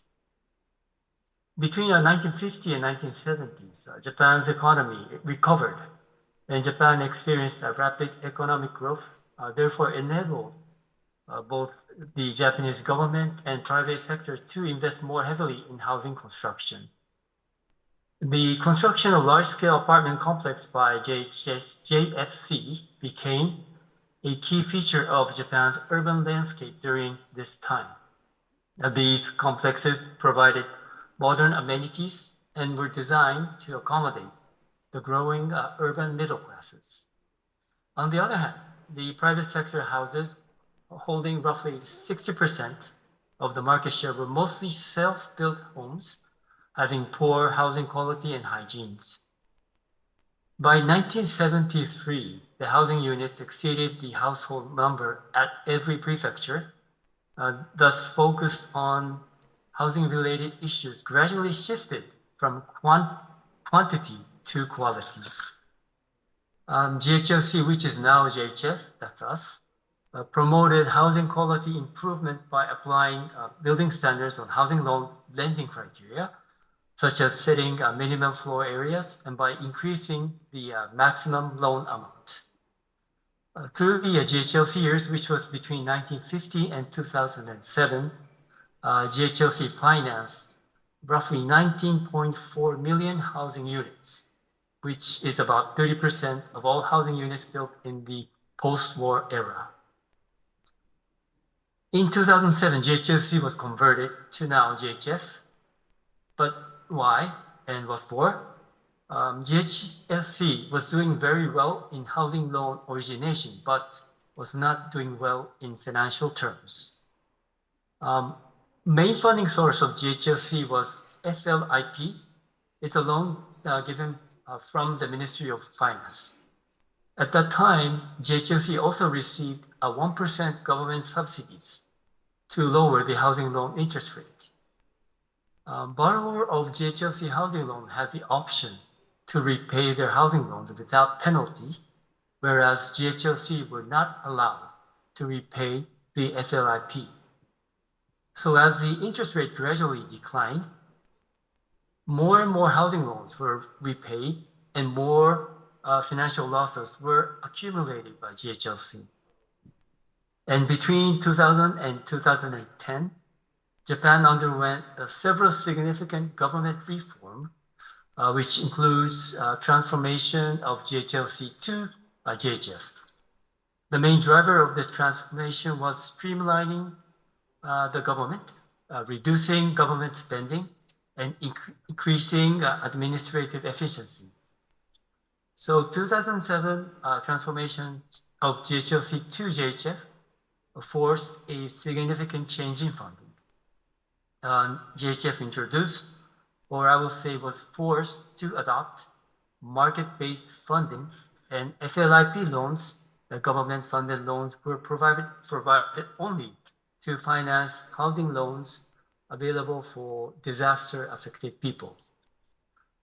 This market-based funding was accelerated since GHF became the largest RMBS issuer in the region, and GHF now issues green bond to finance our green housing loans applicable to houses equipped with higher than standard energy efficiencies. We believe that Japan's post-war housing market reformation in GHF's market-based funding knowledge and experience can become a good resource for UHFC and the government of Ukraine when rebuilding the housing and housing finance market in Ukraine. That's all from myself, so I will return the microphone to Oleg. Thank you. Yudzi, thank you very much. Could you kindly tell us?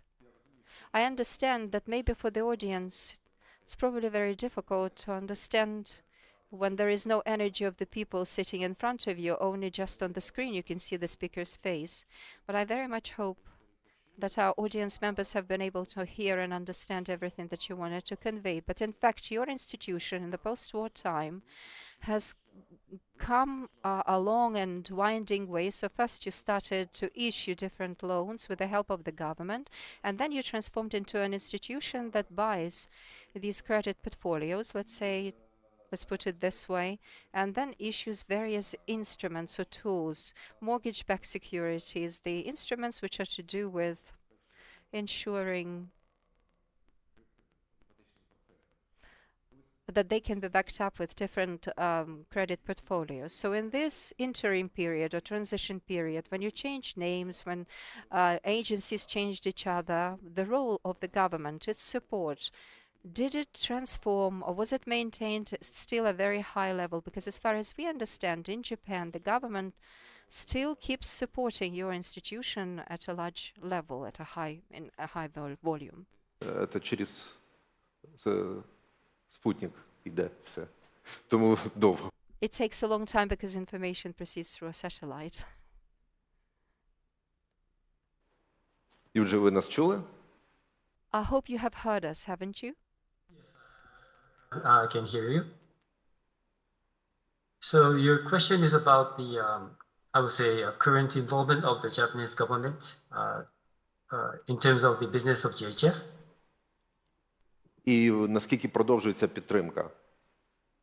Yes, how long has this support been going on part of the government? How has it transformed? Yes, so as I mentioned, so post-war, after the war, and until 2007, we were fully funded by the government. But we've converted from GHLC to JHF, which is our institution now. We have decided to fully convert our funding strategy to market-based. So in terms of the government loans, it's very, very limited. The funds are provided only for people who are suffering from natural disasters such as earthquakes and hurricanes and so any of those disasters. So, but I would say the equity, we are fully owned, still fully owned by the government.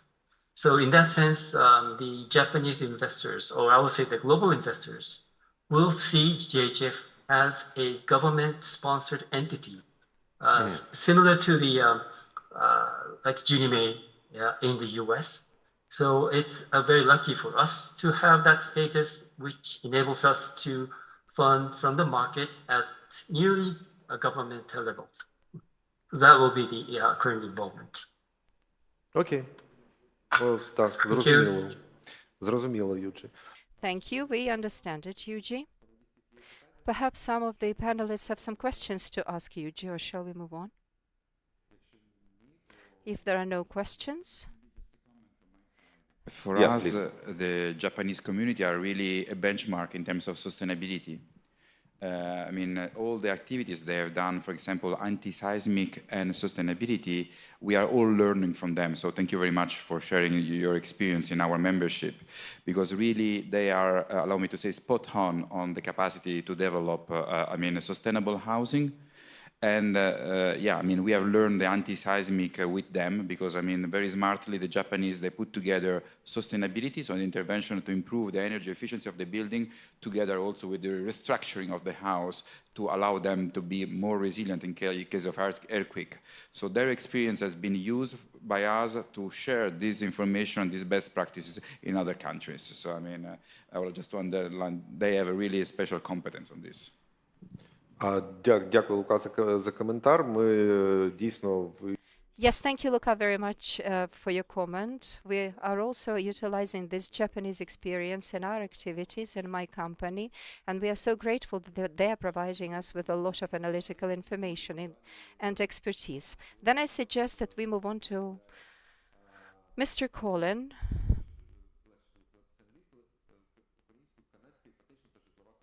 Or to Ms. Colin, which is a representative of the Canada Mortgage and Housing Corporation.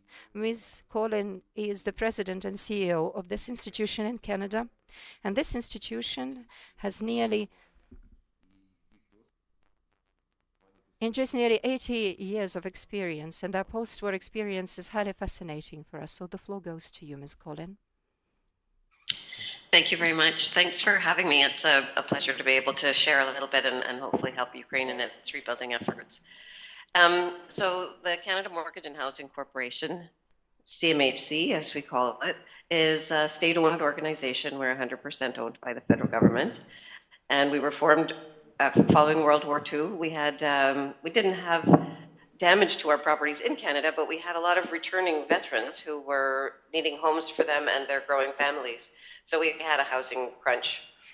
So CMHC was created to facilitate access to home ownership for these returning veterans and their families, which included building and designing catalogs of sort of standard designs that people could build quickly. And interestingly, a lot of things that we're facing today, a lot of similar issues that we're facing today for different reasons, but a similar supply shortage. So over time, we've developed 3 core business lines. The first from the beginning was mortgage insurance. And so this is not insuring against perils, it's insuring the lender against the default of the borrower. So it's intended to make mortgage financing available in the market. And we do that both for homeowners, for individual homeowners, and we also supply for developers of multifamily units, we call them, so apartment buildings, basically. And related to that, we have a business called securitization, which is a newer business for us. We didn't do that right after World War II, obviously, but something that we're now quite active in is the securitization market, which brings liquidity to the mortgage system in Canada. We have another line of business, which we refer to as housing programs, which is essentially we deliver government subsidy programs. So if the government wants to assist any aspect of the housing market, it can do so through us. They will either give us the money or give us the tools. Legislatively, we have most of the tools that we need, but it's just they'll give us money and authority to deliver money in certain ways. And this can take all kinds of forms. They can be direct lending. We sometimes lend directly to developers. It can take the form of subsidies, particularly if we're trying to get to target affordable housing or shelters, things like that. So we can actually administer subsidies on behalf of the government. And then we have our third line of business, which is around just providing the information, the data, the knowledge, the insights on the housing market. So we have an independent economics group that provides that kind of information. One of our roles is a system stability role in the market. So our broad legislation and the fact that we are a regular player in the financial markets through the issuance of securitization product allows us to step in when the market needs liquidity. And that's been an incredibly important part of our role over the years, responding to the global financial crisis in 2008, responding to some liquidity concerns through the pandemic. We have many tools that we can bring to bear for system stability. But on a more regular basis, our benefit seems to be in being able to respond to government priorities for subsidies or for assisting, promoting, catalyzing certain things in the market. So right now, today, the problem that we face is a supply gap. We are short millions of homes. And unlike your situation, it's not because of a war, but in our situation, it's because of population growing and more immigration outpacing the speed at which houses were naturally being built in Canada for a variety of reasons. So now the situation the government is faced with is trying to find ways to incentivize the construction of homes. We would need to decrease the supply gap. We actually need to double the rate at which we are building homes, at which the market is building homes on its own. So we're looking at programs that will try to get more supply and faster supply. So in terms of more supply, we do that partly through our insurance programs. We can offer some little incentives here and there to get people to build more supply through our insurance programs. But we also have a direct lending program with the government's assistance, where basically we lend at very close to government rates for developers to get supply built. We're in Canada right now, either through our insurance program or through our direct lending programs, we're behind at least 90% of the construction of apartment buildings in Canada. So if we weren't here, there would be very little new supply being built in apartment buildings. And in terms of speed, in terms of trying to get this to happen faster, we are working with different programs that try to incent municipalities. We have 3 levels of government who are active here. We have the federal, the provincial, and the municipal levels of government. Most of the timeliness factors occur at the municipal level, not at the federal level. But we do have programs that provide money to the municipalities on the commitment that they will do things to speed up their processes. So that's one particular government program. We also are working on modular housing, what we might be able to do to support modular housing, because that is an area that can speed up the pace of construction. And we're working with we just recently launched a catalog of designs that we call permit-ready designs, meaning they should meet the building code. You still have to work with the city to get all of your local permits, but they should be, you shouldn't have any building permit issues. So we've just launched a catalog with a series of different designs for that. Whatever we do, we find that partnerships are at the center of everything, because this problem in Canada, the number of homes we need for the size of country we are, there is no one level of government that can solve this, and it can't be solved only in the private sector. It needs partnerships. So in some of our partnerships, and in some of our developments, it's not uncommon to have 5 partners or more, as you can also often have the federal government, the province, the municipality, a private developer, and a nonprofit, all working together with different, bringing different expertise or different capital to the table to make something work. So in our experience, in order to build supply quickly, it is really going to happen with a lot of partnerships. So anyway, that's sort of a high-level overview of CMHC and where we are. So for very different reasons, we find ourselves in a similar situation of a supply shortage, but caused by very different factors. And if there's anything that I can add to the discussion to help Ukraine through its issues, we would be more than happy to help. Окей. Колін, дякую. Okay, Colin, thank you. First, I would like to share good news with you. Our audience are fighting the aftermaths of lunch very well. They're here with us, because you cannot see the audience probably, you can only see the stage right in front of you. Just to inform you. And the second point of clarification, something I would like to ask you, maybe some of the fellow panelists will have something else to ask you. Now we here in Ukraine are faced with a situation when all of the mortgage programs are subsidized by the government. That's why we are keenly interested in the governmental involvement that you have in your country. How did this take place in the past, and especially how the role of the government in the support of affordable mortgage was also to do with public partnerships that are also actively used in your country. So how are you managing to use both of these leverages? Great question. So on our mortgage insurance program, it's regulated that if someone wants to get a mortgage and they don't have 80% down, they must get mortgage insurance. So that's meant to keep the health of the financial system overall. And that program is operated on a commercial basis. We actually have private sector competitors who offer that mortgage insurance as well. So it is, it's not a subsidized program, that's a commercial offering, and it's managed as such. On our sort of non-commercial offerings, where we're really looking at subsidizing or supporting the industry to do things that it might not do on its own. Some of our programs require partnerships. So some of our programs would require a developer to work with a nonprofit in order to get access to the specific subsidies or benefits of the program. And some may not require it, but it would be very difficult to do without it. So we find that the most successful ventures we have are those where the partners are coming together directly. We do have some programs that are where the federal government has a larger share of the support. Obviously, if you think about things like homeless shelters, where there is no income, the tenants of a homeless shelter don't pay rent.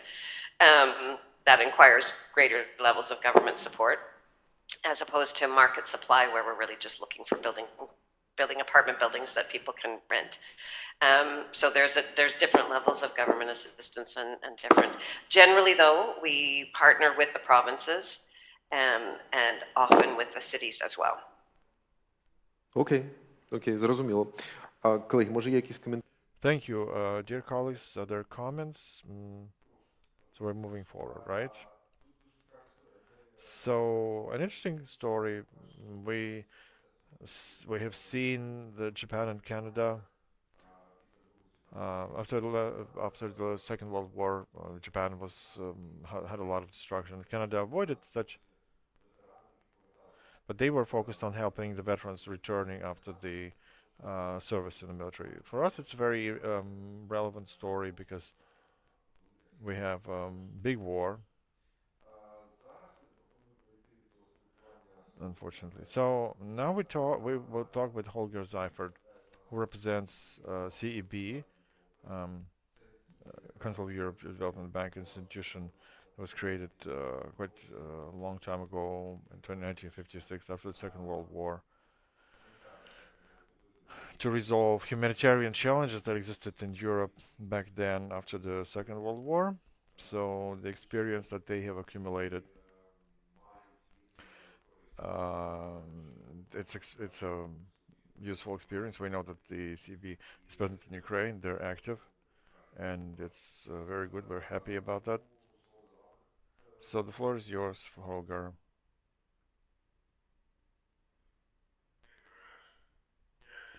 CEB was founded also in the context, after-war context, in 1956.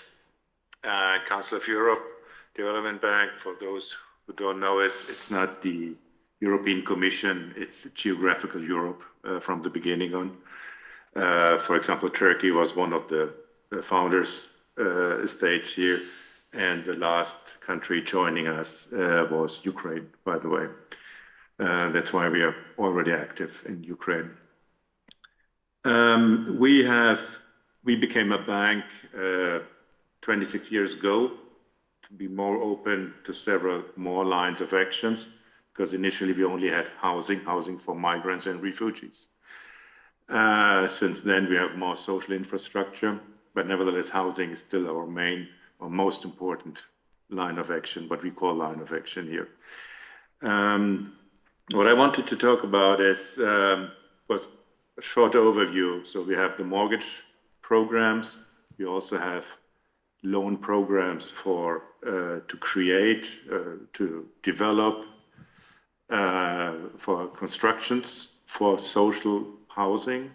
We always look at the, let's say, what we call the most vulnerable people. And perhaps we have a good example for a post-war project. This was our regional housing program, RHP.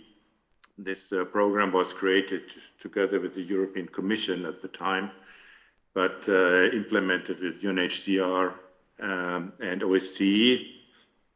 It was a multi-donor, nevertheless a multi-donor program. Even if Commission was the biggest donor, there was also the US and individual governments like Germany, Norway, who were contributors. What was interesting here, it was set up by CEB. It was our first time we did that. We managed the funds, but we also created the whole process, how to finance, how to manage, how to identify vulnerable people. Here we are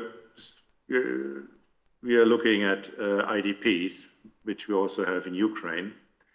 That's why at the time we decided not to provide mortgages here in this program, but only housing, which was coordinated by local authorities in a first step, just to provide quickly housing solutions here. By the way, the 4 countries here were Bosnia and Herzegovina, Croatia, Montenegro, and Serbia.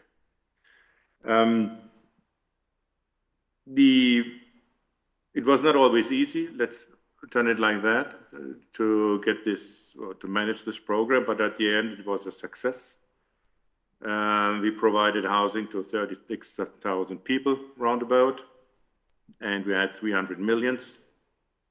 But it was not only about loans, it was also about technical assistance. So we also provided technical assistance on a various level.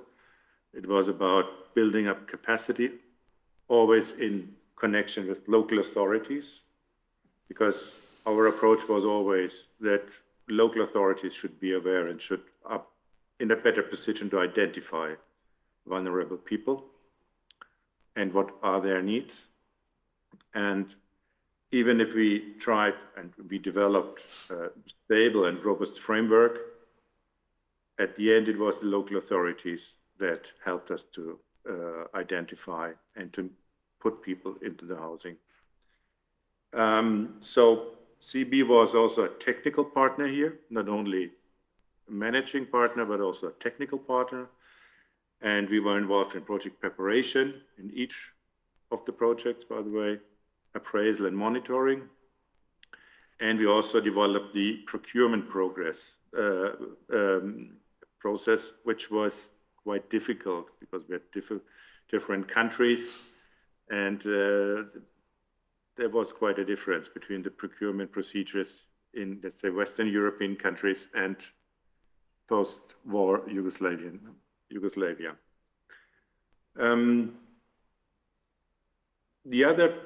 So this, of course, I think could be an example also for housing in Ukraine. Talking about the other, our mortgage programs, which fits perhaps more to this forum here. We have several approaches, but once again, always in connection with the local partners, meaning public partners.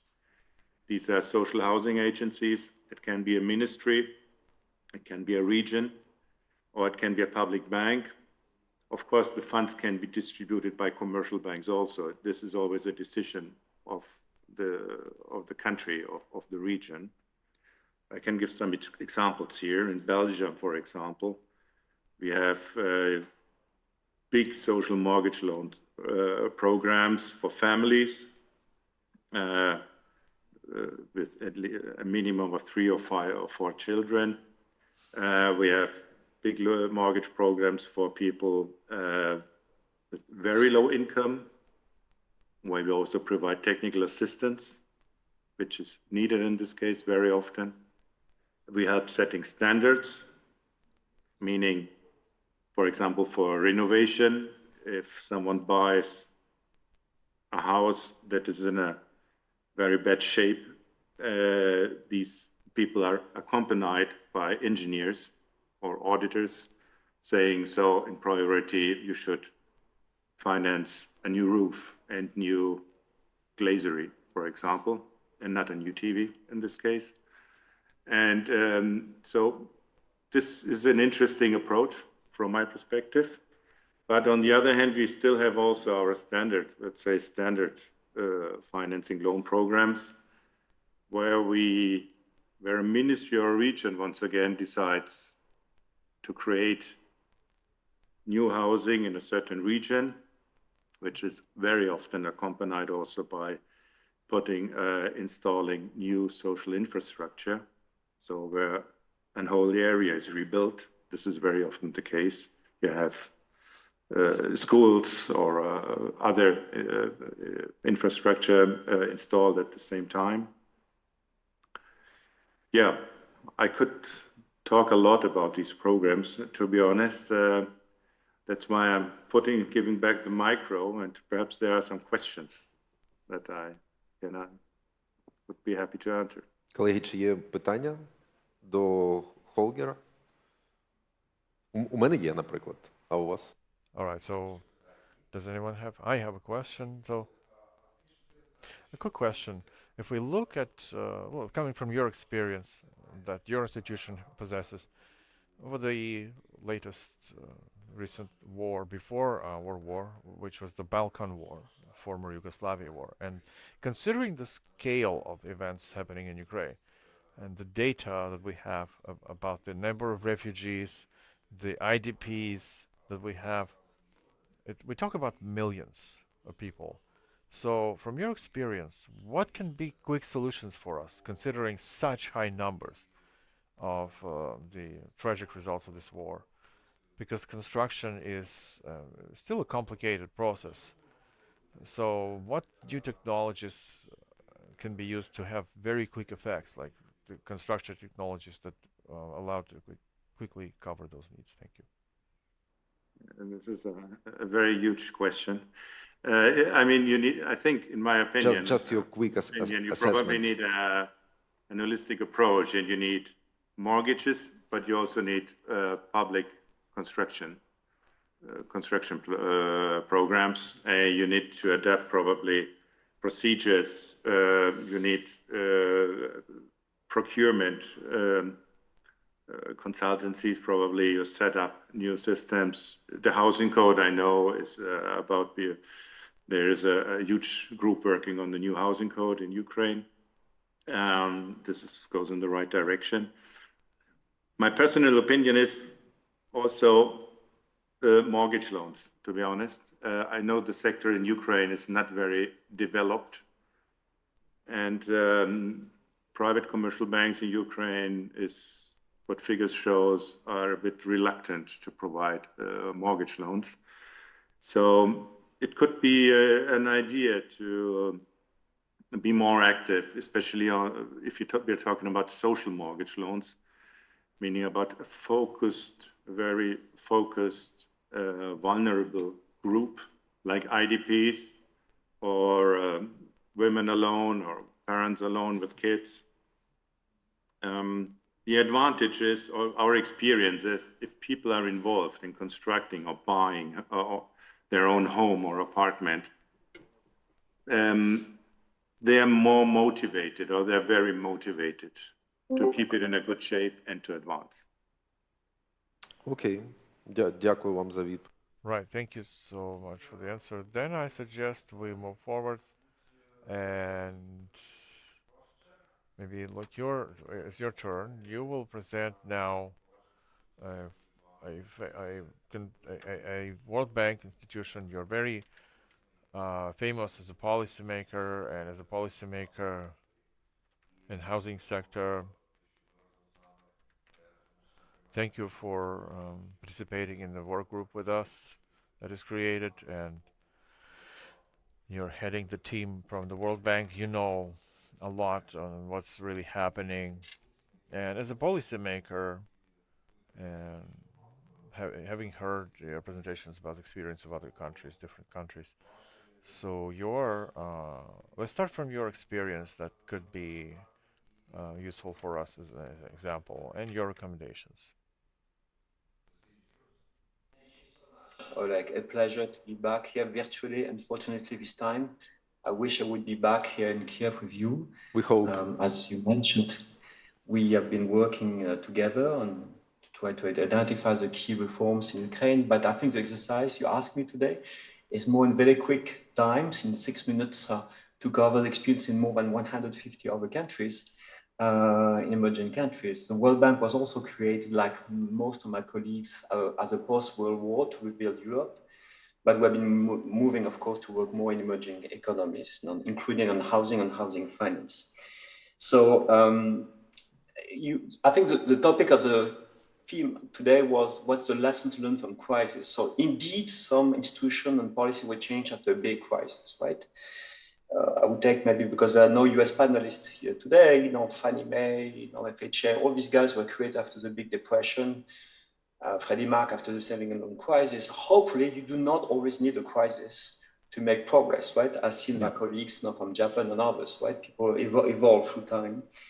And I would say maybe, before going to a couple of examples, another big conclusion, if you look at the public housing finance agencies, like your own one, and some of our colleagues around this panel, I would say there are 4 big models in the world, okay? One is a housing agency can be a quasi-housing bank to originate loan, let's say to underserved people, or like colleagues mentioned in Canada today, to construction, developers and doing affordable housing. Like when you do that because there's a market failure, you're serving a market that the private market would not serve somehow, right?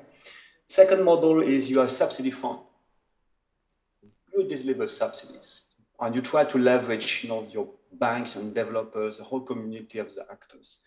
Third one, you de-risk. Like colleagues from Canada, you de-risk, you offer mortgage insurance or guarantee funds. And the fourth and last, you are a catalyst for secondary mortgage market, with Luca and others, cover bonds, MBS, and you try to be putting an agency like in Japan to be a catalyst to help pool and go on a bigger scale, more liquidity to the bond markets. It's a combination of the 4 and sometimes it's the menu. And as we have seen, you can do 1, 2, 3, and 4. But if you look at emerging countries, probably the model we are seeing, which has been least successful, the first model. It's very difficult to scale up on being, trying alone as a balance sheet to try to serve alone, the housing market, in particular affordable housing space. You always try to leverage. So we have seen cases of failure, bankruptcy. We have seen cases where it evolved, right, and try to co-finance or mobilize the rest of the market. Picking a couple of examples, and you stop me, Oleg, because you have the clock. Yeah, I see. I was thinking about as close as possible as Ukraine, because Ukraine will start from pre-war, as the Deputy Prime Minister mentioned a few hours ago, from a mortgage market less than 1% of the GDP, which is very low, and with banks which have been stopping financing developers. So it's not a very good, easy start, but that means the delta, the potential gain is also very big. And I will take Egypt because I know it's very far from Ukraine. When we started, it was zero mortgage market.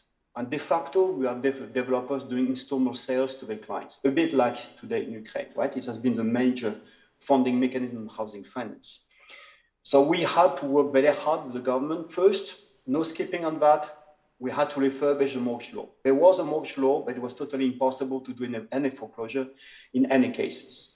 This is hard technically and politically to sell it to the parliament, but it was a sort of pre-step, and it was done. And it wasn't, compromise made, acceptance between different political parties, etc.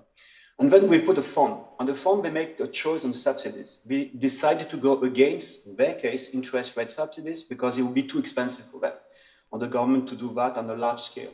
So they went for a model of upfront subsidies, more or less, I simplify the scheme. People have to bring at least 10% of down payment. Government will bring as much as 15 maximum % of another upfront subsidies, and the rest is mortgage market. And after, I would say, 10 years now, about 8 years, we have been supporting that at the World Bank. It's not too bad. The government had to put about $450 million equivalent of down payment, but leverage of nearly about $3 billion of mortgage market. Mm-hmm. And all that go to low-income people. 80% went to the bottom 40% of the income of the population. So the leverage ratio is 6.5. It's not too bad, right? I would say. And we didn't use bond market, etc. So it's a very simplistic model, but I think we are now moving along to the Neville model, which is more the mortgage insurance, like our Canadian friend, right? And this is done in other countries. I take a second example. I promise you to go speed light. Morocco had an interest rate subsidies for civil servants. For 20 years, I think it was like 8%, 7% fixed rate. But it came to a point where it was creating a lot of fiscal pressure. Because when you do a new generation of such loans, you have still to pay for the old loans and pay for the new ones, including for civil servants, mostly employees, salaried people who actually could repay a market rate. So we decided to move away from this model and develop, inspired, I think, by Canada, a credit guarantee, pari passu 50-50%. And it was only focused on undocumented income people.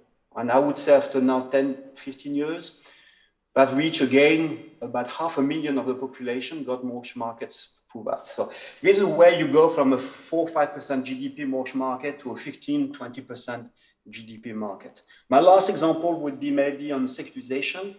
There was a drama, a crisis in Colombia. It was the mortgage market very developed. It crashed completely. For different reasons, I have no time to tell you, but it was made of 700 loans, suddenly exposed, all of them technically bankrupt. So this was the end of the 90s. And we decided together to help the government to use securitization big time, to try to take the part of the pool, the loans which still were paying well, very stress tested by well-performing, all market rates, and use that to go to the bond markets. And we managed to do that even without guarantee of the government, but with some type of tax exemptions and limited fiscal exposure. I'm not going to go forever. Last, maybe it's just to say that a lot of countries still doing interest rate subsidies, a bit like what you're trying to do in Australia, but the trend has been to try to limit that in time. You do not necessarily, in Poland did that. They had a market rate, but they say for some part of the population, we needed to provide interest rate subsidies from a market rate, but 5% discount for 5 years only. Why? Because income of the population catch up with inflation. So typically on a 20-25 years loan, you do not necessarily have to subsidize that for the whole period of time.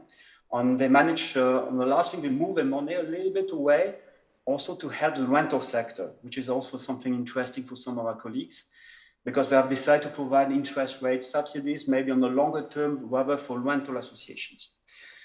I could speak forever, so I better stop and take questions. Колеги, у нас є можливість, I mаю. Thank you. So, dear panelists, you have ask questions, and the audience can ask questions in the chat. We're talking to policymakers here, so if you want, feel free to ask. А у нас є таке. Well, when we talk about subsidizing loans and preferential social loans, in the long-term prospect, your experience, what it tells, can there be a fixed rate over the whole period of this loan, or only floating rate debt can exist? But I think, the Deputy Governor Central Bank this morning, already touched upon, this topic, which is, of course, everybody would love to have fixed rate, right? And particularly for social housing, because it's a lower credit risk, right, for the vulnerable part of the population. But let's face it, it's a bit of a luxury good in most macroeconomic situations, right? So I know there are cultural preference. In Germany has a preference for fixed rate versus England, which is more floating rate. But you have to live with the macro realities. Macro realities is fixed rate. For that, you need a very long-term yield curve. You need sort of predictability of the macro, which sometimes takes years. So I've seen that happening in a country like Mexico. We had no choice at the beginning to start with even indexed loans, then floating rate, then fixed rate. But it's something you cannot too much artificially push. So probably a combination for Ukraine in the next years of floating rate, but you can have floating rates with the first 5 years, for example, fixed, right? So it can be a sort of fixed mix. Because for that, you protect your borrowers. The key things, the most vulnerable years in their life is the first 3-5 years of a loan. So it could be a combination of both. But a fix is probably going to be feasible, but when you have reached only a sort of macro stability. And I hope the sooner the better, of course. Окей, зрозуміло. Дякую за цю відповідь. Clear. Thank you for that answer.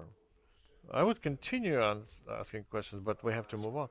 And we now move to a more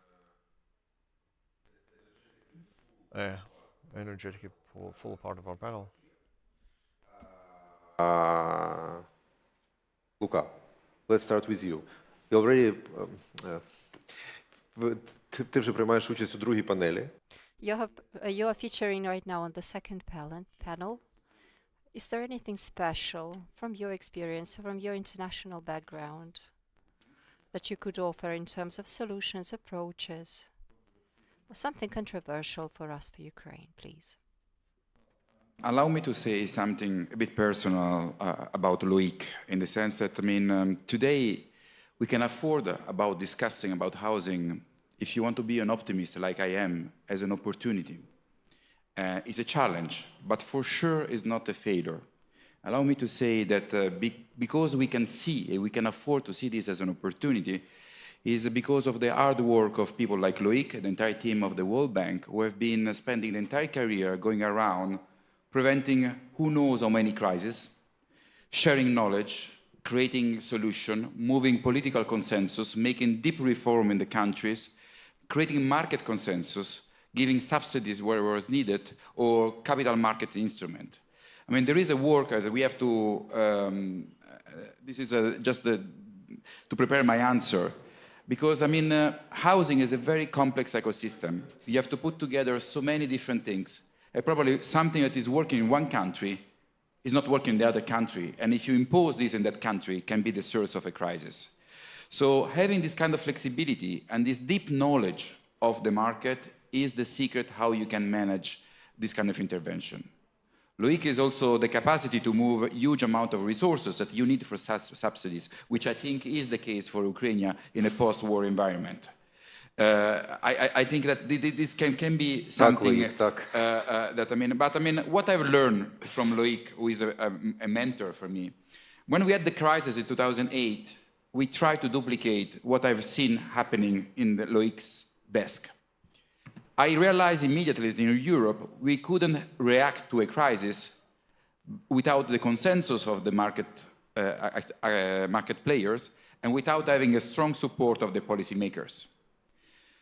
These two components are fundamental. And also, when you have a crisis, probably you have to change your paradigm. You have to change, and changing is difficult because you will never convince everyone that changing is good. So creating this consensus is a very difficult thing to create. What we have done, how we managed this kind of situation in 2008, 2009. Well, in our little organization, we have created something that we call the market committee, or what we have put around the table, everyone. Because everyone should governance. We play the card of the governance. Okay, we put everyone around the table saying, guys, sorry for the French, the shit hit the fan. Okay, we are in a serious problematic problem. Europe is at the limit, at the edge of a serious crisis. I think our friends in the US, they were just a couple of months ahead. But I mean, there was a need of moving all the possible resources at the same time. So what we have done, we have called Frankfurt, we asked the ECB to be around the table. We asked all the major banks to be there. Is either we lose together or we win all together. And this capacity of having a governance or steering committee playing with public support, because banks at the time, maybe we forgot, but I mean, they were all governance sponsors. I mean, I remember when all the prime ministers were rushing on Sunday night in Brussels because small banks like Fortis were about to default or a couple of others. So what I would like to suggest and to give a proposal here to this community is that probably it's time, since you are turning page, you have to think about a post-war reconstruction, to put all the relevant stakeholders around the table. I see two phases here, where you need a massive state support or international support in the first phase, like it was for Germany, like it was for every single country who had to reconstruct the country. Now, for me, you are in a difficult position because not only you have lost 16% of your housing stock, but you also have to convert all the existing stock in a sustainable thing. So you have a double, probably an exponential challenge, allow me to say. So for me, I think the solution is to make a magic solution, having a strong, let's call this a market committee or reconstruction advisory council, where you put all the people that you think are relevant, and I think for me, Loic should be a key person on that table, and then bring also the market side. Because not now, but in 3-5 years' time, you need the capital markets. You need the covered bonds, you need securitization, you need the banks, and you need your banks, but you need also the European banks, the American banks here to invest. You have to have a bit of investors and a bit of issuers.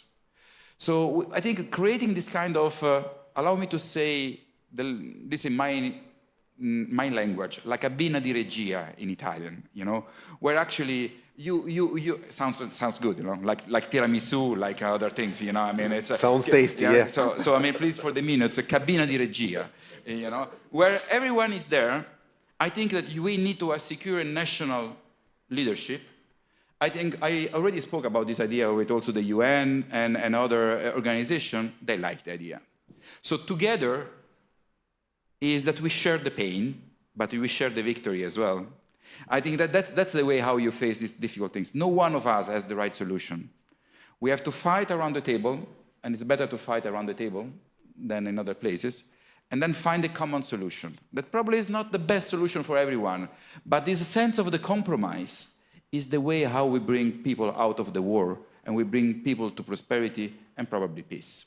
So I think that we have to change the paradigm, and this will be the proposal that we would like to bring to this table. I came here on purpose to say, let's make together a table where everyone has a seat and everyone can raise the voice, and all together we can find a solution. Sorry for killing your time. I'm very sorry. And I stop here because I feel really bad for you. Sorry for this. Я сподіваюся, що нам пробачать цю історію.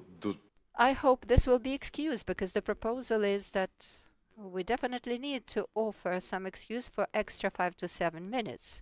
I'm more than sure.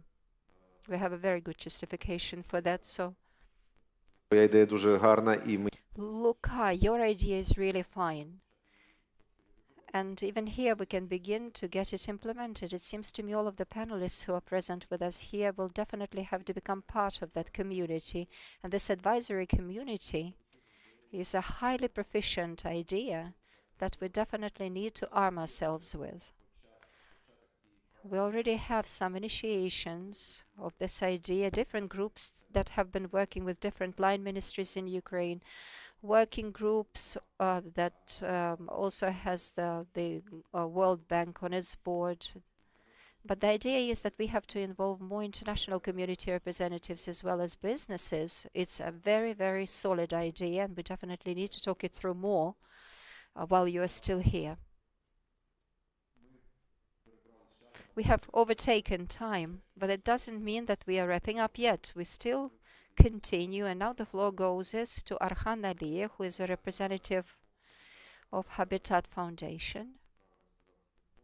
Not Habitat Foundation, but the initiative being implemented by Habitat in Ukraine. So we would be really excited to hear the insights and ideas that you have started to implement here in Ukraine. And really share your concern about social houses. So we came to Ukraine 2 years ago, but in generally we are post-war organization. But here I'm not going to talk about organization, but kind of models we can really bring to Ukrainian market, which is very, very important to me. So we have, as Habitat, built a micro-build fund 12 years ago. And this fund is meant to provide housing support to low-income families. And it's the first ever housing focused investment fund dedicated to low-income families. And what is more important here is we have to understand in Habitat in generally, we started it very interestingly and surprisingly in Tajikistan. And it was the first investment there. We scaled up to other post-Soviet countries in Kazakhstan, Kyrgyzstan, and Uzbekistan as well. Then we went to Asian countries and then scaled up to Africa, and then came back to other post-Soviet countries in Azerbaijan, Georgia, and Armenia, which really showed us that if we give a chance and financing options to people to incrementally build their houses, that works. And I'll give you an example from Bosnia and other Balkan countries. We have also worked quite many times that we provided not only access to finance, but we also provided technical expertise, which is very important in Ukraine context. So imagine an IDP in Ukraine who lost their house, just displaced, but they really want to return. Most of them, don't really have quite many financial means or creditworthiness, or most of them don't have any credit history in general. So what they need, beside giving access to the finance, but also technical expertise, how they can repair the house or rebuild, or generally how they can rent to own. And so what Habitat is now exploring in Ukraine, which is we are thinking is also quite interesting for many banks, but also microfinance institution as well, is that so Ukrainian, as a mentality, you love to own. That's very, very important. But now the war shifted the reality. And now we have to think about to what extent a person who will return to Ukraine or buy a house is a question mark, because the fear of losing a house will remain. And that's why we all think of what kind of social rental policies should be in place so people can incrementally build dignity and then eventually build a capital either to gain mortgage or own or rent, doesn't matter. So this is a kind of a transition for many. So we are talking about 3.7 million IDPs. And Ukraine was a home to 42 million people before the war. And now there are slightly more than 32 million people left. So, and we are also talking about how many houses have been damaged or totally destroyed. It's about 2.5 million homes, which is about 13-15% of the housing stock. But in general, what I want to say is that when we built this micro-build fund, that was an idea, but with that idea is that we were going to grow and scale to other countries. And I have to say with a kind of, I would say, confidence that, so at the moment, this Build Fund is a 100 million worth organization. We have scaled it to 33 countries. We have given credit to around more than 122,000 clients, microfinance institutions, and we're now serving more than 1.2 million people globally, starting from America, Africa, and Europe and Asia, so in general. And how it works, just very briefly, it works in two ways. So we lend to microfinance institutions, who in turn give small loans to low-income families, but also people who don't have documents, who are not employed. It's one part, but we are also using blended financing, meaning that we are not only giving money, but we are also, in cooperation with microfinance institution, set up loan design, which is suitable for, let's say, IDPs. We provide legal guidance. We provide construction advice. And most importantly, we also make sure that this loan really work. So that we are not only working with institutionally, but we're working with the communities, how can they return back? And here I also mean that how they can be employed or get money, so this is a very really sustainable manner. So this is generally what Habitat wants to bring to Ukraine. It's not about importing, but it's more about how we can co-create choices for people so they can choose. And here in Habitat, we never advocate for just one solution. For us, very important is that giving multiple solutions so people of different segments, of different category can make a choice, which is more dignified manner of just living, the way they want to. So I just pause here. I know that probably there might be questions, but I just really want to say thank you very much for coming here. Виходячи з того, що ми з вами розпочинаємо. Given the fact that we are beginning deeper cooperation with you, and today we are signing a memorandum between our institutions, my question to you is, how do you see the successfulness of your activity in the follow-up 2 to 5 years? Let me say this way, very bold. So, for Ukraine, future is rental. And I will explain why. That's kind of a transition. I just want to explain why people will not really go to more ambitious financial options, like to access to mortgage, which is 15 to 20% generally in Ukraine. But also I know that there are different agencies like Держмолодьжитло providing concessional loans. There's Укрфінжитло as well, providing different segments of population. But I'm just putting myself in the shoes of a Ukrainian, ordinary one. Let's say I'm just also one who have lost a house. I'm unemployed. So it's very important for me to understand that what will be the first step to return to Ukraine and build my livelihood. That will be rent. So that's why it's very important that government develop a regulated social rental policy so people can have flexible and also very secure way to access rent before they own anything. That's first thing. And secondly, we have to also understand that we have to really, the government and generally other international organizations have to manage this rental market in Ukraine, so to understand Ukraine demographic shift. So yes, younger professionals, IDPs, women-led households, it could be older adults, or let's say startup people, etc. And here we also have to understand that if this transition rental gives to some extent of dignified life, and that also gives person to build livelihood and capital, and then make a decision where to invest in terms of housing, this is a transition, or we call it a path to permanence. And after that, definitely there should be quite many other options to really think about how, Ukraine society will rebuild their lives. So that's how I see it. So back to you. Дякую, Орхан. Мені здається, що Thank you, Arhan. It seems to me that if all of us want to get a cup of coffee, probably we have to bring this panel to a close, because otherwise we are going to be sanctioned by the organizers. That's why I would like to extend my gratitude to all of our distinguished and remote panelists in particular, because for them, this has been a real challenge to participate in such a panel discussion, because they do not have this tangible contact with the audience. They do not feel the vibe of the audience, because when you are present here face to face, it's always so much more exciting. So in summary, I think that we can conclude and say that, first of all, this international experience is highly valuable to us.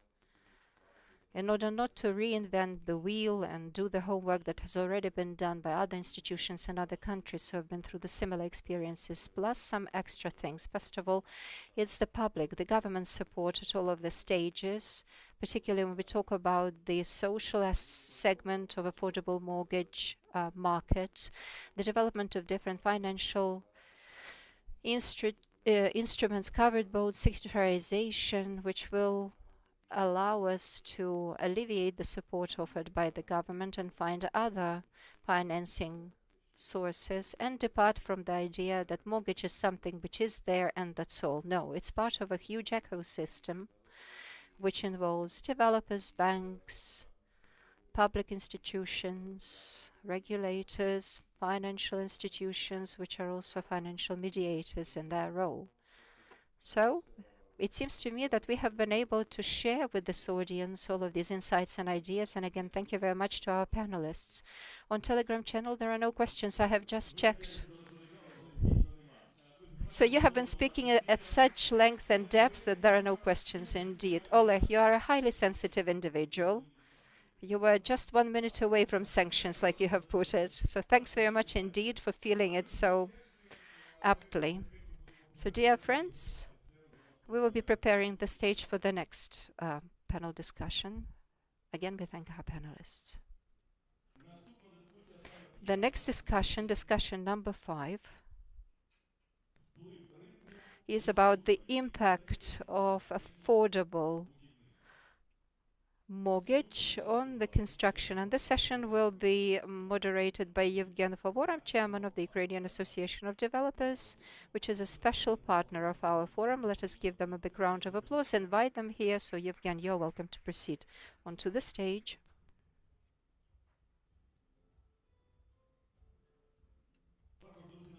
Joining him on the stage will be the speakers. Yevgen Mezger again, please, a big round of applause. The chairman of the board of Ukrfinžitlo, Anna Laevska, commercial director of Integral Board, Igor Subotenko, Kovalska Nerухомість Company, Rostislav Melnik, Real Estate Corporation CEO, and Olga Arbuzova, the chief on different programs of DEEM Company. So make yourselves comfortable, dear friends, and let's proceed.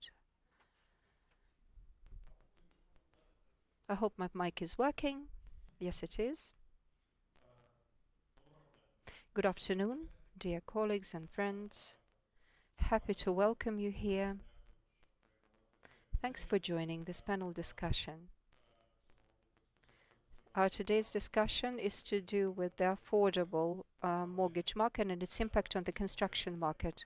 Indeed, all of the previous panel discussions have demonstrated that this panel probably should have been named differently. I would have rather called it "We are in the same boat." Just as the previous speaker put it, it's a huge ecosystem which involves both developers and the government and buyers directly. So I suggest that we talk about exactly that. We have our agenda that we have planned specifically for this. However, unfortunately, so much has been said about developers today that we cannot leave it outside the scope of our attention, and I guess we will also be referring ourselves back and forward to what has been said here today, especially in the first part of our today's forum. So in part 1, we will talk about the overall impact of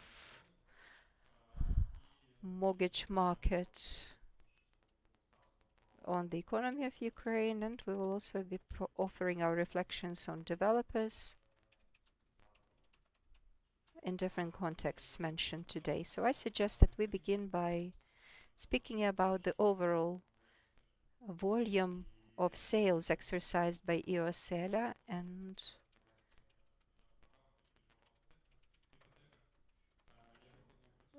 preferential loans within this program, what role does that have to play? So I will refer in these questions to specific speakers, and if you have any additional comments to make, please raise your hands and the mic will be offered to you. So Hanna Lajewska, you're welcome to be first. So what is the scope of sales within of or seller within your sales? Well, in our company there are a lot of facilities already commissioned and at the stage of being a work in progress, so sometimes from 40 to 90% the scope reaches. Today 90% of different applications is all to do with mortgage because people do not want to risk investing into foreign exchange. It's affordable to pay on a monthly basis. It's not such a big financial burden for people to repay this loan. So the program has really stirred up the market and has generated a lot of sales. But of course, these sales differ from company to company, given the fact that not all of the algorithms of sales can be activated, not all of the facilities can also be screened for this program. Sometimes I see that objectively this may be 5, 7 to 9%. A lot of the companies offer ready-made and constructed residential housing, so then they have the appreciable share of sales to generate. So the market has been activated and there are a lot of sales being made, but there are certain risks that we can see as developers. There are some dependencies on the programs, and some of them already begin to say that this is an artificial lung ventilation. So we have become heavily dependent on the scope of financing, on the rhythm of being issued with finance. However, it's clear that during the war and at this time when people are enjoying not very high level of income, that we have so many IDPs, mortgage probably is the only robust and actionable product to create a massive demand for these products. Because if we take a look at other products which are generated by developers, something that can be of interest for you, 60 plus, it's a full payment, but then of course people will have to pay low rates plus 5% more.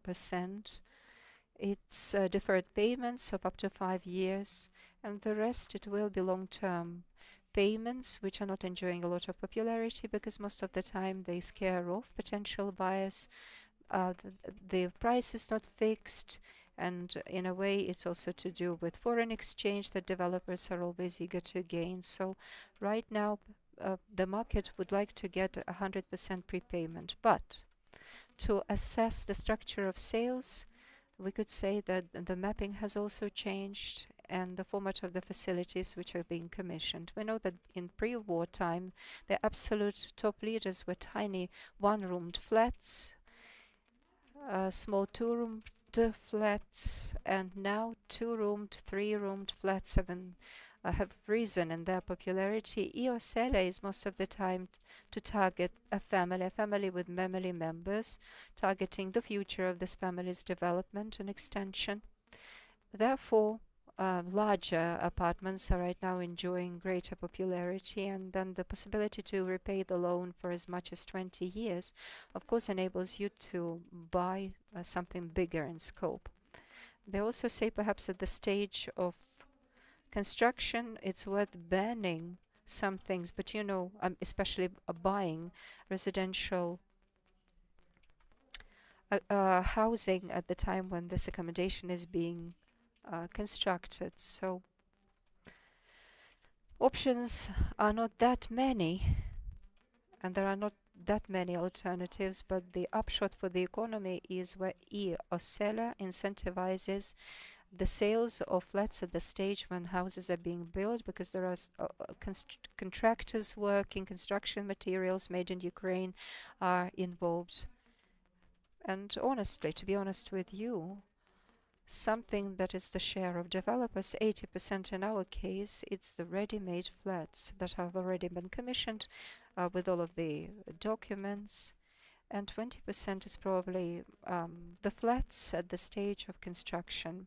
They're also in high demand, but everything is still heavily depends on the readiness of the banks, whether or not they're ready to engage with different developers and different risks which are involved in that.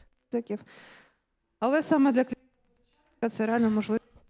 But for a borrower, it is the chance to buy housing that is satisfying, well within the budget, and aligned with the further plans for life, family, etc.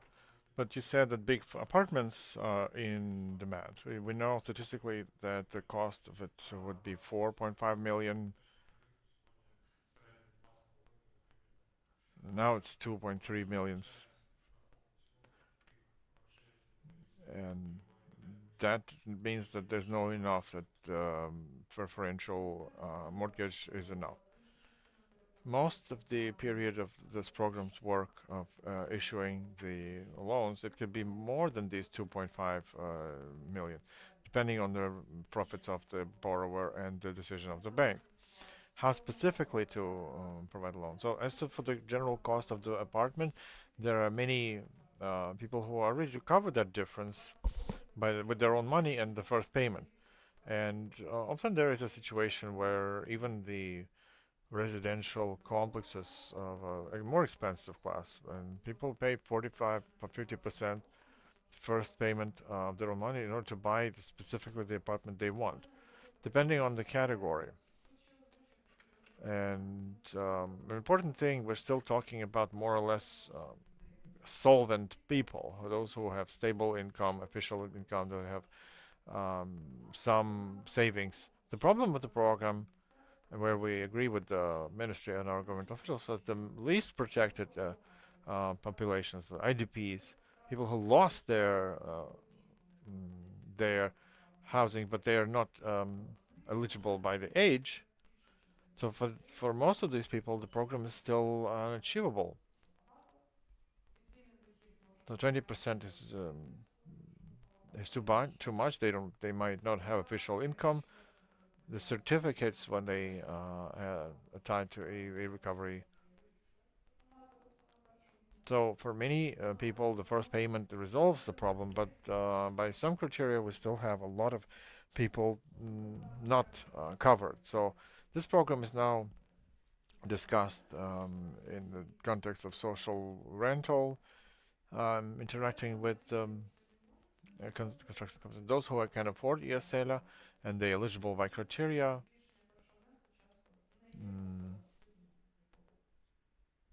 So often it's a reason for refusal. Olga, I know you plan some new projects. How do you account for your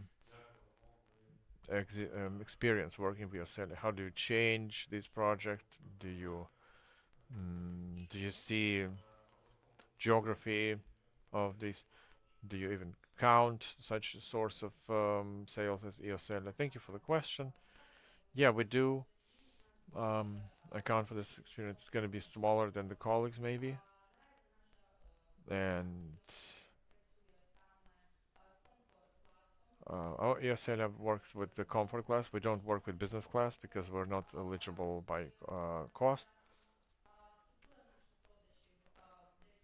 The structure of sales is 20-25% over the latest 6 months on so there's a trend to increase sales on the stage of construction in ESL. So running the next batch, we reviewed the geography of apartments, and now the square is reduced to 2-room and 3-room apartments, because the buyers who come for this program, they're family people who choose apartments for them for the future, 2 or 3 room apartments, sometimes 4 room apartments. So we select the square, and for us it's very important the funding and sufficiently.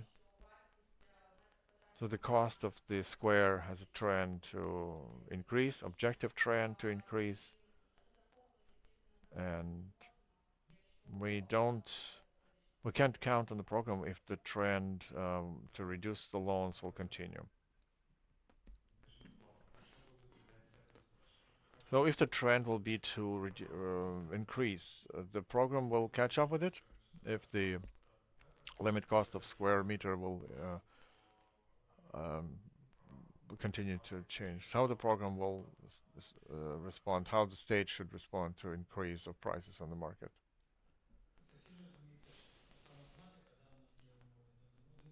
So we have 1 million hryvnias, and you can split it by 3, by 2, or by 1. And some may not have enough. So let's see reasonably. So the average check,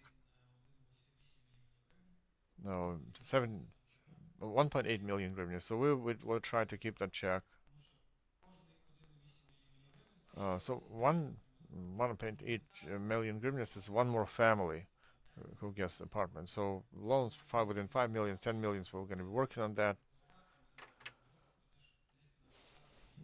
So not funding the objects with high cost with the big square. So we're looking at the profile of our clients, family of 2 or 3 people, and 57 square meters apartments with the down payment 26%. So the family that makes about $1,000 per month pays mortgage payments $400 per month is the profile of client that we have to focus on. So particularly, mortgage is not a gift; it has to be repaid too. So, but we still have to help people. We will be thinking to increase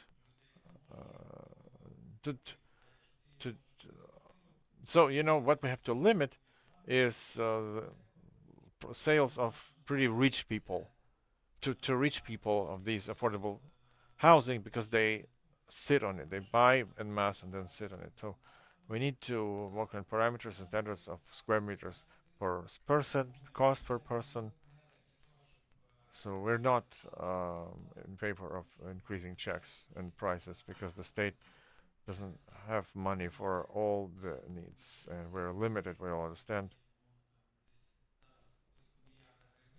We have about 1 billion hryvnias now, so the demand is much bigger. So we talk to banks and construction companies. We share information. We provide them digests that show what demand, what apartments, what profile. Maybe some will stimulate to start building in some regions where they never built before, or they hope there's no demand in there. So on the other hand, we talk with the banks. We talk to them to work with checks that are not too tall, because we want to satisfy more demand. So, and now the group of World Bank, the National Bank, and ourselves, we're thinking about approaches when there will be dependence on monthly revenues. So the high revenue family will not have access to preferential mortgage. They will have commercial banking mortgage. What the national banks, Bank will launch this program, and we will focus on people with low and medium level of income. So for the construction companies, the message is: we're happy that you're with us.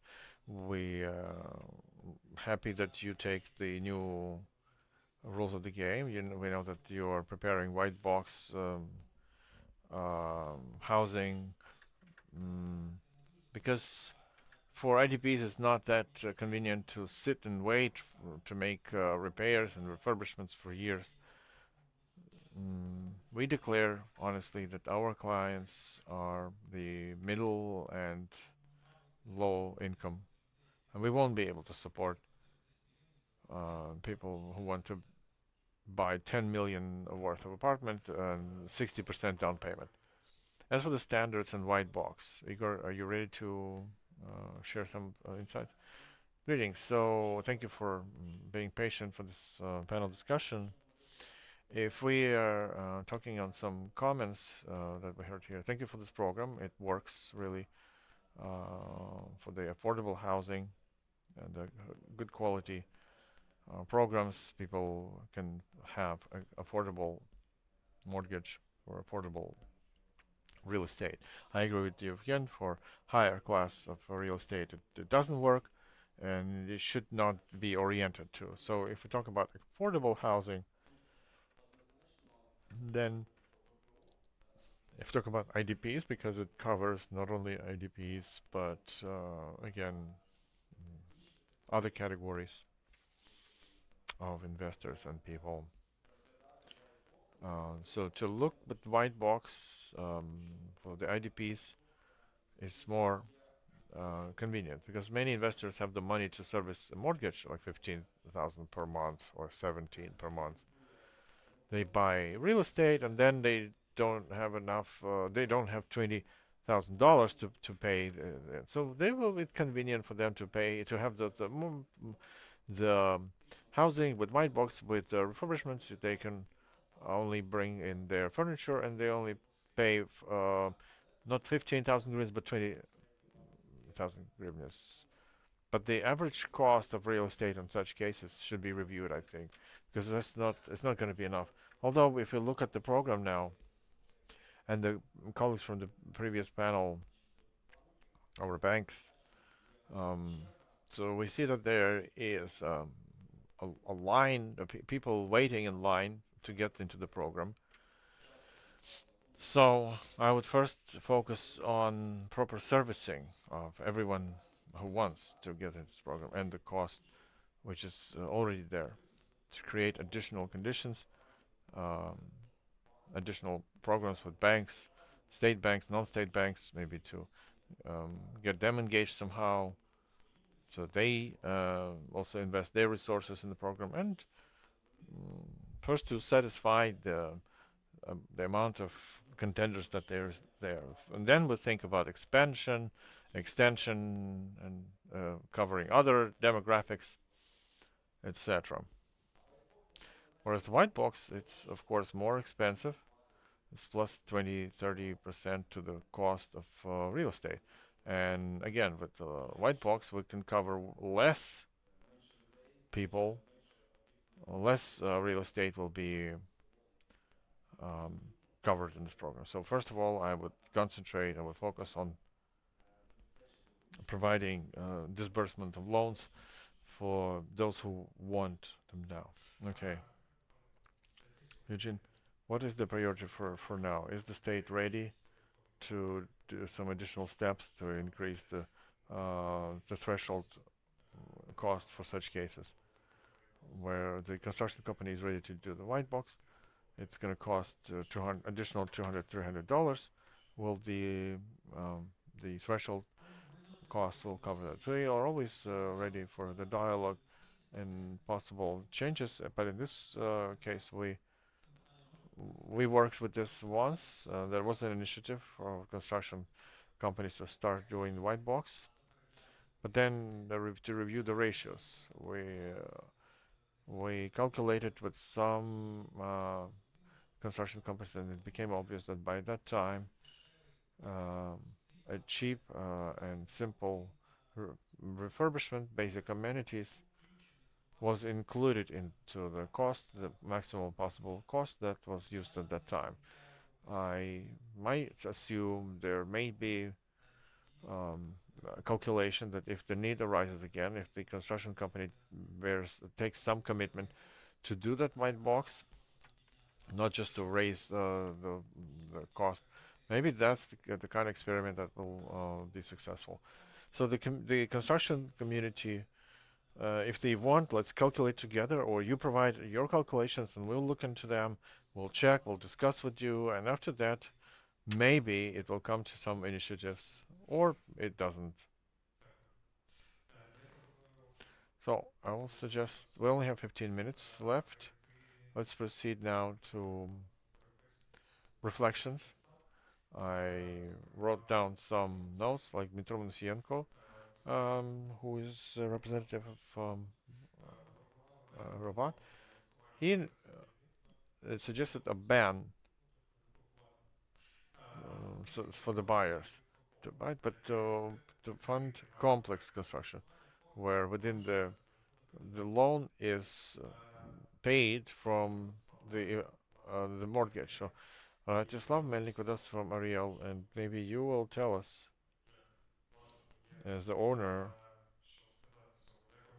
how do you think, what kind of impact it will have on investment, on the residential real estate, and overall for the market and the cost of a square meter? Hello, and thank you for invitation. Before I answer this question, I would add to the previous discussion. We all are well aware that this program, EOSELA, is super important for construction companies, for the buyers who need housing, and for the economy in general, because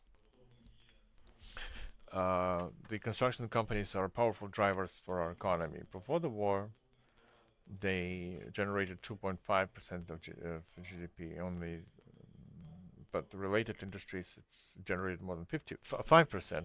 So it's a huge amount. Now it's much smaller, for reasons that are understandable. I understand how difficult it is for Eugene here to get the funding for the program to work. And today we've seen how many people are against this program and in which industries they are there, including, like we talked about this, what you just said. I think it would be great if association would do some collaboration with Ukr-Finžit Law in terms of promotion and convincing all the like budget committees and all the agencies that they have to work with, the cabinet ministers, etc., because Ukr-Finžit Law and Eugene, they represent their position, whereas the association is a serious employer and a driver of economy who can have impact on positive solutions and help, because our word has some weight. So first, secondly, as for the question you asked, I am not against project-based loans and all those proposals that the person from the bank asked, but let them tell us what construction company was given like 500 million or 1 billion hryvnias of loan. Is there a construction company that can take project funding in this current situation? And thirdly, will the bank be ready to provide project funding if the reserves will be much bigger, and what will be the interest rates of this loan, and what will be the production cost of a square meter, and how low the market will go if it's the production cost of 1 meter when with the 24% interest rate, to how low will the market fall, because the cost of a square meter will double. It was a great suggestion, but maybe it should be reformulated, like a proper interest rate. It would be great if the construction company would take 100% payment, down payment, or 70%. They invest 30% their own, they take a loan for 70%, 5% interest rate, they fund it, and then the buyer through EOSELA buys the apartment. But there is no bank in Ukraine that is ready to work like that now. The National Bank, with project funding, they require other reserves, additional requirements to the banks. So this proposal is great, but it's not relevant now. I think we should support EOSELA and keep developing it so that it doesn't crash.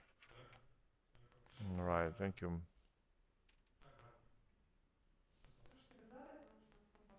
Our company is part of the international projects, like in Germany. 20% your own capital, the rest is covered by the bank, 8 to 9%. Annual interest rates. The bank is a surveyor and business partner of the developer. Developer has the land parcel, which is the hard asset. And after some percentage of readiness, the same bank is also selling the apartments to developers, because they offer their client base, the preferential mortgage and wholesale investors. And that works because developer doesn't have to provide running costs through accounts of physical persons. When we asked for from German developers, do you have the physical person's rights protected? You have the right market. Who told you, she said, that they're protected? There are many cases of bankruptcies where they auction the property of a developer out of 200 investors. Well, they had 150, but they were short of 50. So the only difference is with Ukraine is that the bank puts land parcel for the auction. They still retain it with the project documentation, but they find a different developer to finalize the work with this project.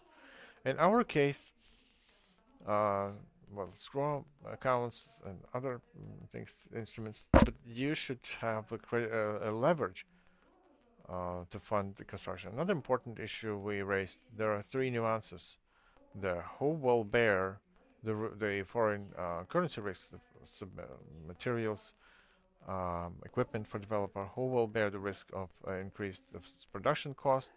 And third question, if the bank will disburse in exchange for commissioned or completed works, but sometimes we have to pay a year ahead of the works and materials to even start or arrive. If we do resolve this, then there are proposals for the bank to disburse loans, but the developer's activity is controlled and supervised. But you can experiment and try, but there are no proposals for the market how to do it. Igor, so are you ready to do away from with private funding? Yeah, I can tell you. Even Privatbank doesn't provide loans for primary real estate. Like one hand does this, another hand doesn't want to finalize. So project commitments, we are ready. Like Kovarska, we are audited by the Big Four. We are compliant. We can talk about any case. We've discussed a lot of things with some banks for a long time about the project-based funding. How can it be stitched and glued together to have a win-win case? And so far, we didn't find such thing. We're ready to find if there's such proposal from the bank. Let us read it, and we'll look into it. So Real and Intergal will be ready, and DIM will be ready to take that case, because we know for sure that maybe what would be good is not like partial collaboration, but there should be like full. We have a lot of requests from different ministries, agencies, law enforcement. They are procuring some assets for their own employees, for the military. But they need ready housing, socially affordable. So on one hand, we can collaborate on this, but the banks fund project funding. We build, and at the end we have a guaranteed buyer, more or less. So, but there's a lot of demand like this. But in fact, we're ready to buy for any case to review it on the table.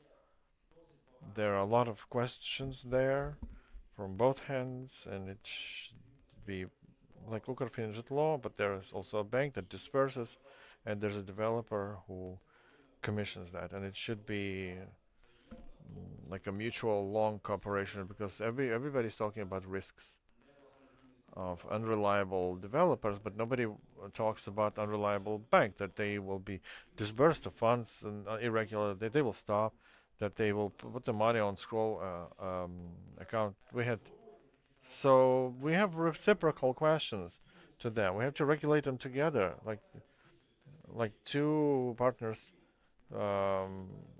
sign shareholder agreement and ask unpleasant questions. If we figure them out, signed it, and then because it's a long-term story, for 2 or 3 years, we're going in one same boat, and it's hard to change something. So Anna brought the example of Germany. In Germany, like 40% of stopped, suspended construction, and half of them is bankrupt. And they launched the mechanism, the change of developers using scroll accounts so that the people don't lose their investments and get the housing. But not everybody gets the housing. We are ready for the dialogue. We're open for the invitation, so please. Great, thank you.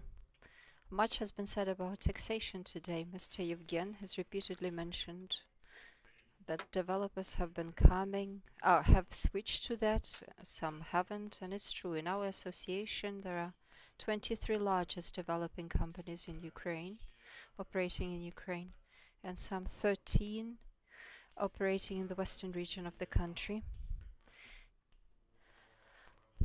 And of them, only 7 participate in EOSELA program, and the 4 of which are present here on this panel. Nevertheless, the question of taxation is essential. And as Yevgen has said it today,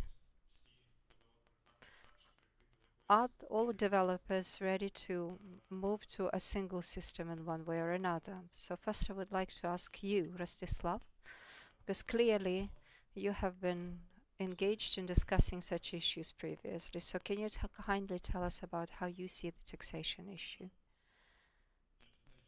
I don't know whether it'll be a big mystery that I will disclose to anyone, but what's the difference between implementing a house or selling petrol?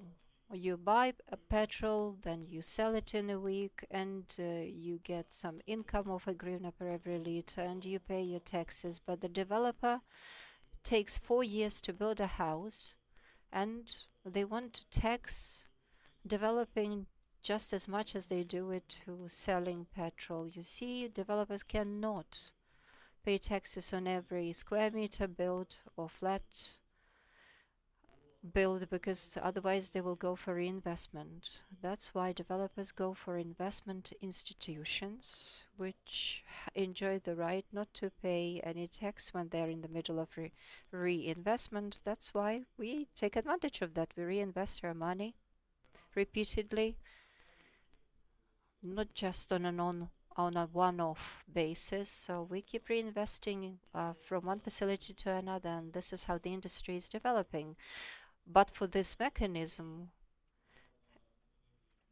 if we had to pay just like an infamous person here in Ukraine wanted us to do that, then we would have ended up not having this industry at all, and we wouldn't be sitting here in front of you. There is one clear and plain thing. We definitely do not need any kinds of institutes of co-financing or anything of the kind. If we had an opportunity to make reinvestments, probably there would be just one company which would operate as a developer, and this individual company would build 100 different facilities, and nobody would want to reinvent a wheel. So only after you have worked for 5 years, and it's only a couple of percent for you to complete the whole project, but the cost of money and the investment cost is so high. Land grows in price. While you finish one process, then you end up not having enough money even to pay tax for the land allotment. And of course, this means that 1 square meter definitely grows in price. Yes, certainly. Mr. Yevgeny, everyone has their own reasons and different kinds of justifications whether to shift to different kinds of taxation systems or not, in favor or against. Here too, we have the representatives of the government and banks saying to us how exactly developers have to behave and conduct, what they have to deny themselves. But nobody has mentioned any developers about their reasons to maintain this balance of interests. Today you have offered us to be a mediator, in the scope of these issues, and I think our association could be utilized as a platform for such discussions. And unless you have changed your point of view, what would you have to say to that? No, still I stick to it. I did offer this suggestion, and I do not decline that, and we meant that it's very difficult to take a radical solution, as was offered by bankers, like, let us not sell underbuilt houses or housing. No, it is an adamant no to them, because it's an ultra-radical answer and we're not ready to undertake it. When we started EOSELA, the first time we approached a bank, we said, we want to talk about developers, and they said, well, this is a hard stroke. Nobody can be ready to discuss that. They immediately closed the door in our face and the conversation was over. And now, 2.5 years into the operations of the project, there's very good sustainable evolution taking place. When developers are trusting banks and vice versa, they look each other in the eye, they look at the balance, they look at the goodwill and the reputation of the companies. And because developers would first say, wow, these are huge packages of documents they want from us, etc. So no radical solutions should be implemented. Nobody says that all of the financing models have to be scrapped and developers have to be forced into paying something downright, because this will result in steep pricing per every square meter. So we suggested launching into some piloting projects, like European experience or maybe some other countries' experience, to put everyone around a negotiations table, take some banks which are willing, which can manage such projects, take developers who are ready to launch into such activities and operations, and let's develop a set of rules that will enable such a bank to finance such a project for the first time, perhaps to a limited amount of money.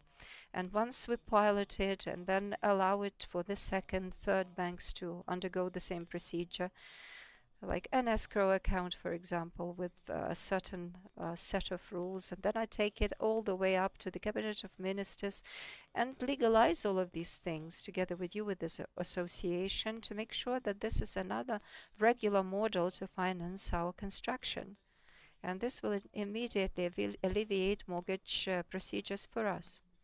So if once this is done on a project basis, this will be a win-win where everyone will be earning money in a sustainable way. So this will be just a fantastic thing for us to end up with. And the rest of the models, year in and out, maybe will die out. They will become redundant because some other new ones will come up. So I think that developers need to come to banks and present more exciting models rather than say, let's ban the other ones. Let's go this way. Because it's like getting married.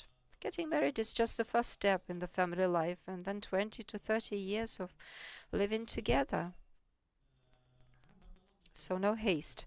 We are ready to engage in piloting projects, to mediate and manage them, to kick into that, because we need reputable developers ready to engage in our programs, because then we will generate even more money and developers will only be benefiting from that. Jobs will be created, and this will be driving the whole process. Thank you, because clearly the market is also ready. Igor, would you like to offer a comment? Yeah, just one thing.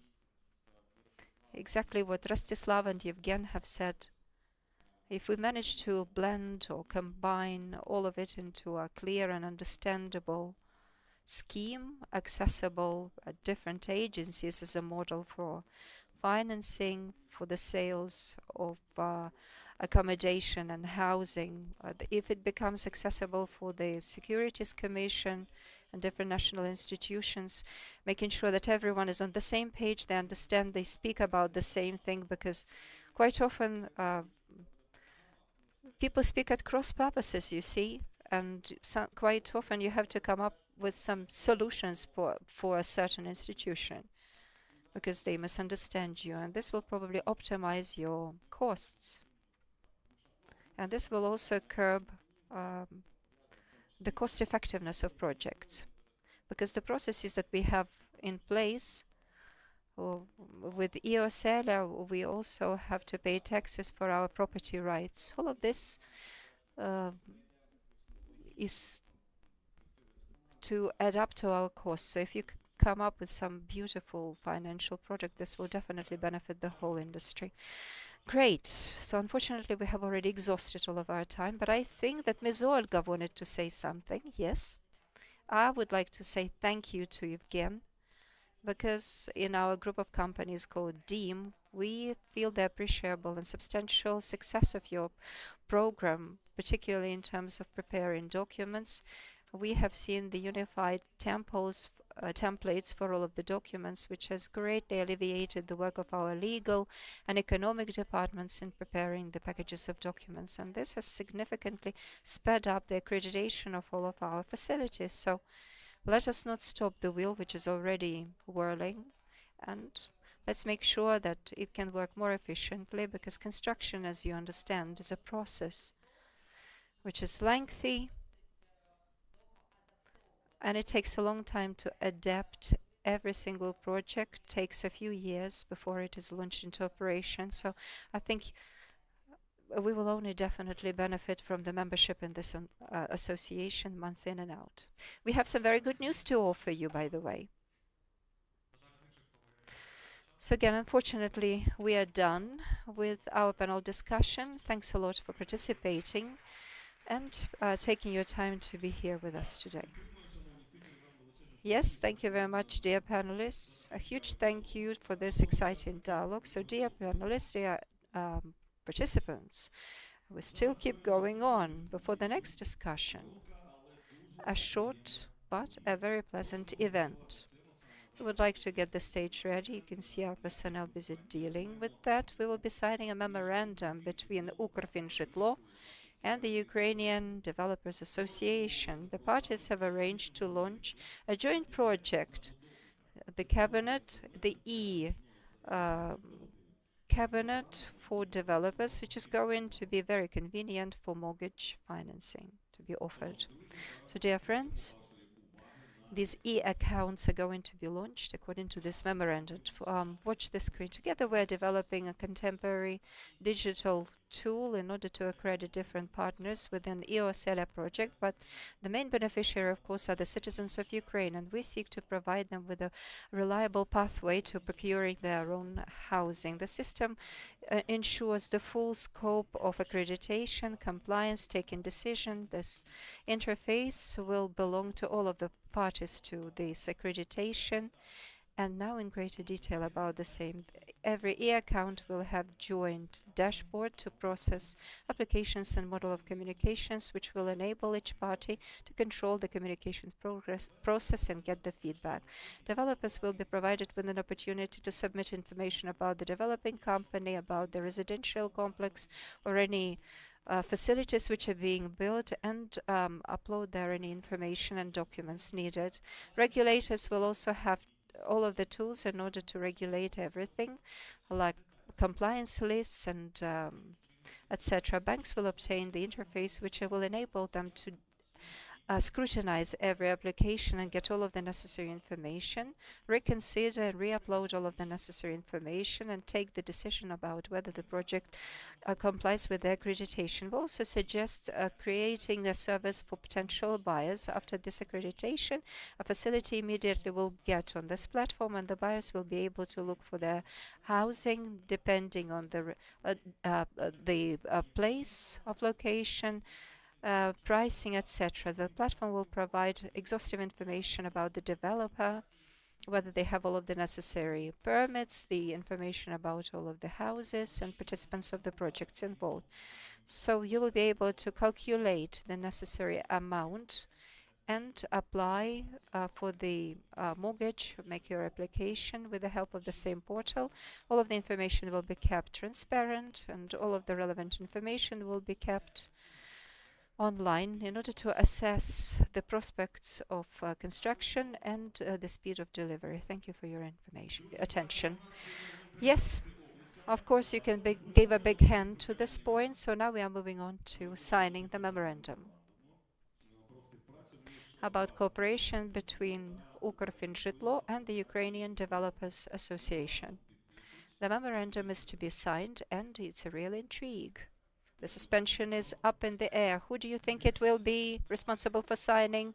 If you are between two Yevgens, the desires of banks and developers will definitely come true. A whole line of people will be standing there between you. So on behalf of Ukrfinžitlo, this is Yevgen Metzger, who is a CEO. And on behalf of the Ukrainian Association of Developers, the chief of this association, Yevgen Favorov, is also leaving his signature. Thank you.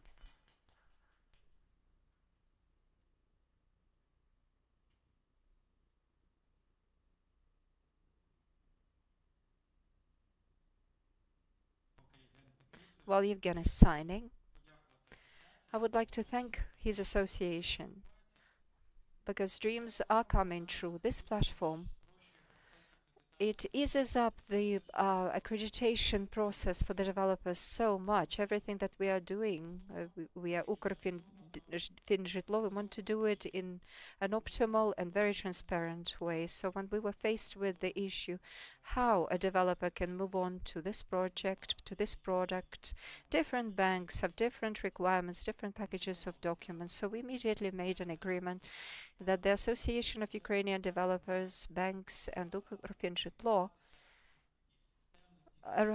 arrived at a consensus how everything should be done in a very transparent way. And we thank the association who said to us, yes, you definitely are not supposed, it's desirable that you do not run into extra expenses for the developments for mortgage. So the association funded the entire procedure, the entire process. And nowadays, developers and banks have a transparent platform where you can upload, download information and documents. Screen the information. It's a kind of a marketplace for developers, a kind of a shop window. Any bank can screen through your information, see whether or not they would like to get accredited with you. So we will streamline accreditation processes with the help of this platform. So if banks see that 2 developers have already been accredited based on the credibility and expert analysis, they will proceed to launch into operations with other developers. So thank you very much for kicking in. All of this is meant for the population of Ukraine. Right, so let's congratulate them with a round of applause. I would also like to add a couple of words. The presentation began by saying that we refer ourselves not so much to banks or developers, but we always keep watch of our buyers, because for us, indubitably, it's a chance to develop a product that will definitely increase trust in the market, because it contributes to the efforts of the 3, the government, Ukrfinžitlo, developers and banks, in order to provide buyers with the relevant information about different facilities. So this is the real focus of our attention. Nevertheless, we would like both the developers and banks to enjoy the simplicity of this project, the efficiency of this platform. We understand that accreditation by banks can take some 3 to 4 months, which is long enough. And our goal is to reduce it to 1.5 months, and we hope that banks will only be happy to do that. They will be helping us on this point. On the other hand, we are counting. Well, our first step to take was to make this questionnaire that Olga referred to, and I said that some good news is there. So in the final count, Olga, some good news. We are digitalizing this process. First, you had a questionnaire to complete, and it allowed us to get accredited not just with one bank, but according to the same set of documents, set of information, at all of the banks at the same time. So this was the first step towards digitalization, and we are highly appreciative of Mr. Yevgen for his facilitation in this process, that we have already taken the steps and have taken it together. Thank you. So both Yevgens, thank you very much indeed. This big hand goes to you. And now we are at the point of the final panel discussion. E-Osela, from application to keys. This is the title of the final panel discussion today. While the stage is being prepared, let me introduce the participants. The moderator of the session is Andriy Tarasenko, the director of Business Ukrfinjitlo company. We are also inviting Volodymyr Chernenky, a member of Skybank board, Valeria Malakhova, director, retail business department of Oshchadbank, Vladislav Korolyov, the chief of crediting department at Privatbank, Alexey Belokony at Royal House Group, director of the company, Kristina Velichanska, a journalist and a user of EOSELA program. So, dear moderators and dear panelists, would you kindly take your seats? While our speakers are getting ready, let me reveal a secret to you. After the final discussion, we are planning a small award ceremony. On behalf of all of the organizers, we would like to say a big thank you for helping us to organize this forum today, so please account for that, because we would really like to make a beautiful final chord in today's forum. So, dear panelists, hello and welcome. Andriy, the floor is yours. Thank you. Hi, everyone. The topic of our panel is EOSELA, from application to the keys. So I couldn't restrain myself from putting on this merchandise that you can see on me. The badge is covering up the inscription on my chest.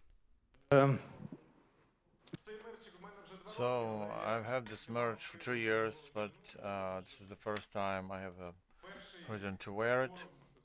This is the first forum on affordable mortgage funding. We have this is EOSELA brand merch. On this panel discussion, we have banks. Valeria, greetings online.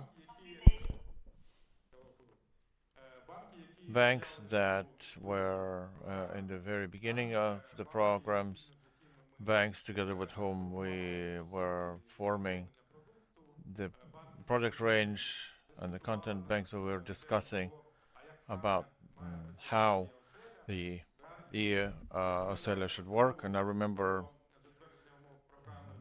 the decree on program in August. We had to launch in November, and we had some challenge to the mortgage differently. So before EOSELA, mortgage is very difficult and complex product for retail. It was scary for clients, and one of the tasks for us was to make this product as convenient and easy to use as other financial products, to make the service transparent, because we understand that this is where public money is used, and our consumers and stakeholders have to understand how those funds get to the consumers, to the clients, and it should be transparent. So there were some challenges with that.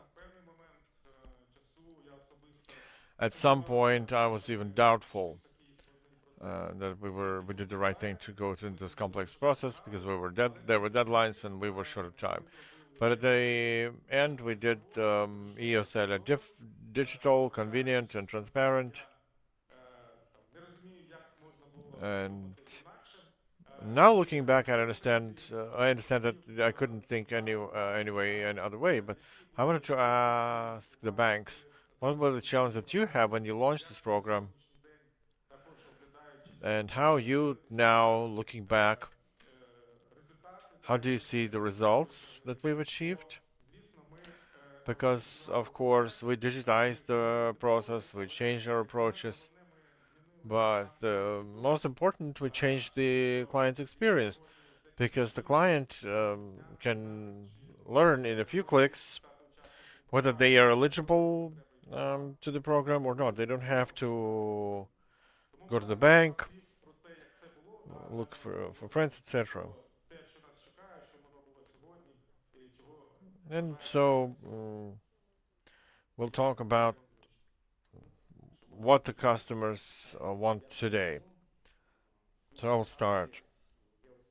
Thank you. You know, EOSELA has done a positive revolution in changing approaches for customers, for clients. For our bank, it was quite a challenge. And it was a double challenge even because we had a great team in the bank with some good experience and qualification, but the bank didn't have the product line, even at the stage of entering the program. So we had a double challenge to create the product in the short term and to digitize the process of submission of application, integration with DIA, integration with all the services, and building the scoring model. So these couple of months, it was a very serious work of all the departments, the risk department, the IT department, and the back office. But we did it, and we had some of the first tests with DIA, and the processing of the application, the feedback, processing the application. So we've done this way quite well, but still we did not stop at this. We went further because DIA and EOSELA provided the digitized process of submission of the application to the bank. All the banks give the solution to the client that they understand that, yeah, I got the proposal about the certain amount of loan that the bank can issue. And the next step is to choose the apartment and submit the document package, the analyze, the final decision, evaluation, and then finalization. So considering that our bank is not that big, we needed to hire the personnel, the underwriters, the back office, the front offices who will be working on the application, but to make it as digitized as possible. So we opted for the second way. We invested a lot of efforts and a lot of work of our analysts, credit experts, IT department, and we created a digital product, and we digitized all the steps of deciding and disbursement of the loan. So we created an ecosystem in our bank where our customer and their family and the bank, and the seller, physical person or developer who sells the real estate, the assessor, the notary,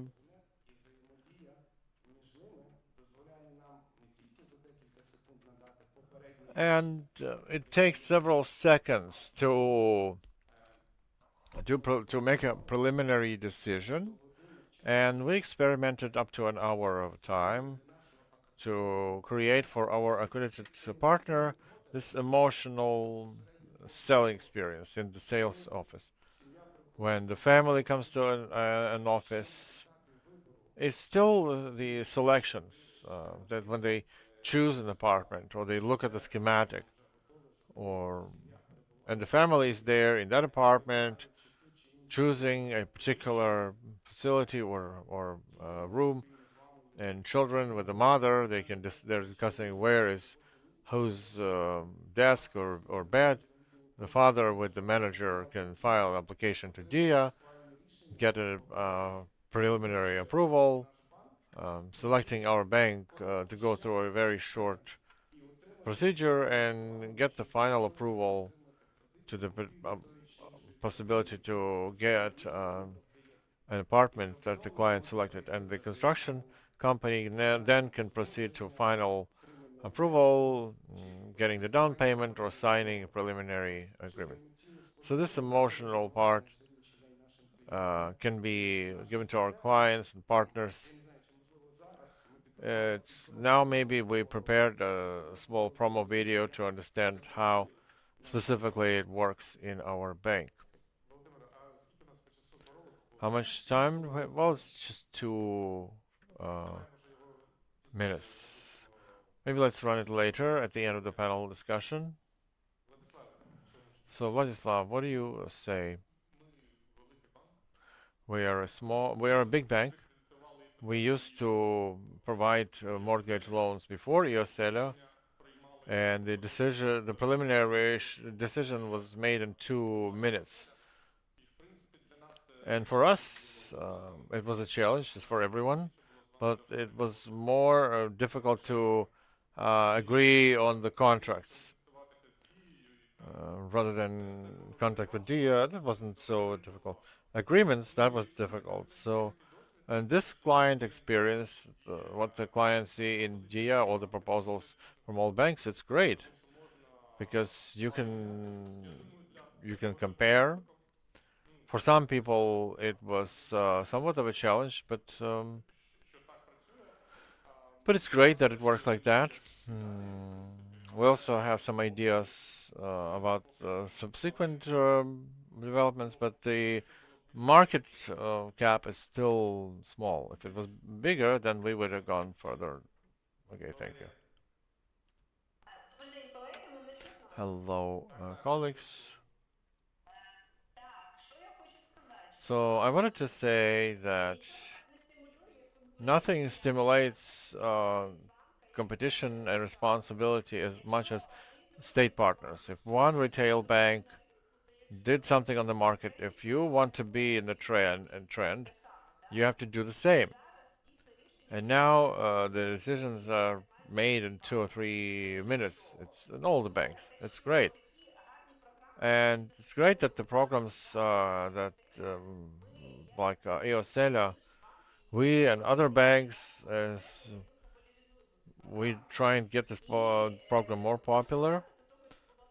So I wanted to add to what was said before, that the most important is to make it simple and accessible. And I believe that maybe everyone in this room, when they try it, whether they're eligible or EOSELA or not, even if they don't need it. And then we faced the issue that many contenders that we had, and for our managers, for our network, we had to explain to the clients why are they not eligible, because EOSELA is a great program, and we as a bank, we were explaining to them, like, even if you can't get EOSELA, there are standard banking programs, and you can use them to buy the housing. And then I wanted to add that right now there's no way back. Even if it's not EOSELA, then the regular banking programs have to be deciding in 1 minute on the result. Right. We have a client of EOSELA. By the way, great question from Valeria. Do all know what's the procedure of filing an application to EOSELA? You can try it now. It takes a couple of minutes, and you will receive a great. But just tick the box that you're not married, because then you will have the consent of your spouse.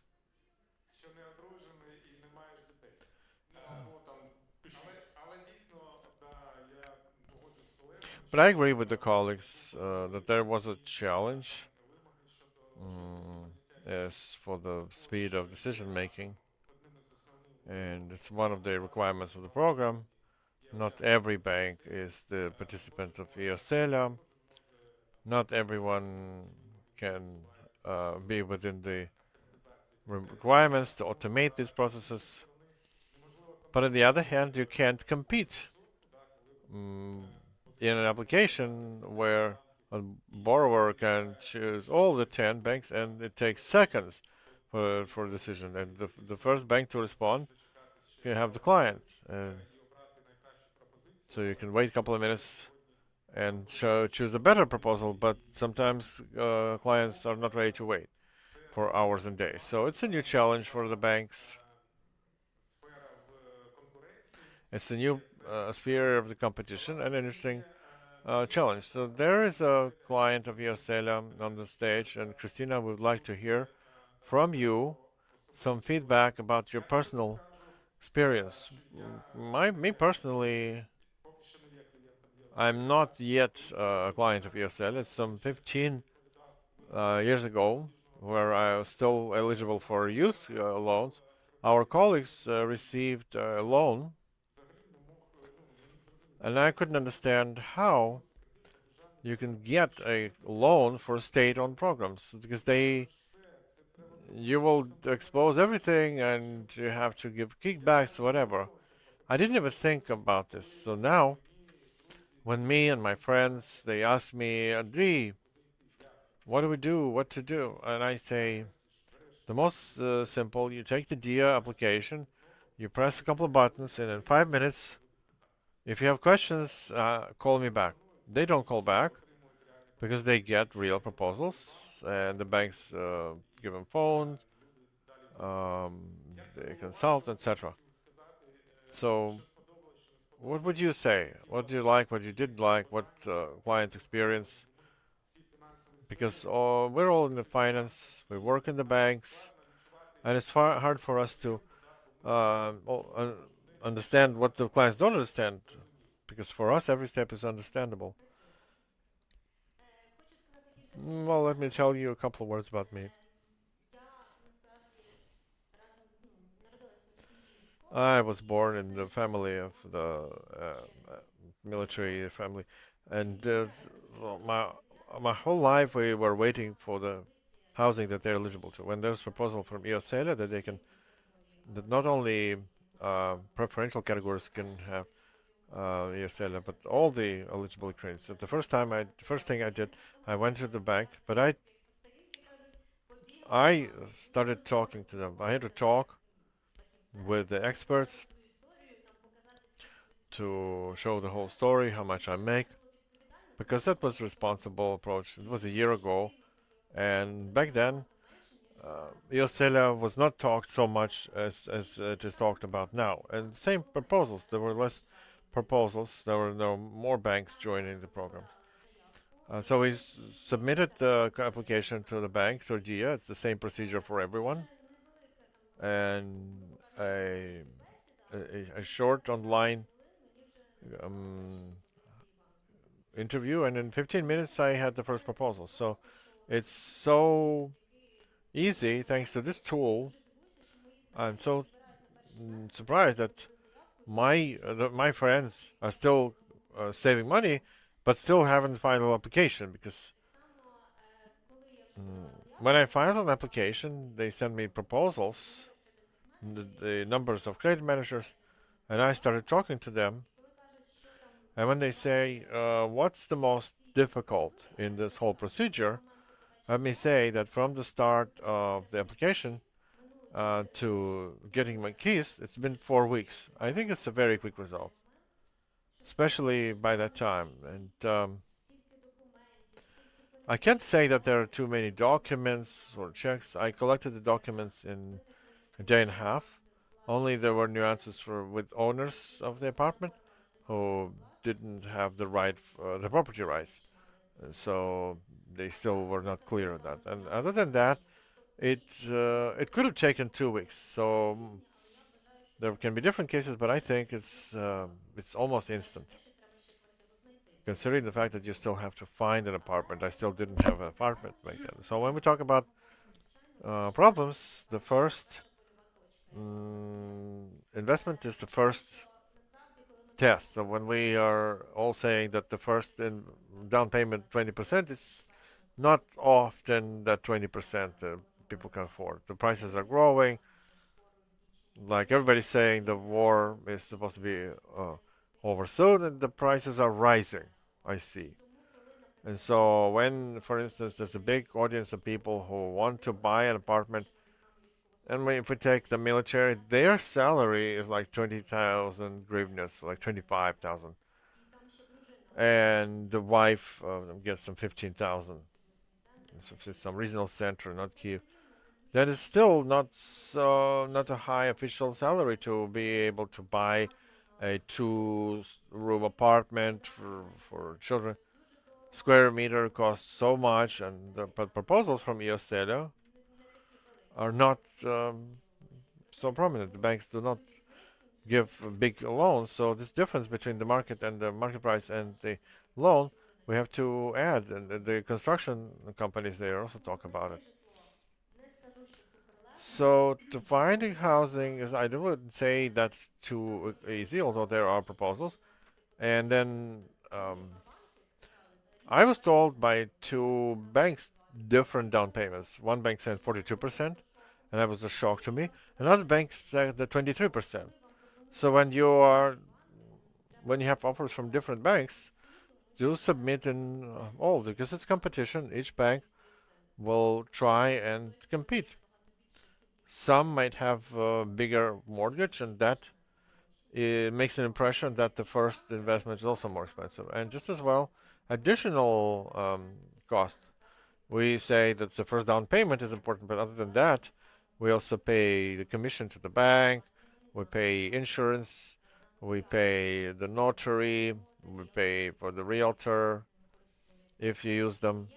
In my case, I paid the whole taxes for the owner, because back then it was a condition of the owners, because they get the money for account, and they don't want to risk. The dollar is fluctuating. They don't want to wait. So all these things you have to account when you apply, submit an application. You know that you may bear additional cost, and not a small cost. But on the other hand, if you ask me, do I regret my choice? No. As for additional spending, yes, there are additional spending, and the model contains them. And you can find some information on the websites of our partners. There's a credit calculator that you can calculate the whole of your spending and calculate the future payments and pretty much understand how capable you are solvent. There's Alexei Belokoin from Royal House with us.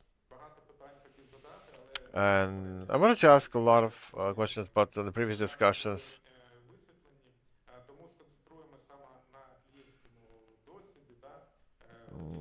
so client experience, how do you rebuild your processes? You know, sometimes I go to the sales department of construction companies, and I often hear, yeah, there is the Ioselia program, and we don't consult.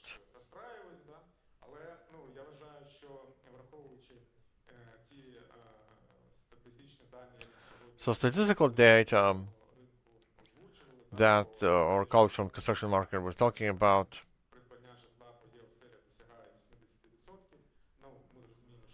so it's not even the disbursement of credits that but the developers have to adapt to demands of the clients. Don't abandon them. You can consult them, you can help them file an application through DIA. But also, how do you change your approaches to development? Does Ioselia impact the development? We were talking about the cost of square meter. We understand the pre-war time was market was booming, big apartments were building, the market was growing. How does the market change now? How do you adapt to it? And how do you see in the short-term perspective what the clients want? Thank you. Let's start from the first. So the client experience. You know, first for us, working with loan programs, it's nothing new. Even before large-scale vision, we work with globals on commercial loans. And we talked with managers. Working with clients that cooperates with banks, you also have to be aware of the process itself, how it happens. And that's before the war. And now, with colleagues and partners in the bank, we run through a short training of sales managers so that they can consult the client. And even from the very first phone call, we were the first company, we were the first house what they will created in your company. And so back then, there weren't many people who knew about the program. First, like, do you know about this program? We are created. And I had a short guideline for managers. Algorithm. First, you submit the application.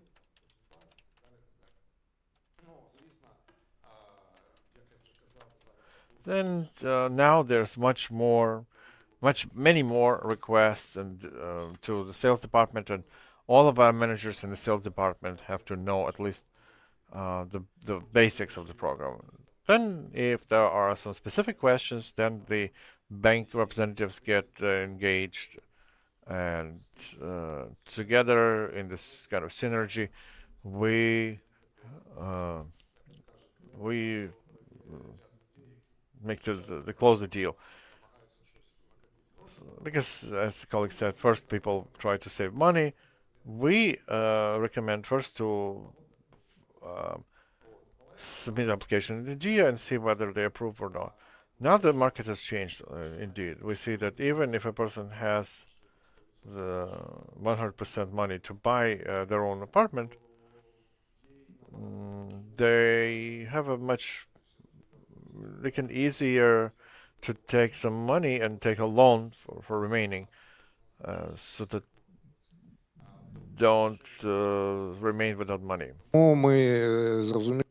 So it goes without saying that we are trying to cooperate with numerous banks, and thus we extend our created portfolio within EOSELA. That's point one. Number two, something mentioned by Yevgen, we are working in the class which requires most help and assistance on behalf of the government in terms of this affordable mortgage. This is comfort class. And our square areas and lots are about 40 to 41 square meters, one-roomed flat, and up to 60 to 62 square meters, two-roomed flats. These are in the greatest demands. We also have a lot of demand for three-roomed flats or apartments. We have a lot of people applying for this housing, but the people that get the greatest number of approvals are the people who want smaller flats and who can repay payments on the loan. And I always say, if people would like to buy a three-room flat, I always advise them, if now you can afford a one-room flat, go and buy it. You will very quickly settle your accounts with the bank. You will sell it, and then you will be able to afford something larger. So now we are trying to accommodate to our clients' requests and demands, trying to meet their needs, see what they can actually repay. So these are the things that we are trying to build. Thanks for your comments.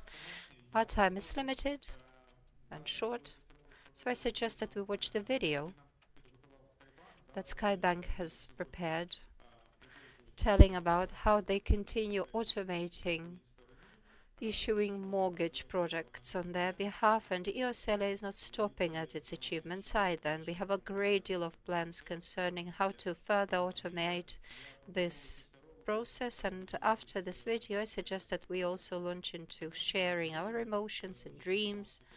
Maybe banks will also share their comments concerning the processes that they are automating today, the services they're offering their clients today, the way we see mortgage today in 2, 3, or 5 years from now.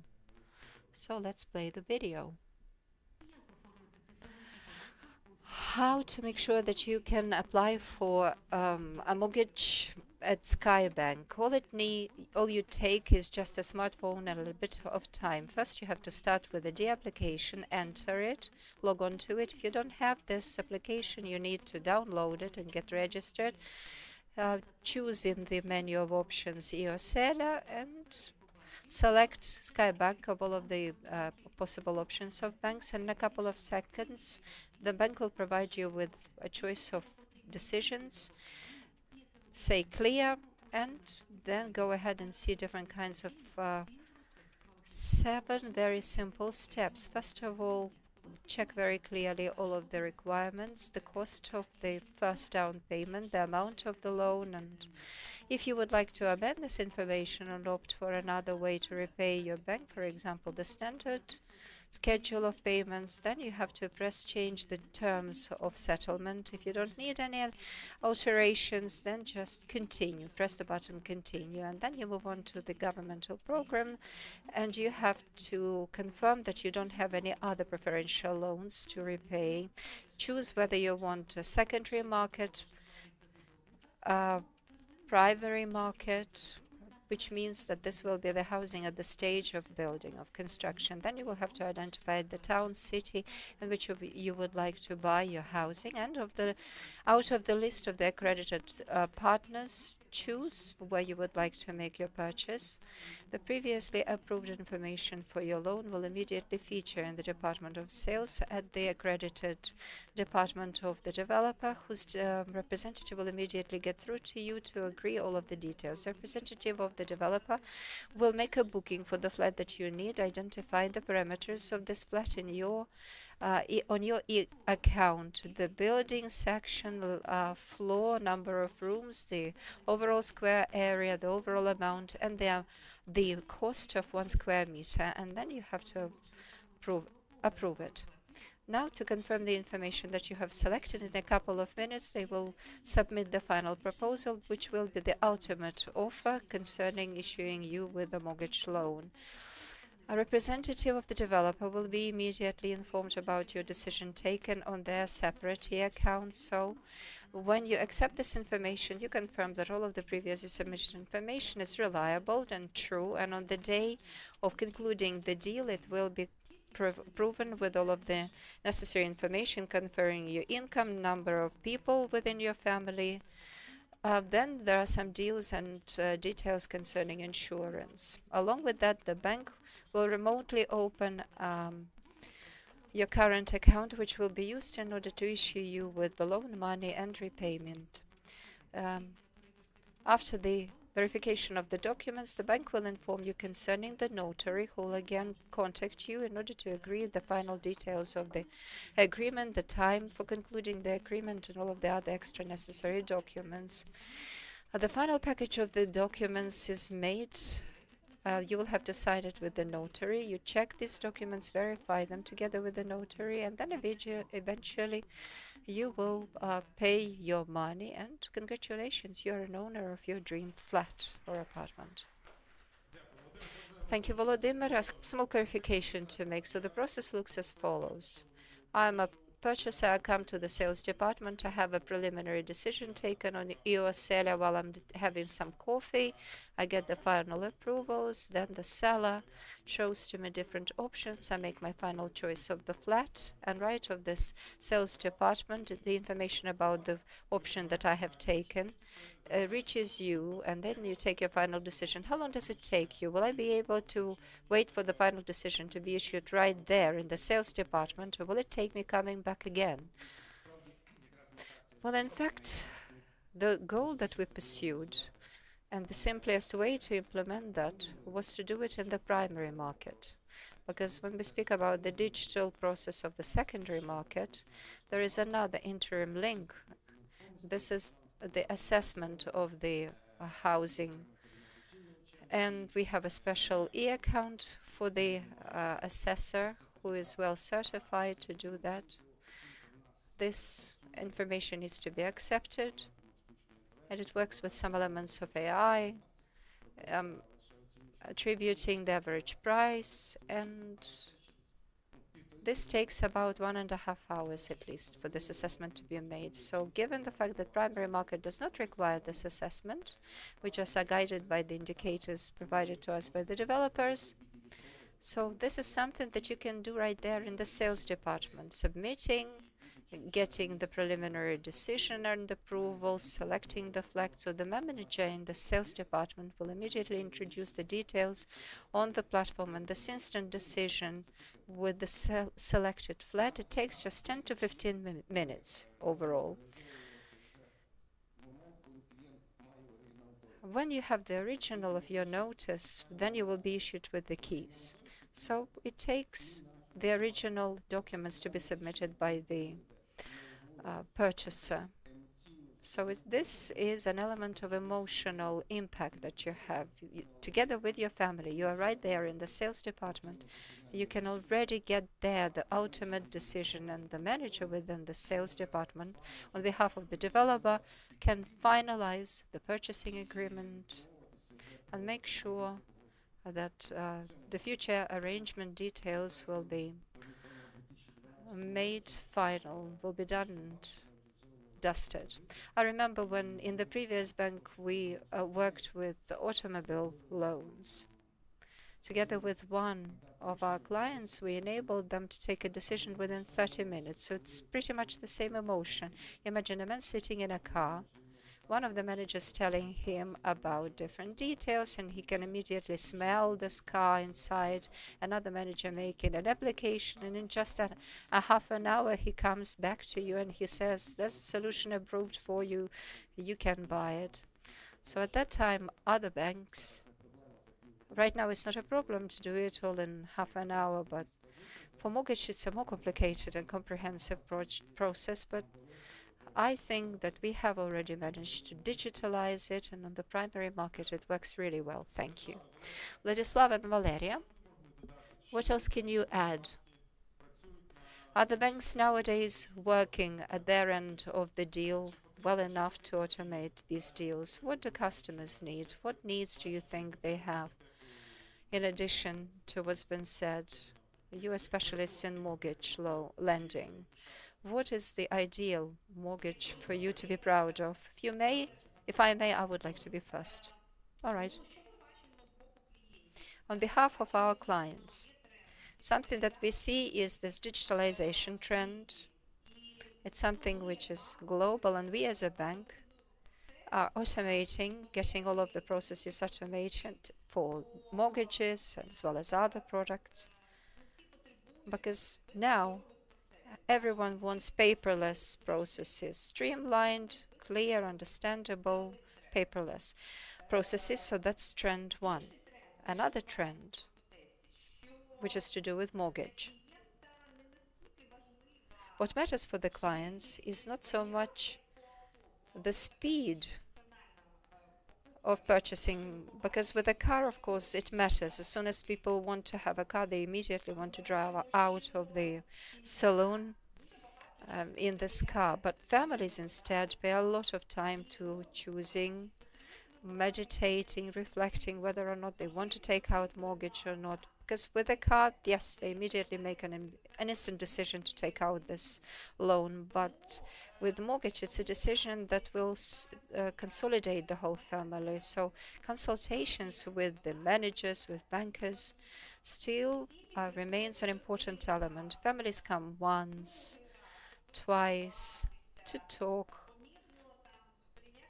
to take the decision in a leisurely way concerning taking out a mortgage. So for us, task number 2 is to make sure that we have highly qualified personnel in our network, because our network is the largest in Ukraine, and every universal branch has a highly qualified manager who can tell about all of the intricacies concerning mortgage lending. Whatever it may be, but clients, the population of Ukraine, are still fearful of such a long-term bank lending, because we have been through a number of crises already, and we have to explain about the opportunities on offer, the simplicity and streamlining of these processes. Number 3, we as a bank, what we do is we want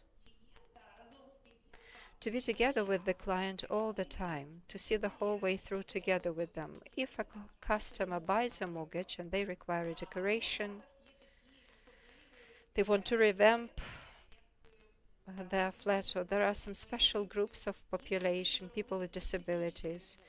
They have special requirements for a decoration, and now we are developing products which we will be offering together with mortgage products in order to improve the housing facilities and amenities. And we must be mindful of the post-sales conveniences, because you see, these clients will have to live with us for another 10 years, and all of the terms and conditions offers have to be as convenient as possible. So we want to support our clients even after they have settled their payments. Just like one of the speakers has spoken, perhaps after they have bought one-roomed flat, they will be together with us to buy two-roomed and larger flats. I will be very brief. Volodya Krutov, I would like to offer respect to you. Fantastic. Indeed, it works perfect. It has to work perfect, especially if you exercise large volumes. This video was great. What we do at PrivatBank, basically we have a lot of components, integral parts of this process, although the decisions are taken very speedily. And even on secondary market, if everything and everyone is ready, there is an assessment, appraisal, and the seller is ready. Concluding an agreement in a week is already a usual practice. We also invest heavily into supporting, accompanying our clients. As Valeria has said it very properly, issuing a mortgage and forgetting all about it, unfortunately, is impossible. So in addition, our clients are issued with a whole range of different additional services. People can settle their accounts partially, in short term and long term. I suppose everyone understands what additional discount is. They can also get different notifications about different possible services offered, like the monitoring of their property. It's something that can be done in a couple of clicks with the help of the application. Thankfully, mortgages do not run out at the moment of being issued with money.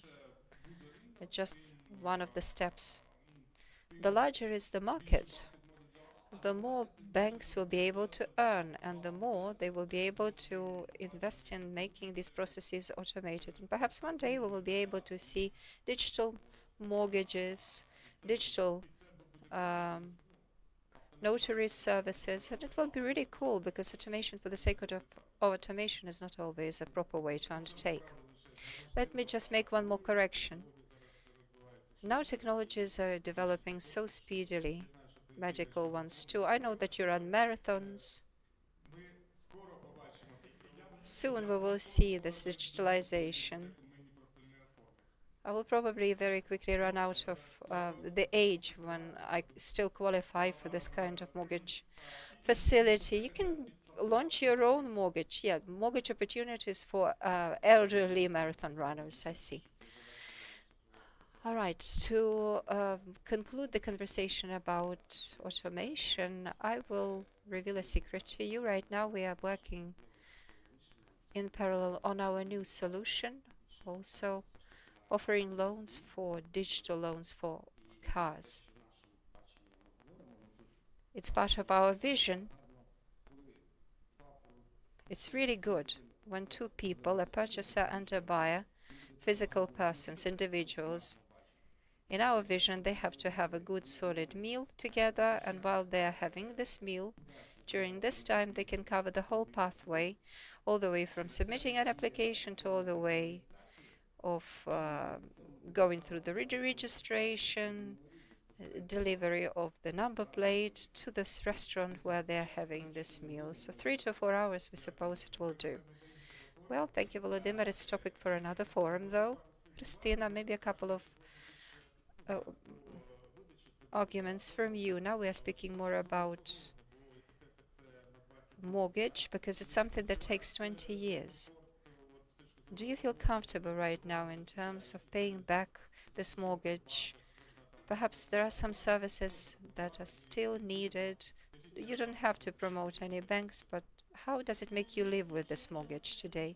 I can honestly tell you it's already a year after I made this agreement, because I have to make these confirmations concerning whether I have replanned my flat. I have photographed everything. I have made an insurance premium for this year. So all of this can be done on the application of my bank. I did it all very quickly and got all of their approvals and agreements. There are no problems with that. I was very much concerned whether or not I would have any delays and deferments in payments, because one thing is to make a payment, but another thing whether or not this payment has been accepted. And before I get this confirmation, it makes you worry. Many people ask me how I sleep with such alone, walking the streets without worrying about my own life. Of course, it does disturb me when shaheds fly above my head, so it's definitely good if war risks are taken into account, and if it's possible also to register my children in this housing, because I would like to become a mommy and I cannot do that yet. My credit managers are fantastic, especially in the regions. Communication is not as speedy as it is in Kiev and Lviv.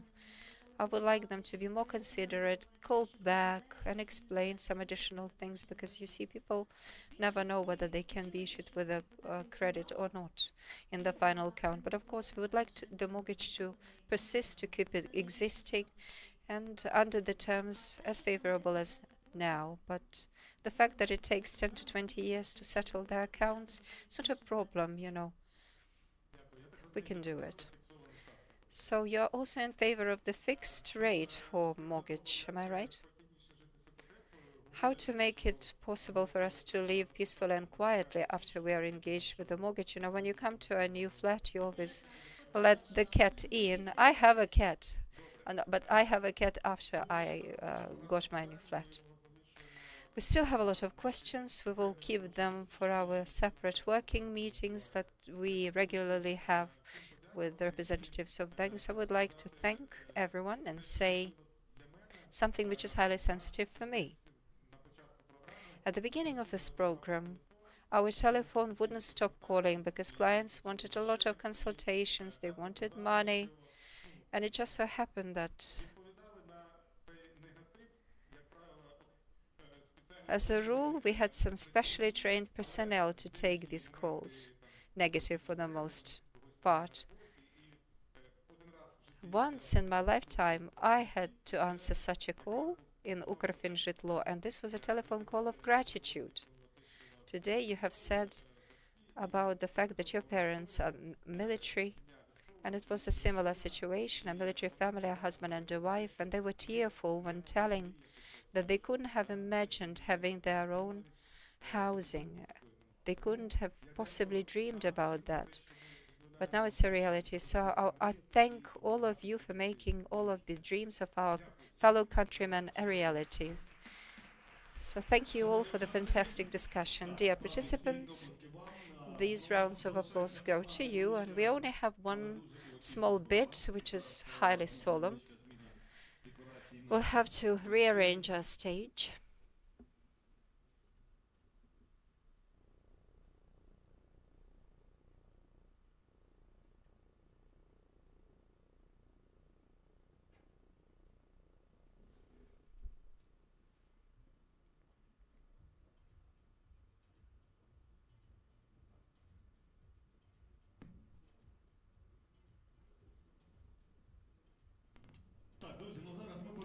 So friends, now we are on to a less important, but in terms of sensations, a more pleasant part of our program, which is an award ceremony to, as a token of gratitude to all of our partners. Are you ready? All right. So let us welcome him warmly, Yevgeny Metskne, the CEO of Ukrfinžitlo, the HC company less important. What did you mean by that? Well, the award ceremony is less important than the talks that we have had today on the stage in the presence of all of the speakers. I beg your pardon, I disagree with you, because we as managers in all of our companies, sometimes we fail to say thank you. Thank our teams, our subordinates, assistants and partners, but this is so important. So it may look like an old school thing, issuing people with certificates, but no, it isn't like it. When we initiated EOSELA, everything began with words. Turn to our potential partners, trust in our ideas. So this motion, it's offering gratitude to the people that believed in us right from the word go. We have a very interesting story to share with you. Some 3 years ago, we made a presentation at the Confederation of Constructors of Ukraine. I remember this meeting very clearly. And it looked like idea pitching at the time. We would say what mortgages would be like in 1, 2, 3 years from now, what could be realistic, what not. Then in a couple of years from then, when some of the developers approached us and they said to us, we thought that you were just big mouths, or you just let your fancy fly. But thank you for making it true. And now is our time to say thank you. Thank you for the trust, for the credibility offered, for supporting us, because everything began with words. So now, friends, we are moving on to a much more important event than all of the stuff that has previously taken place. So again, unless you object, the scheme is very plain and simple. I will just read the names and say why we are offering these tokens of gratitude, and our assistants will be issuing you with these tokens of gratitude. You will be shaking hands with the respective partners. Okay? So, dear friends, with your warm applause. Розвиток іпотечного ринку. For the contribution to development of mortgage market in Ukraine, awarded Association of Ukrainian Banks, which has become a platform for dialogue with banks regarding the relevant issues of mortgage committee. It's going to be a constant committee where we'll be talking about mortgage and moving forward to regulators, to the market. And thank you so much for support, for trust.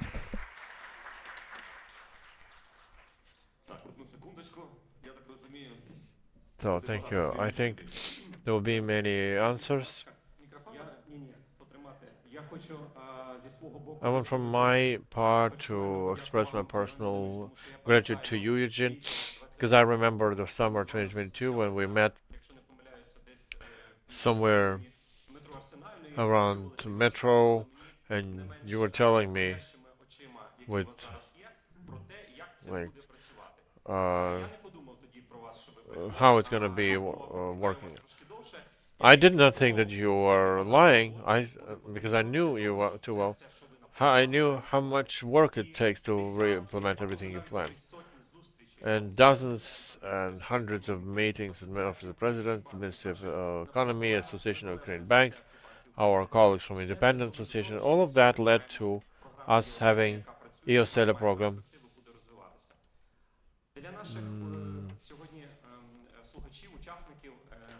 For our listener association of Ukrainian Banks is proud to be partner of Ukrofinanzjitlo. Ukrofinanzjitlo is a member of association as a financial company. We're proud of that. And this year, 2025, it's been 35 years since it's been founded. In these 35 years, there were a lot of different periods and reforms. But we decided in 2025 that because of this Jubilee, we issued the first Jubilee coin of Association of Ukrainian Banks. We take an example from National Bank, dedicated 35 years.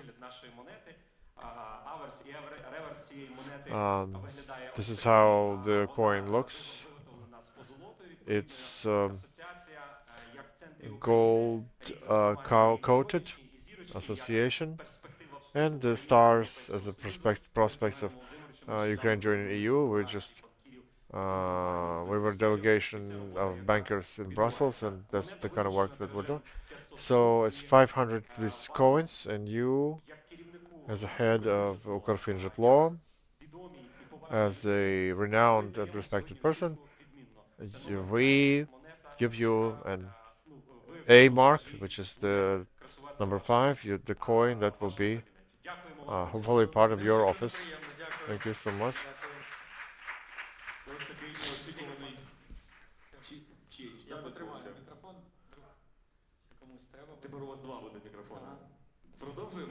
So, you have time? Yeah, we have So, and the next reward and to Independent Association of Ukrainian Banks for deep expertise and organization of events for development of mortgage. Thank you for the association. There's also a committee of mortgage. So thank you for supporting us in our forum. Yeah, we formed the committee, but when you need to support a banking community, our committee, where the bankers will be more useful than the committee where you will be in AUB.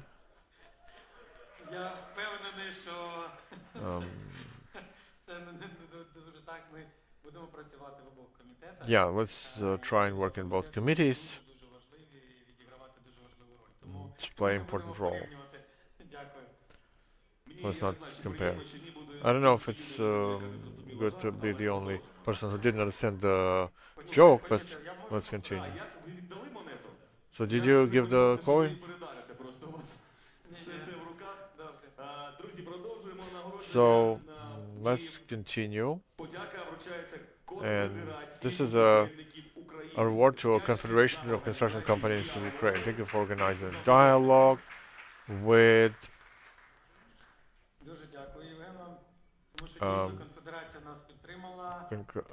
construction companies. Yeah, Confederation did support us. We did some first dialogues with the Confederation. And we're going to continue. We're the biggest construction association of business of Ukraine. We will be happy to have a reliable partner, Ukrfinžitlo, in your program. But please issue loans for primary. It's going to be better for economy and business. And we work for businesses, and we will use potentially donor funds that will help your program as well. Thank you. Now we reward Ukrainian Association of Developers to facilitate implementation of new technologies between developers and banks. So a lot of words were saying thank you for helping and digitalizing our world of banks and developers.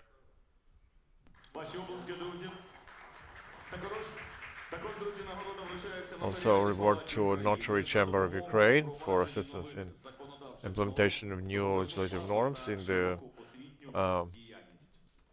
in education and contract management.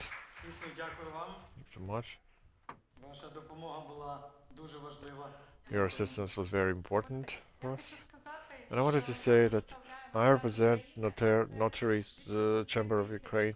It's more than 6,000 colleagues who work every day on the frontline territories, even in Donetsk. There are 36 notaries are working there who are happy to help all the owners.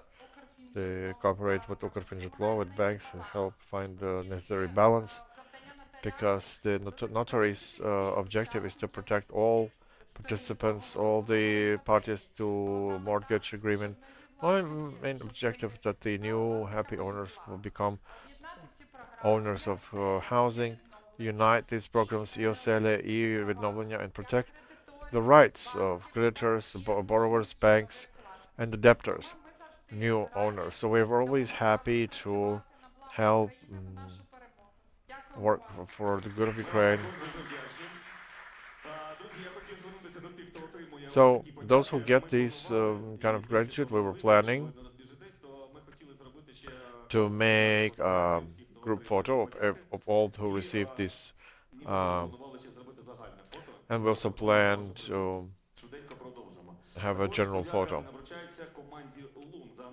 So Loon for analytical support of EOSELA. Thank you. It was an interesting challenge. We had to build a proposal in the market for home, which apartments, and such teams as Loon did help us at the start to focus on our customers. Thank you so much. So we continue. Allow me to just a couple of words. I wanted to help your entire team. We've been working with them since the start. Thank you for being brave enough to create a mortgage during the war, because it was a 5-star task and you did it. Not only did you create a mortgage, not only 16,000 loans, you become a very important driver of demand on the market, which we feel it in our audience. Because when Ukrfinžitlo came over and you said you can build apartments during the war and we'll help you, that brought a lot of interesting ideas. We'll think about it. We started dreaming and buying. So thanks a lot, and let's support you.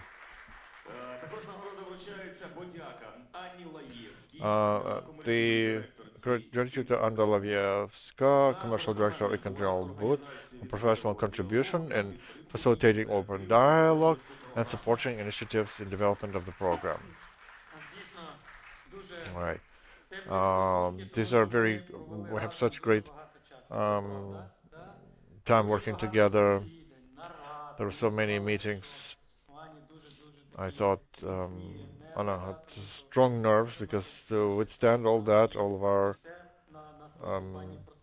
and tested on her company.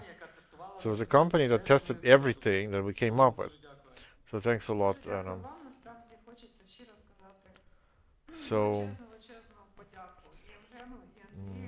thanks to Eugene, Andrei, and all the employees who have been supporting us during the meetings and our pilot project on Mono, organizational, legislative issues, the bank-related issues, EOSELA, all that have been very quick, thorough, solving those problems. So thank you so much, and respect for what you're doing, for the work of this program, for helping the construction market and supporting us.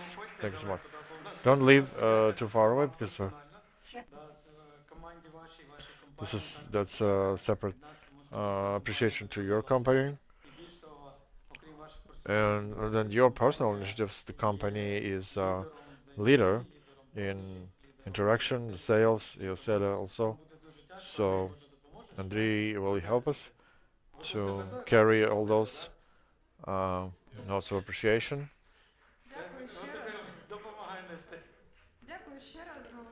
So thanks a lot for us. It's a great pride and great result of our joint work. So we hope the program will work, and there will be funding, there will be resources, the support from the market, and together we'll join, we'll get even better results.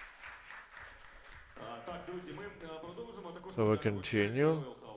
The Royal House Group, the pioneers of EOSELA, in implementation of quick changes for orientation for the needs of the market. Yeah, so pioneers joined this initiative and supporting us, our forum. We thank you personally, because we feel your support, and thank you so much for it. Thank you. I was in that meeting, on the first meeting, and I also had this first idea. Well, that's kind of dreamers. But then I looked into the eyes of your team, and I realized that you're not dreamers. You are doing what you're walking the talk. And so now for developers industry, you're doing a very important thing. As for the developer industry and Ukraine. Thank you. Also appreciation to Privatbank, one of the leaders in the program.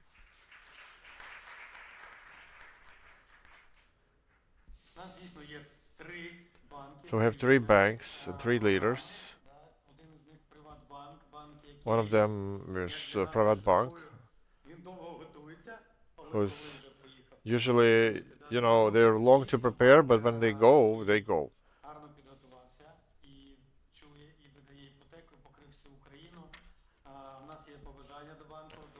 So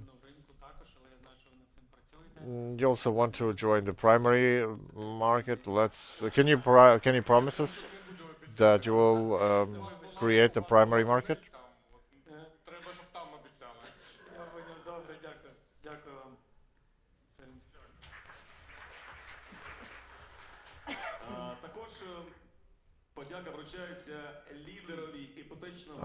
The leader of mortgage laws, the chief financial partner Ukrfinžitlo, who is Ощадбанк. Ощадбанk really was the first bank whom we started from. They declared their ambitions to stay as leaders on amounts and volumes, and that's the way it is now. So we wish you to be a leader and to set the tone as a competitive player on the market, motivating others to do the same. That's for you. Thank you. And say that your organization motivates so much, and those tasks that you... So your team has made a great teamwork on EOSELA. So we have a big network, and it's so great when we meet and we do the meeting to feel that energy and the emotions that people tell us when they issue EOSELA. I understand that EOSELA is this.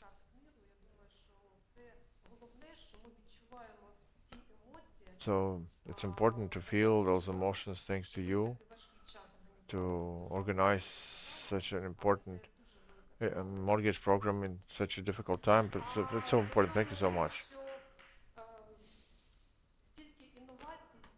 So many innovations, so many new things.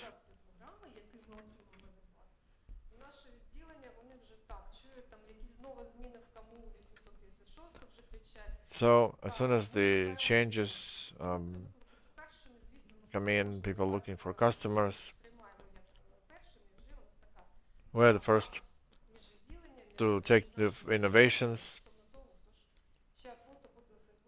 and so that will determine whose photo is showcased on Facebook. You're like a positive psychotherapy. It's when people share the best stories with us. It's the first time I hear that a mortgage is a positive. As a citizen, you know, I'm... So, friends, leader in accreditation of construction companies, one of the leaders in the program, who is UGB. Ukrgasbank is close to Ощадбанk in terms of volumes, but they are motivating everyone with their achievements in relations with construction workers. They're quickly adapting the rules of the game and find agreements with the construction companies. So we should continue to push the market and make the effective first steps.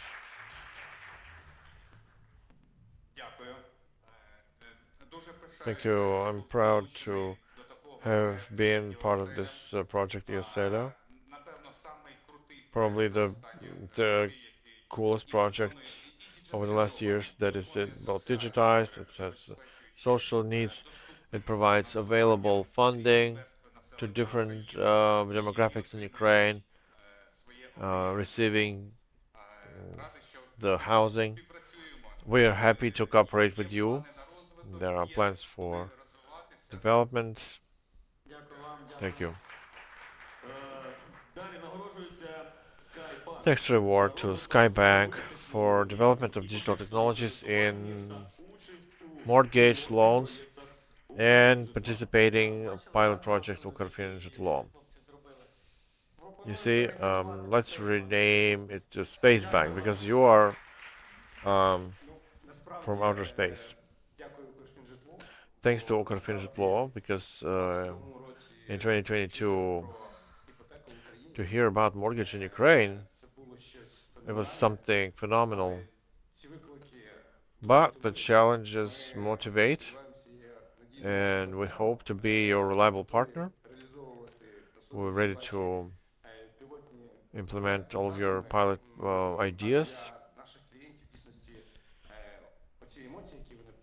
But for our customers, the emotions that they go through after everything's ready, for them it's very motivating, especially the military servants that come for a couple of days specifically to see the family, to buy the property. It's great emotion. Also, Sense Bank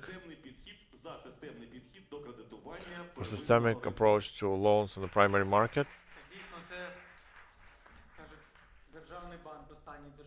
So latest state bank.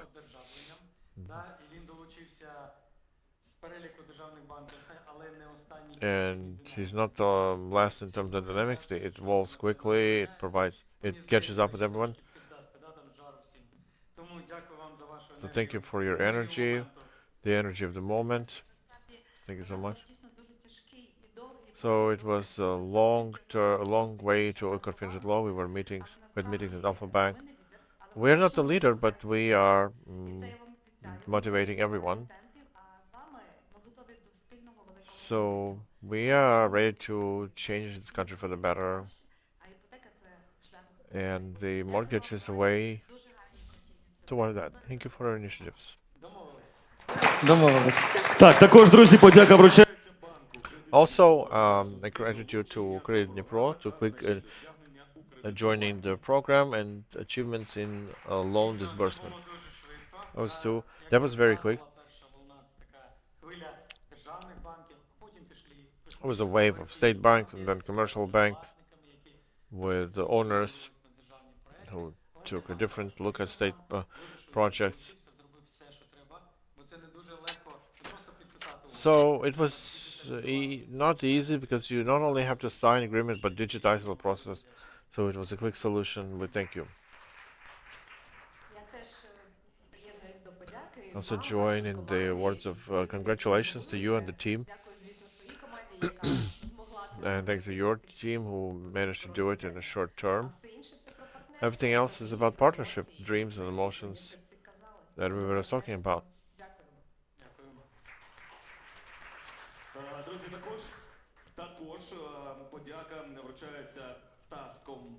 So Tascom Bank for support in funding the program.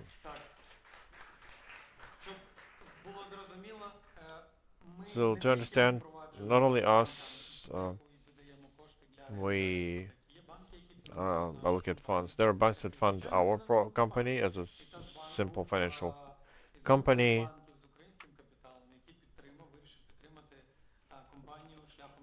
So we, thanks to the TASC Bank for, we will send the diploma to the representative of TASC Bank.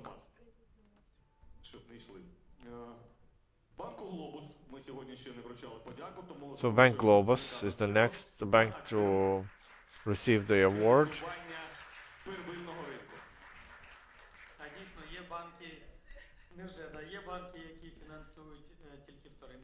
There are banks who only fund primary market, those who are secondary market, and some banks go to primary market initially. Thank you for... So the priority of EOSL is primary market, and you're doing a great contribution into development of our economy. Thank you so much, and we are only on the primary market. Next, reward to the team Neruchomi for analytical and information support. Вибачте, є каламбур, я би сказав би не рухомі.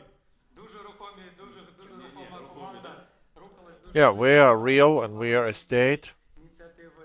І навіть We had lot of ideas, це дуже було приємно. Дуже дякую вам за ініціативи. and thank you for the initiatives, for helping, moving all the process.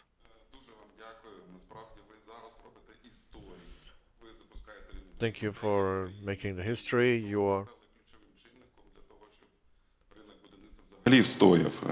You are doing everything to make sure that this mortgage market keeps developing. So please don't lose this impetus, and we wish you for your eyes to glow just as much with this eagerness that we can see in you all the time. Next token of appreciation will go to Ukreksim Bank for the support issued in financing this program. Oh, they're not with us here, no representatives of Ukreksim Bank. But let me say that this is a bank that issues us with lending. These are the cases that go up to billions of hryvnias. It's not presented to issue people with mortgages, but anyway, they're supportive of us. We'd like to thank them, but then again, we will send it to them by Nova Pochta. But if we want to make it faster, well, you can of course deliver it to their office. This will definitely be faster. Next is OTP Bank for the support in financing this program. No OTP Bank representatives. I saw them in the morning. They will probably work on it until lunchtime, that's why. But again, we appreciate them for their resources. They have fantastic parameters in terms of costs and values, and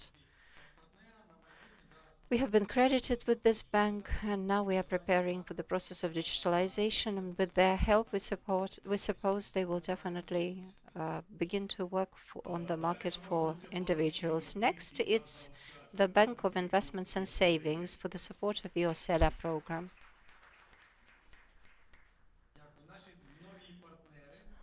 Gratitude to our new partners. What we thank you for is that you are focusing on the primary market. You have realized, you have grasped the main idea, and you are willing to help both the people and the economy. And your initiative is priceless, is invaluable. Thank you for that. Thanks a lot. It's a great pleasure to be involved in this program, which is of utmost importance both for the economy and the population. It took a long time for us to get accredited, but finally we are on board of this program, and as a small bank we have already made so many different attainments. That's why we are kindly inviting you all to come to our bank. All right. Next gratitude goes to Rada Bank for the development of mortgage in regions of Ukraine. It's a very fine example when indeed a small bank that has its own regional offices and branches understands the importance of mortgage for the regions, and it works with regional partners. But I suppose that this energy will make you expand, and you will have a greater number of branches, and you will be able to cover the whole range of Ukraine with your and our mortgage. Well, Ukrfinžitlo and its operation, it's sustainable management at the level of the whole country, so it's really awesome. Next gratitude goes to one of the leaders in the midst of developers, the leader in the Western market and one of the leaders in apartment sales via iOsela. It's Blago Development. It's a really exciting case. When we went to regions to see developers, quite a few of them would cross their arms and say, we don't need it. However, here, did you see that? They open arms, and every single time we meet each other, they always open their arms. Thank you very much for believing in us. You're our ambassador in regions.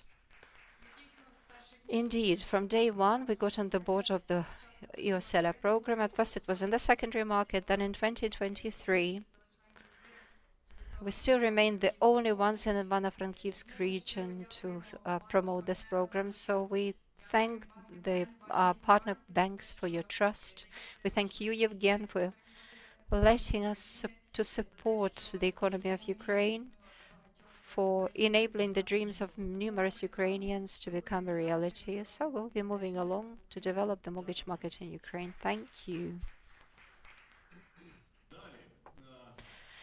Next, the gratitude goes to Igor Subotenko, the director of Kovalska Neruchomis, for his personal input and organizing an open dialogue, supporting the initiatives on program development. Do you remember when I was telling you about Anna sitting on my right, that she was supportive of all of our initiatives? Igor was sitting on my left at the same time. He was also truly supportive of all of our initiatives, trying and testing them, doing it all for the market to be launched. However, probably we will have to revert to Nova Poshta, or they're working until lunch. And next award goes to Riel, one of the leaders in the construction market of Ukraine, which is active in participation with Ukrfinzhitlo to implement digitalization of accreditation processes meant for developers. Thank you, I've said it all. You're truly one of the leaders, a highly active company which has been accredited, believed in us, believed in banking sector, and I suppose there's a great future for you lying ahead. We thank Ukrfinzhitlo, partner banks, we trust in you and in our company. Great. And last but not least, this gratitude goes to one of the leaders among developers in Volyn region, one of the first developers to join EOSELA program, LDBK. You know how hard it was for us to work in Volyn region to open the doors and find the first one. So a huge thank you to you, because for us it's so necessary to open up every region and give hope to the people that live there.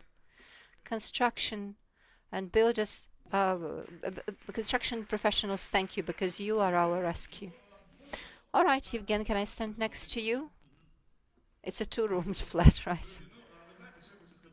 So my point is, it's a great pleasure, first of all, to communicate with you, see you, I see your faces. And thank you for this fantastic vibe. A lot of people have said that there's a lot of eagerness glowing in your eye, and you have done so much in these 3 years. It's very difficult for me to analyze different professional points, but I remember selling my flat in Kharkiv, and I remember being offered this particular project that people said, can we do it via EOSELA? And I was so joyous, but I never sold my flat in the end. The man inquired whether I was ready to sell my flat via the system. I said, well, it doesn't matter for me. I don't mind. So I said, okay, to the realtor. But the man never got back to me. I mean, the buyer, prospective buyer. I would like to compliment you and say that you radiate very motivational energy. When I look at you, I believe that you can immediately excel in life, both professionally and personally. So many people probably regard you a real locomotive, a driver. People definitely enjoy your company, both professionally and personally. And I suppose that this forum will definitely become a professional one, and other issues will follow. You can count on that. So let's take a family photo, a group photo. Where shall we get pictured? Here. All those with their gratitudes, with their awards. You're kindly invited to come up here and stand in front of our stage.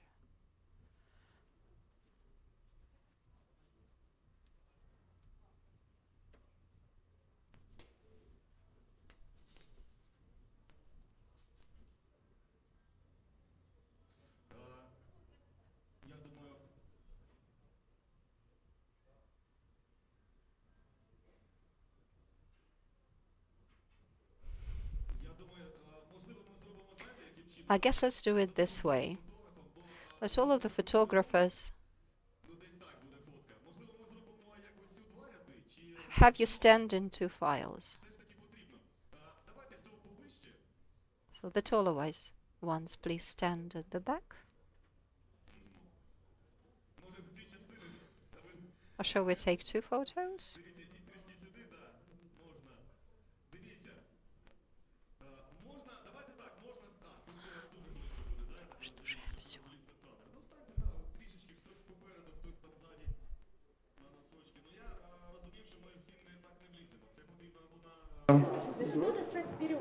Так, дівчата можуть стати, звичайно. Що?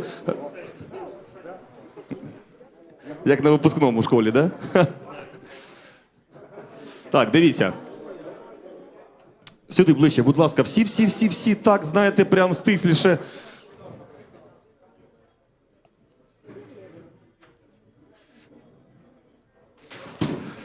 У нас є ще одна подяка? Новенька, не тріснута, да?